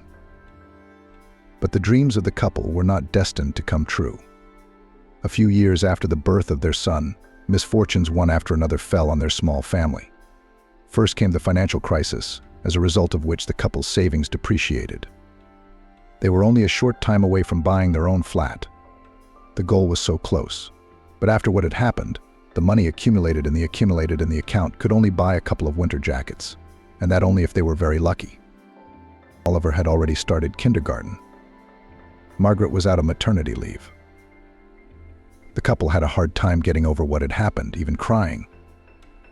Andrew couldn't help crying either. He thought that his wife did not see, but she noticed everything. The man even looked for a flat, the one he had dreamed of for a long time. A spacious 2-bedroom apartment not far from a large school and a sports center where Oliver could go swimming. And then it was a blow. But there was no time for despondency. Times were tough.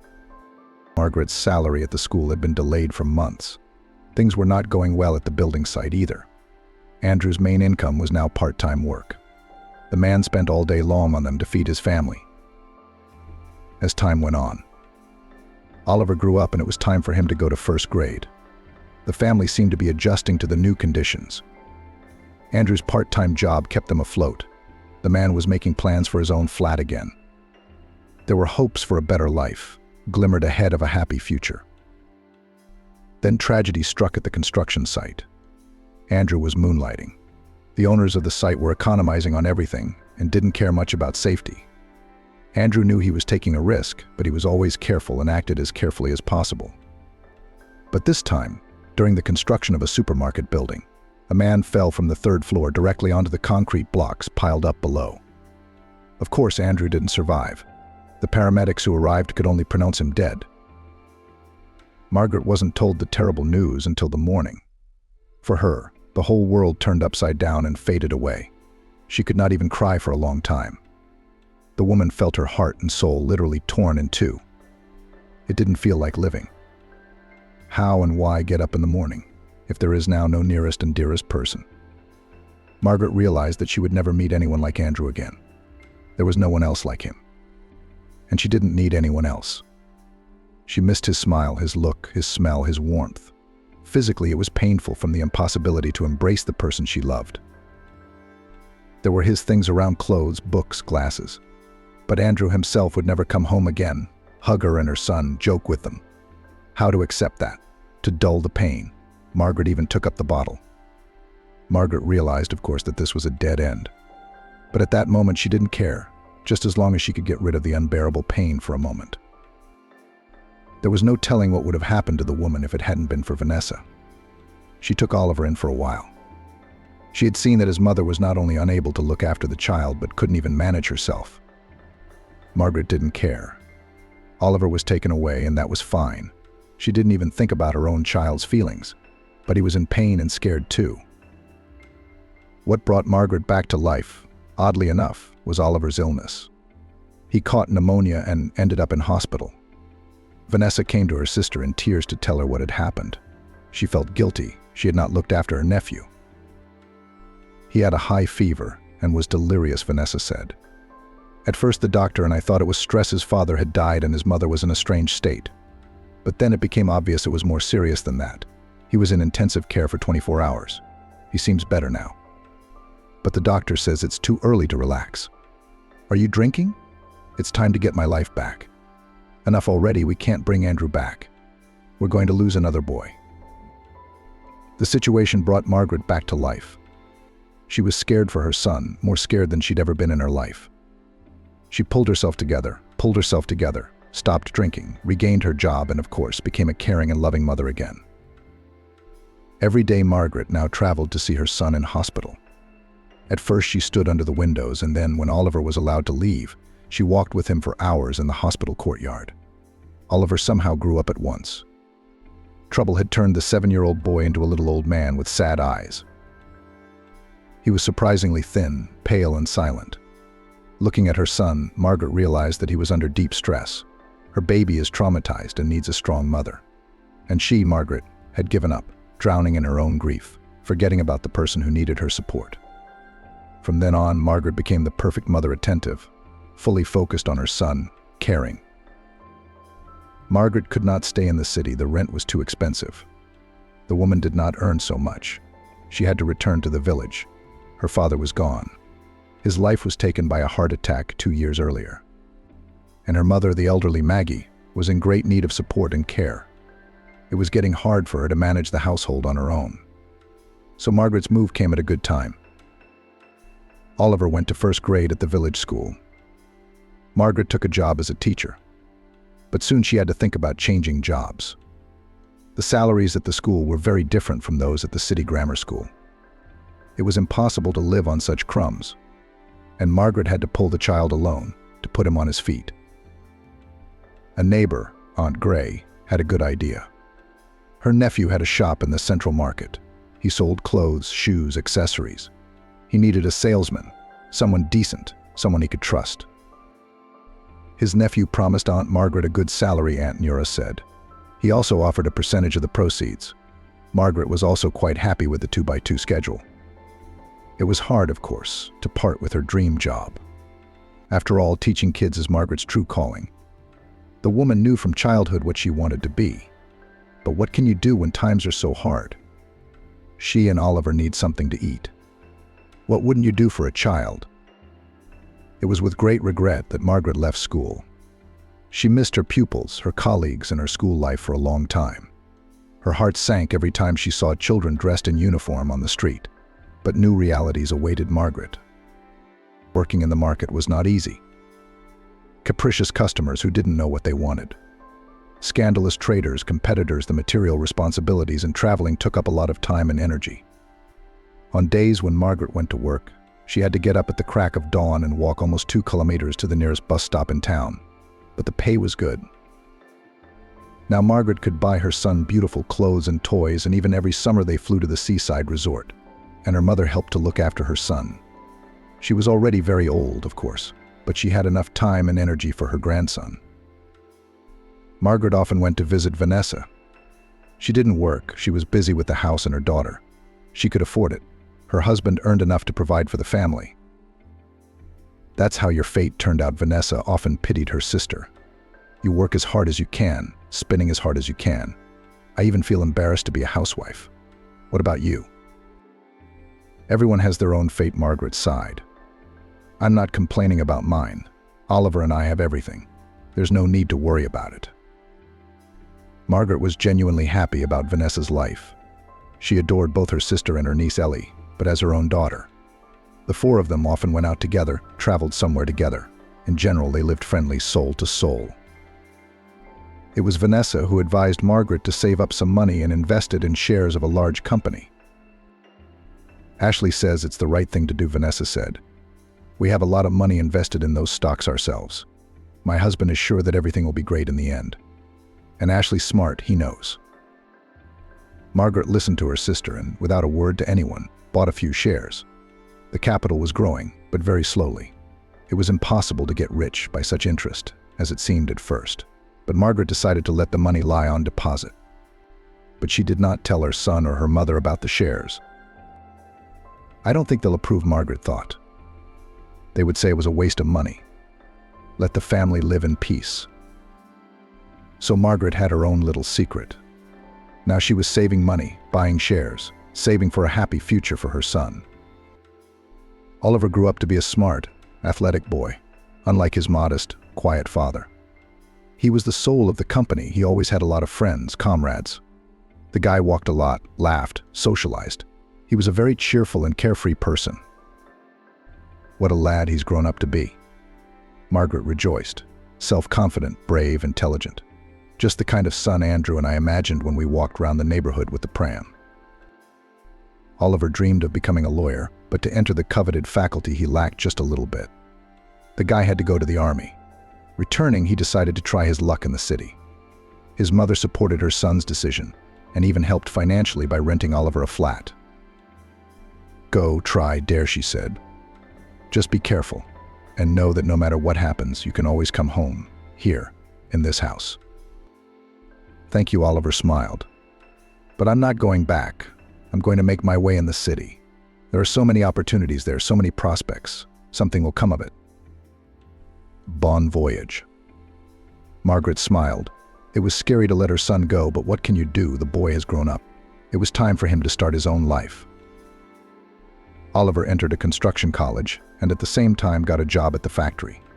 He studied, worked, and paid his own rent. Often came to the village to visit his mother and grandmother Gwen. He always turned up with gifts and funny stories. Margaret's mother had given up on him. She hardly ever left the house, and sometimes she didn't even recognize her own daughters. One day she had a heart attack. Margaret called an ambulance. Mum was taken to hospital. The old woman never came back. What do you want? Age. The doctor sighed tiredly. Nobody lives forever. Margaret and Vanessa organized a funeral in the village. There were a lot of people at the wake. Everyone knew Mum here, after all. And then Vanessa told her sister to take over her parents' house. I don't want half the inheritance, Vanessa said. I don't need it, you know. What about you? Have you looked after Mum these last few years? It's hard work, so it's only fair that you get the house. Margaret didn't mind. She really needed her own corner. Old age was fast approaching. The woman sometimes marveled at how quickly her life had flown by. It seemed as if she and Andrew had just had Oliver. They were young, full of plans and hopes, beautiful. And now Oliver is a grown-up, independent man. Andrew is gone, and she's almost an old woman herself. What lies ahead? Margaret thought. Only retirement and a quiet, peaceful existence in a country cottage. Oliver is my only hope. He will marry, his grandchildren will be born, the little ones will come to visit their grandmother, and then there will be joy in life. By the way, Oliver is a good man, Margaret thought aloud. He hadn't given up his dream of going to law school. He got in after all. It was hard on him, working and studying, but he'll get through it. I'll be there to help and support him. Vanessa said it was time to live for yourself. You're young, you're still beautiful. Oliver's all grown up. Now you can treat yourself. You've got a good salary, you've got savings. Let's go to Italy or Greece. You've never been abroad before. We'll take a walk there, have a rest. What Greece, what Italy? Margaret smiled back. I have a grown-up son, Oliver, who is getting married soon. I guess I'll have to help him with the wedding and the flat. That's what I'm saving up for. No time for holidays. He's a grown man now, Vanessa persisted. He's so strong and handsome. He'll manage on his own, and you need to think about yourself sometimes. But Margaret didn't agree. It was different for her sister husband Ashley and son Harry were born into a wealthy family. Their futures were planned 100 years in advance and secured. True, Jen's niece, despite her rich parents, had grown up wise, modest, sensible. Simple, natural, pleasant. And independent, too. Like Oliver, Jen worked from an early age. A golden girl. When Margaret had argued with her sister that Oliver would need her support for the foreseeable future, she'd been right. Shortly after that conversation, the son came to visit his mother for the weekend. He was somehow mysterious, not as he always was. Margaret immediately realized that something was wrong. The woman quickly assembled the table, put out her son's favorite treats, fried potatoes with mushrooms, pancakes and pickles from the cellar. Then she watched with pleasure as Oliver devoured it all. At the table, the young man shared some exciting news with his parents. "Mom, I'm getting married," he said. "How are you getting married?" Margaret's questions poured out of Margaret like a cornucopia of questions. To whom? When? The woman was overwhelmed by a storm of emotions: joy, anxiety, surprise. "Her name is Julia," Oliver answered. "You're going to love her. I'll bring her here next weekend. You two should get to know each other before we get married. I just wanted to warn you." At first, Margaret nodded her head with a smile. She knew, of course, that the moment would come sooner or later, but still the news took her by surprise. Wow, Oliver's getting married, all grown up, she thought. Julia worked as a waitress in a cafe, her son said. "I often went there for a bite to eat. That's how we met." Julia is also from the country. She was also brought up by a single mother. See how much we have in common. Julia came to the city to go to law school. Another coincidence. That's amazing. She dreamed of working for the law, helping out, catching criminals. And she's so fragile, so thin. What kind of policeman would she be? She failed her college exams, but she didn't want to go back home to the village. Oliver continued. What would she do there? She grew up in a small village in the middle of nowhere, in a poor family. Her mother had 5 younger children besides her. Julia didn't want to go back to her old life. So she took a job as a waitress in a cafe. She got a room in a hostel, so she lived a little, worked a little. "How long have you two been together?" Margaret asked. 6 months. Almost Oliver smiled. Margaret knew from that smile that her son was in love. "She's a good girl, taking care of me. She cleans the house, she cooks. I mean, we've been living together for 4 months now, almost in my rented flat. The other day I proposed to her." "So that's it," Margaret said. "There's so much to prepare. To book a wedding hall, to find outfits for the bride and groom, to hire a presenter, to plan the menu, and to send out invitations." "Mom, we've decided we're going to do without all that," Oliver said simply. "We'll just do it quietly at the registry office, that's all." "As you wish," Margaret nodded. She'd painted a picture in her head of her only son's ideal wedding a long time ago. It was a joyous celebration, with a crowd of dressed-up guests, a ringing toastmaster, a huge cake, and a table bursting with treats. Decorated with balloons and ribbons, cars, dancing. A beautiful bride and a happy groom. But if the young people decided differently, so be it. After all, it's their holiday. The following weekend, Oliver came to his mother's house with the bride. Margaret did her best to prepare a sumptuous table. She made salads and meat. The appetizers on the plates could have made a poem, Margaret thought. She was very anxious to please her future daughter-in-law, to show Julia that she was welcome in the house. The guests were carefully prepared for their arrival. They were careful not to say the wrong thing, so that Oliver would not be ashamed of his mother. Julia was a thin girl of short stature, with large dark eyes, thin eyebrows, and thick fringes. She was dressed simply but tastefully, an elegant dress, low-heeled shoes. At first the guests and the hostess felt a little uneasy. Julia, looking round carefully, was silent. Apparently she was too shy to say a word. Only after a while did Margaret realize that this modesty was feigned. Julia was just looking around, choosing a tactic of behavior, drawing conclusions.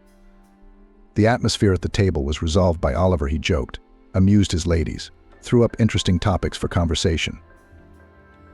Oliver was always so lively, energetic, companionable. During the conversation, it turned out that Julia was really from a very poor and disadvantaged family. The girl charmed Margaret at the first meeting with her modesty. Oliver's fiancée had a very sweet smile. And how did she look at her fiancé? Her eyes shone with tenderness and love. The boy, however, answered Julia in the same way. He held her hand, now and then hugged her around the waist.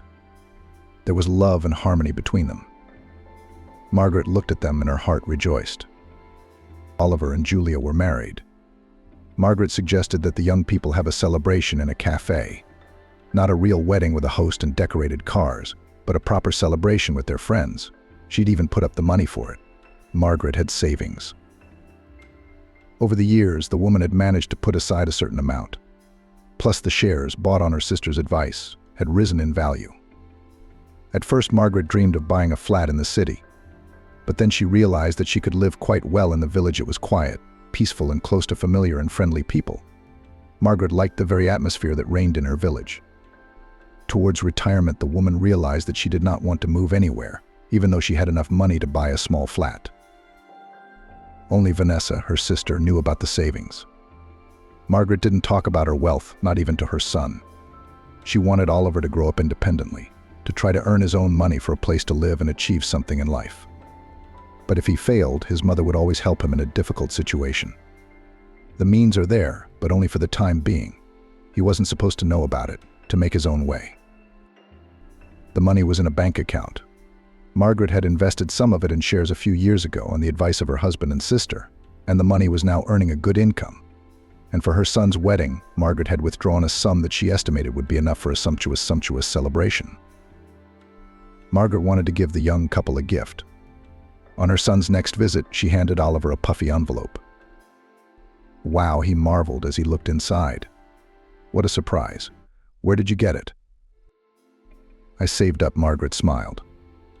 Make a holiday of it all you want. Go to a restaurant with your friends. Don't deny yourself anything. Have fun. Thank you, Oliver smiled. We'd better save that money for the flat.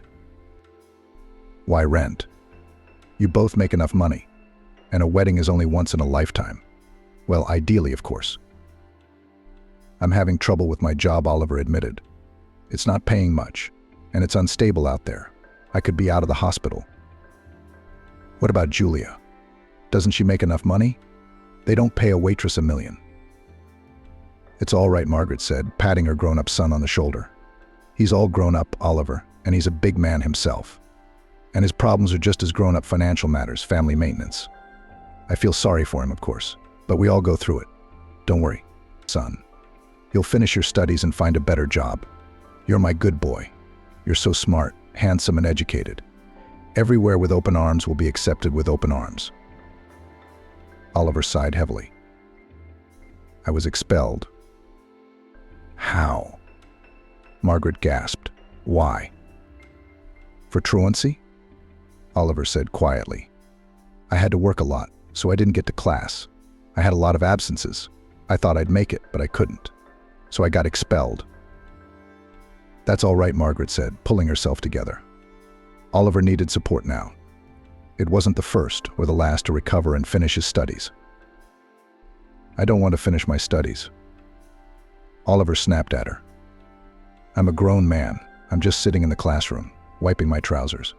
It's funny, you have to earn money, not suffer with nonsense."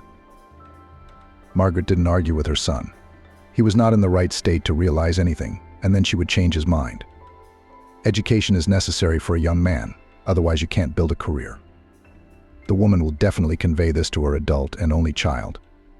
Now you need to support him, calm him down, encourage him. "Well, if you don't want a wedding, you can do what you like with that money," Margaret nodded to Oliver. "Thank you, Mama." Oliver smiled happily. "The money will be very useful to us now." "I'm glad to help. You're all grown up and practical. Other people would be happy to spend money on a holiday, but you're thinking about the future." "I have to." Oliver sighed. Her son left and Margaret stayed at home with a troubled heart. She was worried about Oliver. He hadn't finished his studies. He didn't have a proper job. He didn't have a place to live. Now he was getting married. If the children came, Oliver would have to work at unskilled labor from morning till night to provide for his family. This was not the future Margaret had dreamed of for her only child. "He's a grown man. He'll sort it out," her sister Vanessa reassured her over the phone that evening. "What are you worried about? You've done everything you had to do. It's up to him now." "Shouldn't we give him money for a flat?" Margaret consulted Vanessa. "It'd be easier on the young people. At least they wouldn't have to pay rent." "Let him pay," objected her elder sister. "Don't even think of mentioning that money now. They'll sit on their necks and shrink from it. But they will try to get out of the situation. Maybe they'll succeed. And you can always give them the flat as a present. It's not time yet." "You're right, Vanessa, you're right," Margaret agreed. "Of course," said her sister, grinning. "Come and visit me. Come tomorrow, we'll go to a film, sit in a cafe. You need to unwind." "You're right again," Margaret smiled. "I'm so lucky to have a sister like that, someone close to me who's always there to cheer me up." Oliver and Julia were married. The wedding took place in the city registry office in a modest and quiet manner. Margaret, Vanessa, and Ellie and Julia's two girlfriends attended the ceremony. Afterwards, a small group of people had a modest celebration in a cafe. They sat for a short time, made a few toasts to the newlyweds, presented them with gifts, and left. Julia had to go to her shift, and Oliver was waiting for her at work. "What a wedding," Margaret said disappointedly when she and her sister were alone. The women decided to do a little shopping. "Oh, come on," Vanessa said nonchalantly. "Young people don't care about anything these days.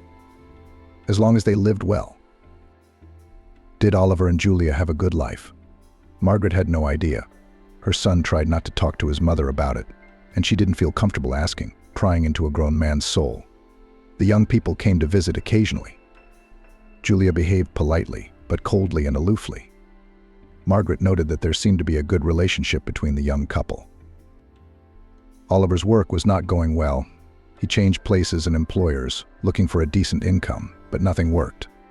Oliver didn't want to think about going back to university. Margaret was tempted several times to tell her son that she had a financial safety cushion, which she was ready to give him. She wanted to support Oliver, to take the despair out of his eyes. But the woman held back. "We need to let the young ones try to get back on their feet on their own. It's important. It's not like they're so needy right now. Yes, it's hard, but they're two adults who should be able to cope. But if there's a baby, then it's a different matter.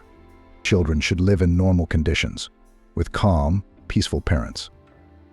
It's been a few years. The situation in the son's family did not change. He was still looking for a job. Oliver went from being a jolly joker Balaguer to a scowling man. Margaret thought it was because of money problems. But one day she happened to witness a conversation between her son and Julia. The couple had come to visit Margaret. It had been happening less and less lately. The woman went into the kitchen to take a goose roasted with apples out of the oven. When she returned with the tray in her hands, she witnessed an ugly scene. "You're nothing but a worthless man." Julia looked at Oliver with dislike. "You can't do anything. Rachel married Andrew. He got her a cool phone for her birthday, and they're going on holiday to the Emirates soon.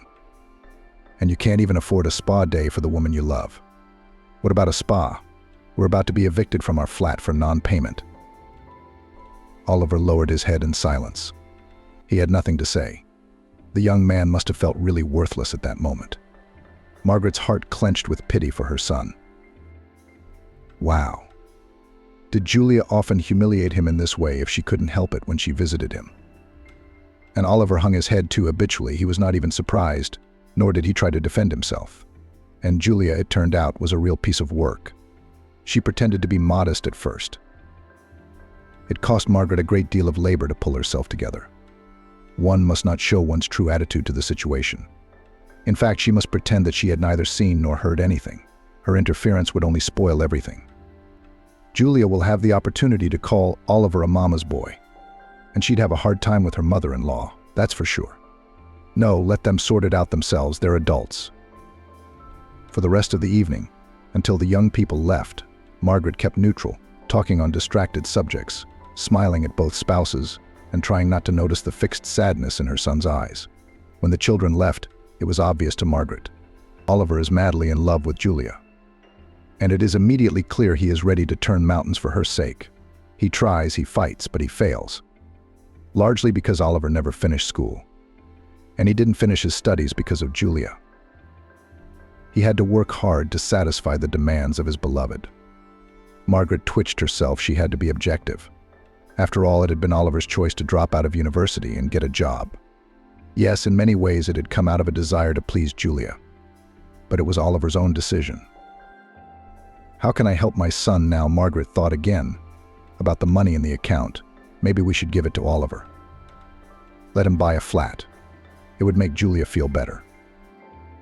Margaret was accustomed to consult her sister Vanessa on serious matters, so she rang her sister.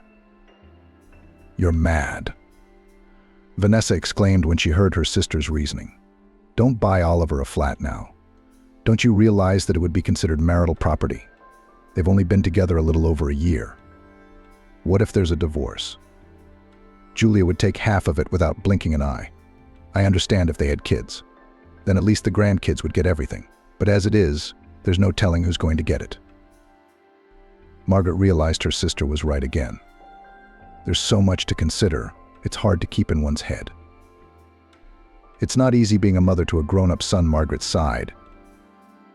It's not easy being a mother at all, but sometimes it's nice, her sister countered. A few more years passed. Margaret could see that her son was unhappily married. Oliver was still looking for a decent living. He did everything he could. He worked as a shift worker, tried to start a business, and worked as a trucker, but he didn't stay anywhere for long. Then the company went bankrupt. Then the next medical examination did not pass. Finally, Oliver gave up, tired of being disappointed. One day he arrived at his mother's house suddenly, unannounced, alone. "We can't afford to live in Seattle," he sighed. "It's too expensive for us. We're going back to Claremont. We'll live with you for a while. Do you mind?" Margaret shook her head in surprise. "Good," Oliver nodded. "In that case, we'll come back next week." Margaret was at a loss for words after her son's departure. Are they going to live together here in the village? What kind of a strange decision is that? There's not even much work here. What do Oliver and Julia expect? But Margaret did not argue with her son. She could see he was having a hard enough time as it was. All right, let them try. They're probably just looking for a way out of a difficult situation. They're considering a life in the country. Well, we can do that. The city didn't work out. Life together with Oliver and Julia began with a turf war. "Mum, we're going to live in the living room," said Oliver. "Why?" Margaret was surprised. She had prepared a corner bedroom for the young couple. She thought it was the coziest and most remote room, and would be more comfortable for the young people. "Because it's the biggest and brightest room," Oliver replied simply. Margaret realized later that her son was broadcasting Julia's will. He was always trying to please his wife. He loved his young wife more than his life. And she took advantage of that. Julia immediately showed her true face to her mother-in-law, not even trying to pretend to be polite or modest. She didn't like everything Margaret did. Her mother-in-law didn't cook properly, too fatty, unhealthy food. She didn't know how to set a table. And she didn't even scrub the floors properly. Julia often made contemptuous remarks to Margaret. Why do you rattle your dishes in the morning and disturb your sleep? Or do your friends laugh too loudly? And anyway, can't you get together somewhere else in the evening now? At first, Margaret was at a loss for words at her sister-in-law's insolence. But then, of course, she thought of appropriate responses to Julia's barbs. She wanted to remind the young woman that she was not in her own house and that she should behave more modestly. But Margaret refrained for her son's sake. She saw how much he was attached to Julia, loved and worshipped her. The young husband tried to fulfill every whim of his wife. There were many whims. Oliver did not cope and felt guilty. Julia fueled this guilt in him. She often mentioned the husbands and boyfriends of her acquaintances, who lavished jewelry on their loved ones and literally showered them with money. Margaret understood the purpose of all this talk. Julia manipulated Oliver, played on his feelings, used her spouse, suppressed. But she wasn't even trying to open her son's eyes. He wasn't in the right state of mind now anyway, too blinded by love and passion. Margaret sincerely did not understand what her son found in this Julia. Well, yes, she was pretty, but there's a lot of them out there, and yet such strong feelings. It seemed that if Julia asked him to jump off a cliff, he'd do it gladly. Oliver got a job at the local sawmill. It was hard work, physically exhausting, but the pay was good. Enough to periodically take Julia to the city, then to shopping, then to a restaurant. The young wife herself did not bother to work. Well, where can I find a suitable place here in the village? She sighed. And in the city every day, Margaret, go to the city. All of them. I used to go, Margaret suddenly remembered. I had no husband, and I had a baby to raise. I had to get from here to the central market every day. Why are you comparing different times and situations? Julia sighed languidly. Firstly, I'm married. Fortunately, the responsibility for the financial maintenance of the family lies with the man, not the woman. Secondly, we are not in a hurry to have children. I believe that to give birth without a home, without a yard, terribly irresponsible. And thirdly, I'm going through such a period now. Do you think it's easy to work as a waitress on night shifts, to go out, to put up with the antics of customers? I need to recuperate, get my head round it. Margaret had a lot to say to her daughter-in-law, but she kept quiet for her son's sake. He was having a hard enough time as it was, and now he would be flitting between mother and wife, like between two fires. Margaret realized that her daughter-in-law was openly condemning her life. Julia thought it was irresponsible to have children without a home, without a yard. It's a reproach to her, isn't it? When she and Andrew had Oliver, the young family had no home of their own. That's what her daughter-in-law was implying. The longer the young people lived at Margaret's, the clearer the woman realized that Julia was manipulating Oliver, making him dance to her tune. She uses her spouse, her son, the one who is in love with the young beauty to the point of losing his mind. The wife turns the situation in her favor. Julia herself clearly does not have any tender feelings for her husband. This is evident from her irritation, from the unpleasant looks at the spouse, from the words, gestures. There's a lot of signs of that, and how only the son does not notice. So why is Julia still with Oliver? The answer is simple: who else would go to such lengths for her? Where else would she find someone so loyal and obedient? A feeling like Oliver's for Julia is rare, and the girl realizes that. She will try to squeeze the maximum out of the situation, and if there is a better option, she will easily leave Oliver. Being confident in her own attractiveness, Julia behaved rudely with her mother-in-law right in front of Oliver. She must have realized that Margaret could see right through her. It made her angry, annoyed, and frightened, apparently. And how did Julia look at her mother-in-law? She felt superfluous in her own home, the arrogant, contemptuous glance, the barbed remarks, the reproaches. In order to have less contact with her sister-in-law, Margaret herself now went to visit neighbors, and also often went to her sister Vanessa and even stayed overnight at her place. Vanessa, of course, advised her to put Julia in her place. "This is your house," her sister shook her head. Remind her of that. Make her think about it. Tell her to separate, to look for a place to live, because she's living on her own, and she's being insolent. "Well, do you want me to talk to her myself if you're uncomfortable?" No, Margaret waved her hands. "No way. Oliver is always on her side in everything. He was already having a hard enough time as it was, and he didn't want to add to it. Oliver really believed everything his wife said. Margaret tried to behave as politely as possible, kept silent in response to her daughter-in-law's barbed remarks, cleaned her plates without complaint, and put up with her reproaches. But Julia, apparently, still complained to her husband about his mother, put it in an unpleasant light. "Mum, why are you picking on her?" Sometimes the son would start a conversation. "Julia is a wonderful woman. I love her. You mustn't think of her as an enemy. Try to make it up to her." "I never quarreled with her," Margaret tried to justify herself. "I try not to talk to her at all. She turns every conversation to her own side. She makes me her #1 enemy. That's what it's all about." "It's sad," Oliver shook his head. "That's what Julia says. You either blame her, ignore her, or make her work in the kitchen. You can't have it both ways. Why do you make her clean up after herself? Julia's been going through a rough patch. She needs a break." "I was just reminding her to put her plate away. No one's making her work. I'm serving you." Oliver looked at her mother with a sad look, and Margaret realized it was useless. He wouldn't believe that his wonderful Julia was systematically turning her husband and mother-in-law's life into a nightmare. Maybe it will come to Oliver at some point, but certainly not now. Julia masterfully pitted Oliver against his own mother, the person who sheltered the couple in her home, gave them shelter, who essentially feeds them. Oliver earned a pittance at the sawmill, and the lion's share of his salary went to pay off his loans. In the city, the couple had accumulated loans, for which they now had to pay. It was hurtful and painful. Margaret saw no way out of the situation. She could only hope that sooner or later Oliver would see the light. Sometimes she wanted to throw the insolent youth out of the house, but that would mean losing her son forever.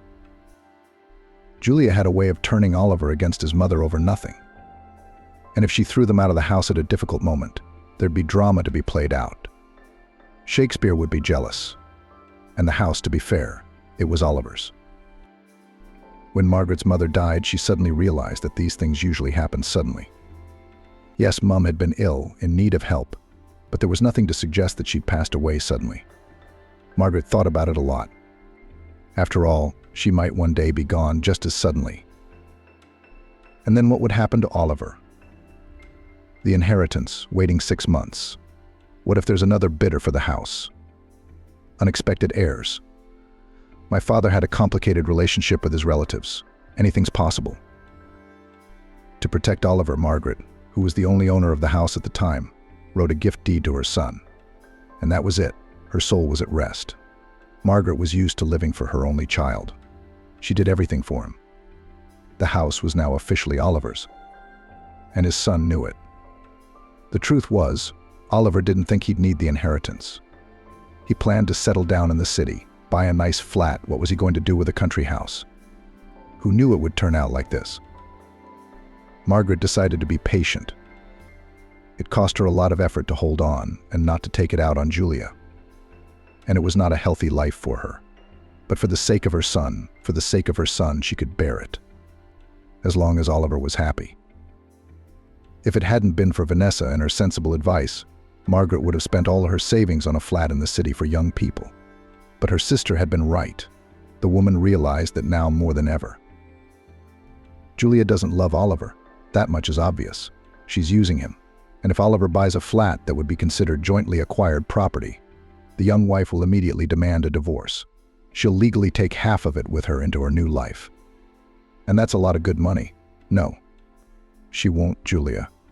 Oliver can't go on blinded by this strange love forever. He'll see the light one day. That's when he'll need a flat in the city for his new life. It's just a pity Oliver can't be kicked out of the house. Margaret had to endure the antics and unjust reproaches of her daughter-in-law. There was no end to it. But the woman realized that now she was unable to change anything.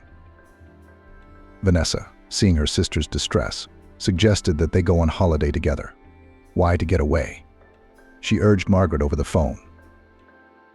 We'll sunbathe on the sea, we'll swim, we'll go on excursions. It'll be great, agree. Margaret eventually gave in.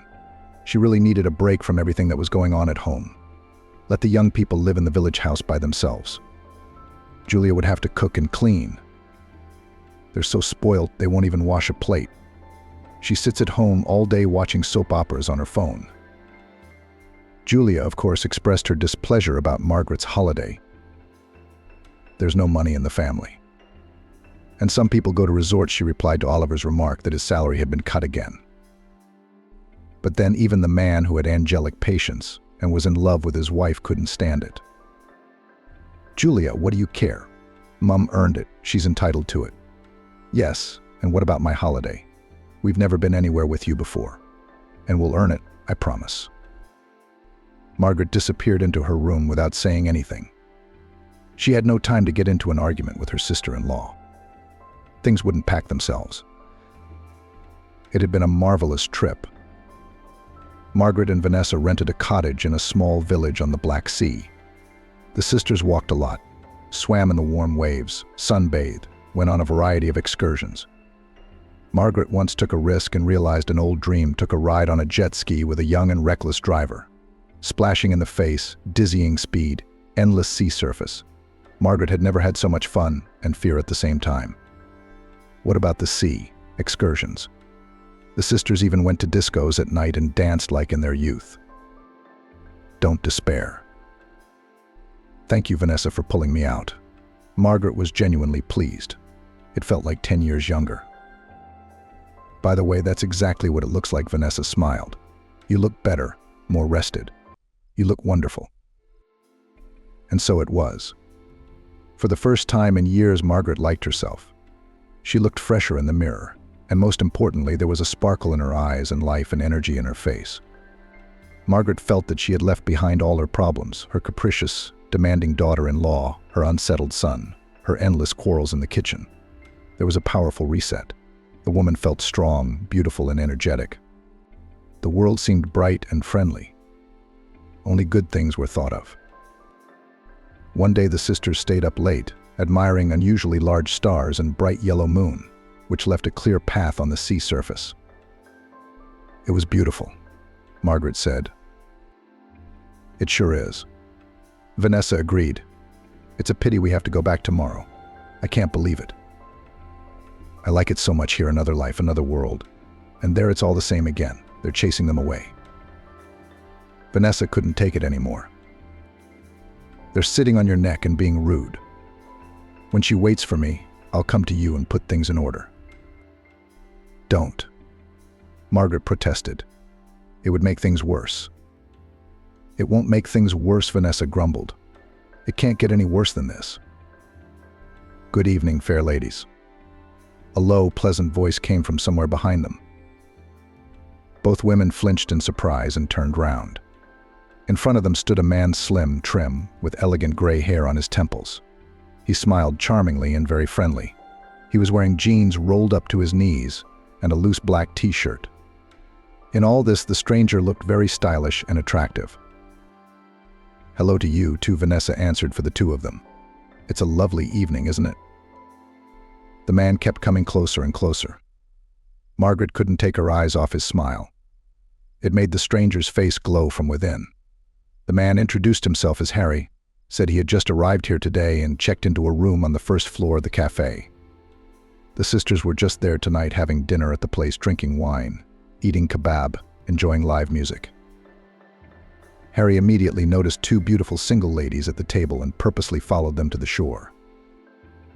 I'm sorry if I startled you, he said. And don't think I'm a frivolous adventurer. It's just that you both have such kind smiles. I wanted to get to know you better. I'm here all by myself. I'd like to find some company for walking and socializing if you don't mind. There's a problem with that, Vanessa shrugged her shoulders guiltily. We're leaving tomorrow at lunchtime, the plane. That's a shame. The smile slipped off Harry's face for a moment. Margaret, too, was sorry that they wouldn't get to know the man better. Surely it would have been even more fun and interesting for the three of them to spend the holiday together. There was something about Harry, something special. Margaret wanted to be near him, to look into his eyes, to admire the man's smile, to listen to him. Strange. The woman didn't remember anything like that happening to her in the last 30 years. And had it ever happened in her life at all? Well, if that's the case, we have one night left, Harry smiled again. Let's make it fun, something to remember. I come here a lot. I'll show you such places. I'll show you places like this. Are you coming with me? Margaret was ready to say yes immediately. But Vanessa, cautious Vanessa, unlike her sister, did not lose her head around the charming stranger. We're kind of seeing you for the first time, she said with an embarrassed smile. I do not want to offend you, but still. Harry slapped himself on the forehead. Of course, of course. There are all sorts of freaks and criminals out there now. Of course you're afraid I'm like that, aren't you? Let's just walk along the seafront then. There are lots of people here. I don't want to leave you. We can do that, Vanessa said cheerfully. Margaret could see that her sister was glad that Harry wasn't offended. It was a wonderful walk. The sisters and their new acquaintance chatted and laughed non-stop. It turned out that Harry lives in New York. He has his own business there, a chain of shops in California. He is often there on business, meeting with winemakers, signing contracts, making purchases, in general, developing the business. Harry also told about his personal life simply, without secrecy.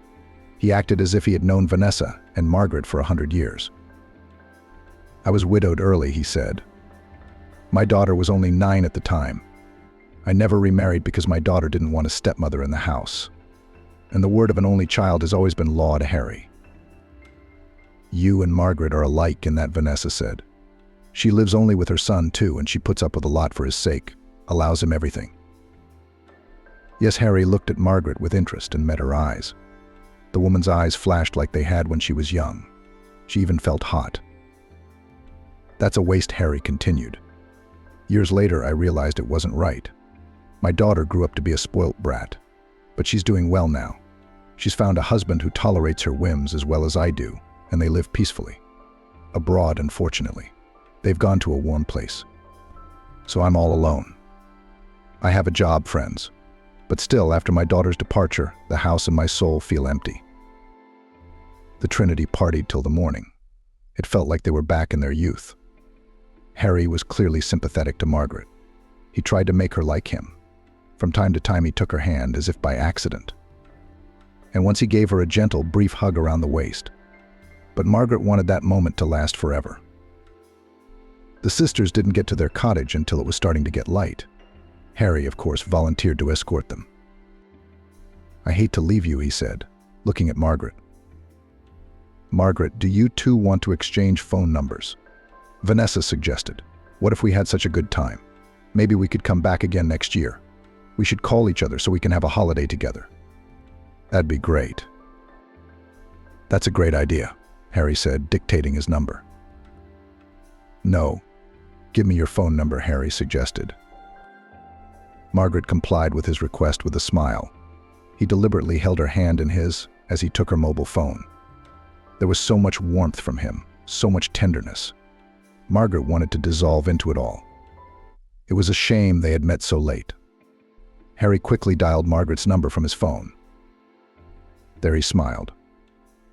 Now that we've exchanged numbers, we won't lose each other. That's great. Margaret nodded. She realized that this phone exchange meant nothing, and the fairy tale that had almost begun would never really begin, because there was no tomorrow. Tonight she and Vanessa would fly home, and there would be a cramped village house, a disgruntled daughter-in-law, a disengaged son. And the problems hadn't gone anywhere while she'd been away. Harry, Margaret thought. Well, Harry, today he walked with us. Tomorrow he'll find someone else. Such a man, he's not for me. He's too handsome, too successful, too wonderful. I can't have a man like that. It's sad, of course, but it's the truth of life. And how did he look at you? Vanessa smiled when the sisters were alone. I wish someone would look at me with admiration someday, just once. Come on, Margaret said with a smile. She knew she would think of Harry often now, his soft voice, his delightful manners, his beautiful eyes. And let that man forget about her the very next day. It would make no difference. Margaret did not reach her home until evening. She and Vanessa had had a couple of hours' nap before the flight. But still Margaret felt tired and broken after the sleepless night, the flight and the acclimatization. The gate was unlocked. Oliver must have forgotten to lock the gate when he got home from work. Oh, he's been tired lately, Margaret thought. And then Julia doesn't know what she's been feeding her husband while I've been away. It was hard to imagine Julia cooking borscht for her husband. The windows of the house were wide open. From inside, the television was blaring the evening news. Margaret was about to enter the house with a smile when she heard Julia's voice. She was obviously in the kitchen. How? She was reprimanding someone, obviously Oliver. Very simple. She'll be here in a minute. So what? We won't send her to Maggie's for milk. And while she's walking round, we'll put her stuff outside. It's a piece of cake. It's been agreed 100 times, Julia argued. What are you worried about? Isn't that too harsh? Oliver asked in an uncertain voice. She's my mother after all, and this is her house. It's not hers. It's yours, Julia argued. You showed me the deed of gift. If that's the case, why should I put up with her here? I mean, she's been bugging me about this and that. Oliver, I told you she's trying to break us up. But then I'll leave. Because I can't live in a house with my mother. Okay, Oliver mumbled conciliatorily. We'll proceed as we agreed. Just don't let it get to you. We're doing the right thing, standing up for our personal boundaries. We're doing good. Margaret stood under the window, dead or alive. The meaning of the conversation she'd just overheard slowly dawned on her. They were going to kick her out of the house, and Oliver had agreed to that. This was something the older woman had never expected. Her eyes flickered darkly. Her blood pressure must have spiked. Margaret took a few deep breaths to get herself under control, let the joyful look pass, and entered the native hay. Oh, hello, said Julia, smiling lusciously. And we were expecting you a little later. I was in a taxi, Margaret replied. I didn't have time to look round, and that's why. Julia, I've brought you some presents, she continued. Oh, what a lot of impressions. I'll share them. I'll tell you about them. Julia pretended to be happy to see him. Oliver stood by her side, slumped and silent. Margaret understood the reason for her son's sadness. Of course he was having a hard time, but he could not put his wife in her place. She has too much influence over him. Oh, Margaret, said Julia, will you go to Maggie's and get some fresh milk, please? I've got soup boiling on the cooker. I can't get away. Oliver's very tired from work and he's ill. If you're not too tired, of course. Margaret nodded and left the house, already knowing what awaited her on her return. It was good that she had listened to this conversation. At least she would have time to prepare for a serious conversation with her son and his wife. Margaret noticed her suitcases on the porch from a distance. They stood orphaned, leaning against the wall, waiting for their hostess. The hope that Oliver would stop the brazen wife had vanished like smoke. The woman went up to the porch and knocked on the door. There's a note, Julia's voice came from inside. Read it, and you'll understand. Goodbye. I don't want your note, said Margaret. I want to talk to you, to look you in the eye. Oh, eyes. The door swung open with a clatter. Julia stood on the threshold. She looked haughtily at Margaret. Well, will you look, if that's what you want? Julia, why have you done this to me? Margaret asked. I've tried to be your friend, hadn't I? You're annoying me, the young woman shared. You look judgmental. Everything is wrong. Everything is wrong for you. You make your own rules. I don't feel like I own the place, and Oliver's being nice to you. But this is my house. Margaret reminded me gently. So it's only natural that I should have my own ways. There you go again, Julia exclaimed. Are you insinuating that we live here again? It's not your house, by the way. It's not yours, it's your son's. So you're the one living here. Then get out of here. Your pension is good. Enough for a rented place. Thank you for packing my things, Margaret said calmly. And it took a lot of effort for Margaret to keep calm. She would indeed cry bitterly when she got to Vanessa. Of course she would go to her sister. Who else would she go to? Except she doesn't have much stuff. My things are just clothes, Margaret sighed heavily. Where are the photo albums, the old books, the letters? And this rubbish? Julia grinned. We threw it away. How? Margaret gasped. She felt as if she'd been punched in the solar plexus.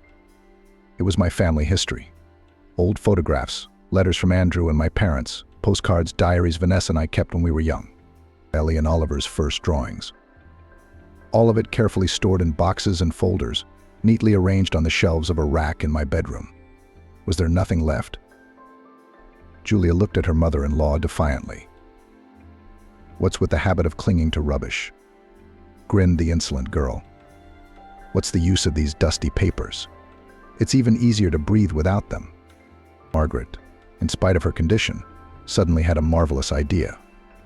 The woman even had to suppress a smile so as not to accidentally give herself away. Julia.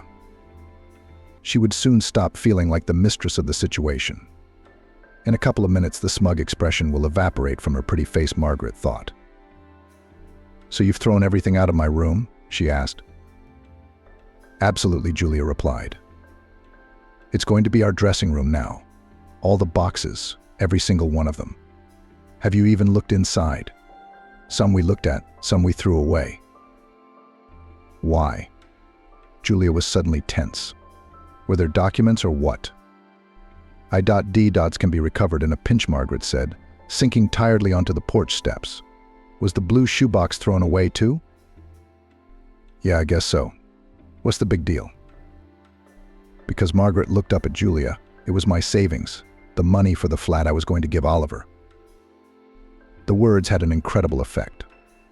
Julia was stunned, pale. She opened and closed her mouth a couple of times, trying to say something. Then she sank helplessly to the steps beside Margaret. Why didn't you tell me? She almost whispered. Margaret was pleased with the effect of the phrase. She did not keep any money in any blue shoebox. It was just sitting there in the account, slowly building up. But Julia needed to be taught a lesson for all the bad things she'd done to her and Oliver.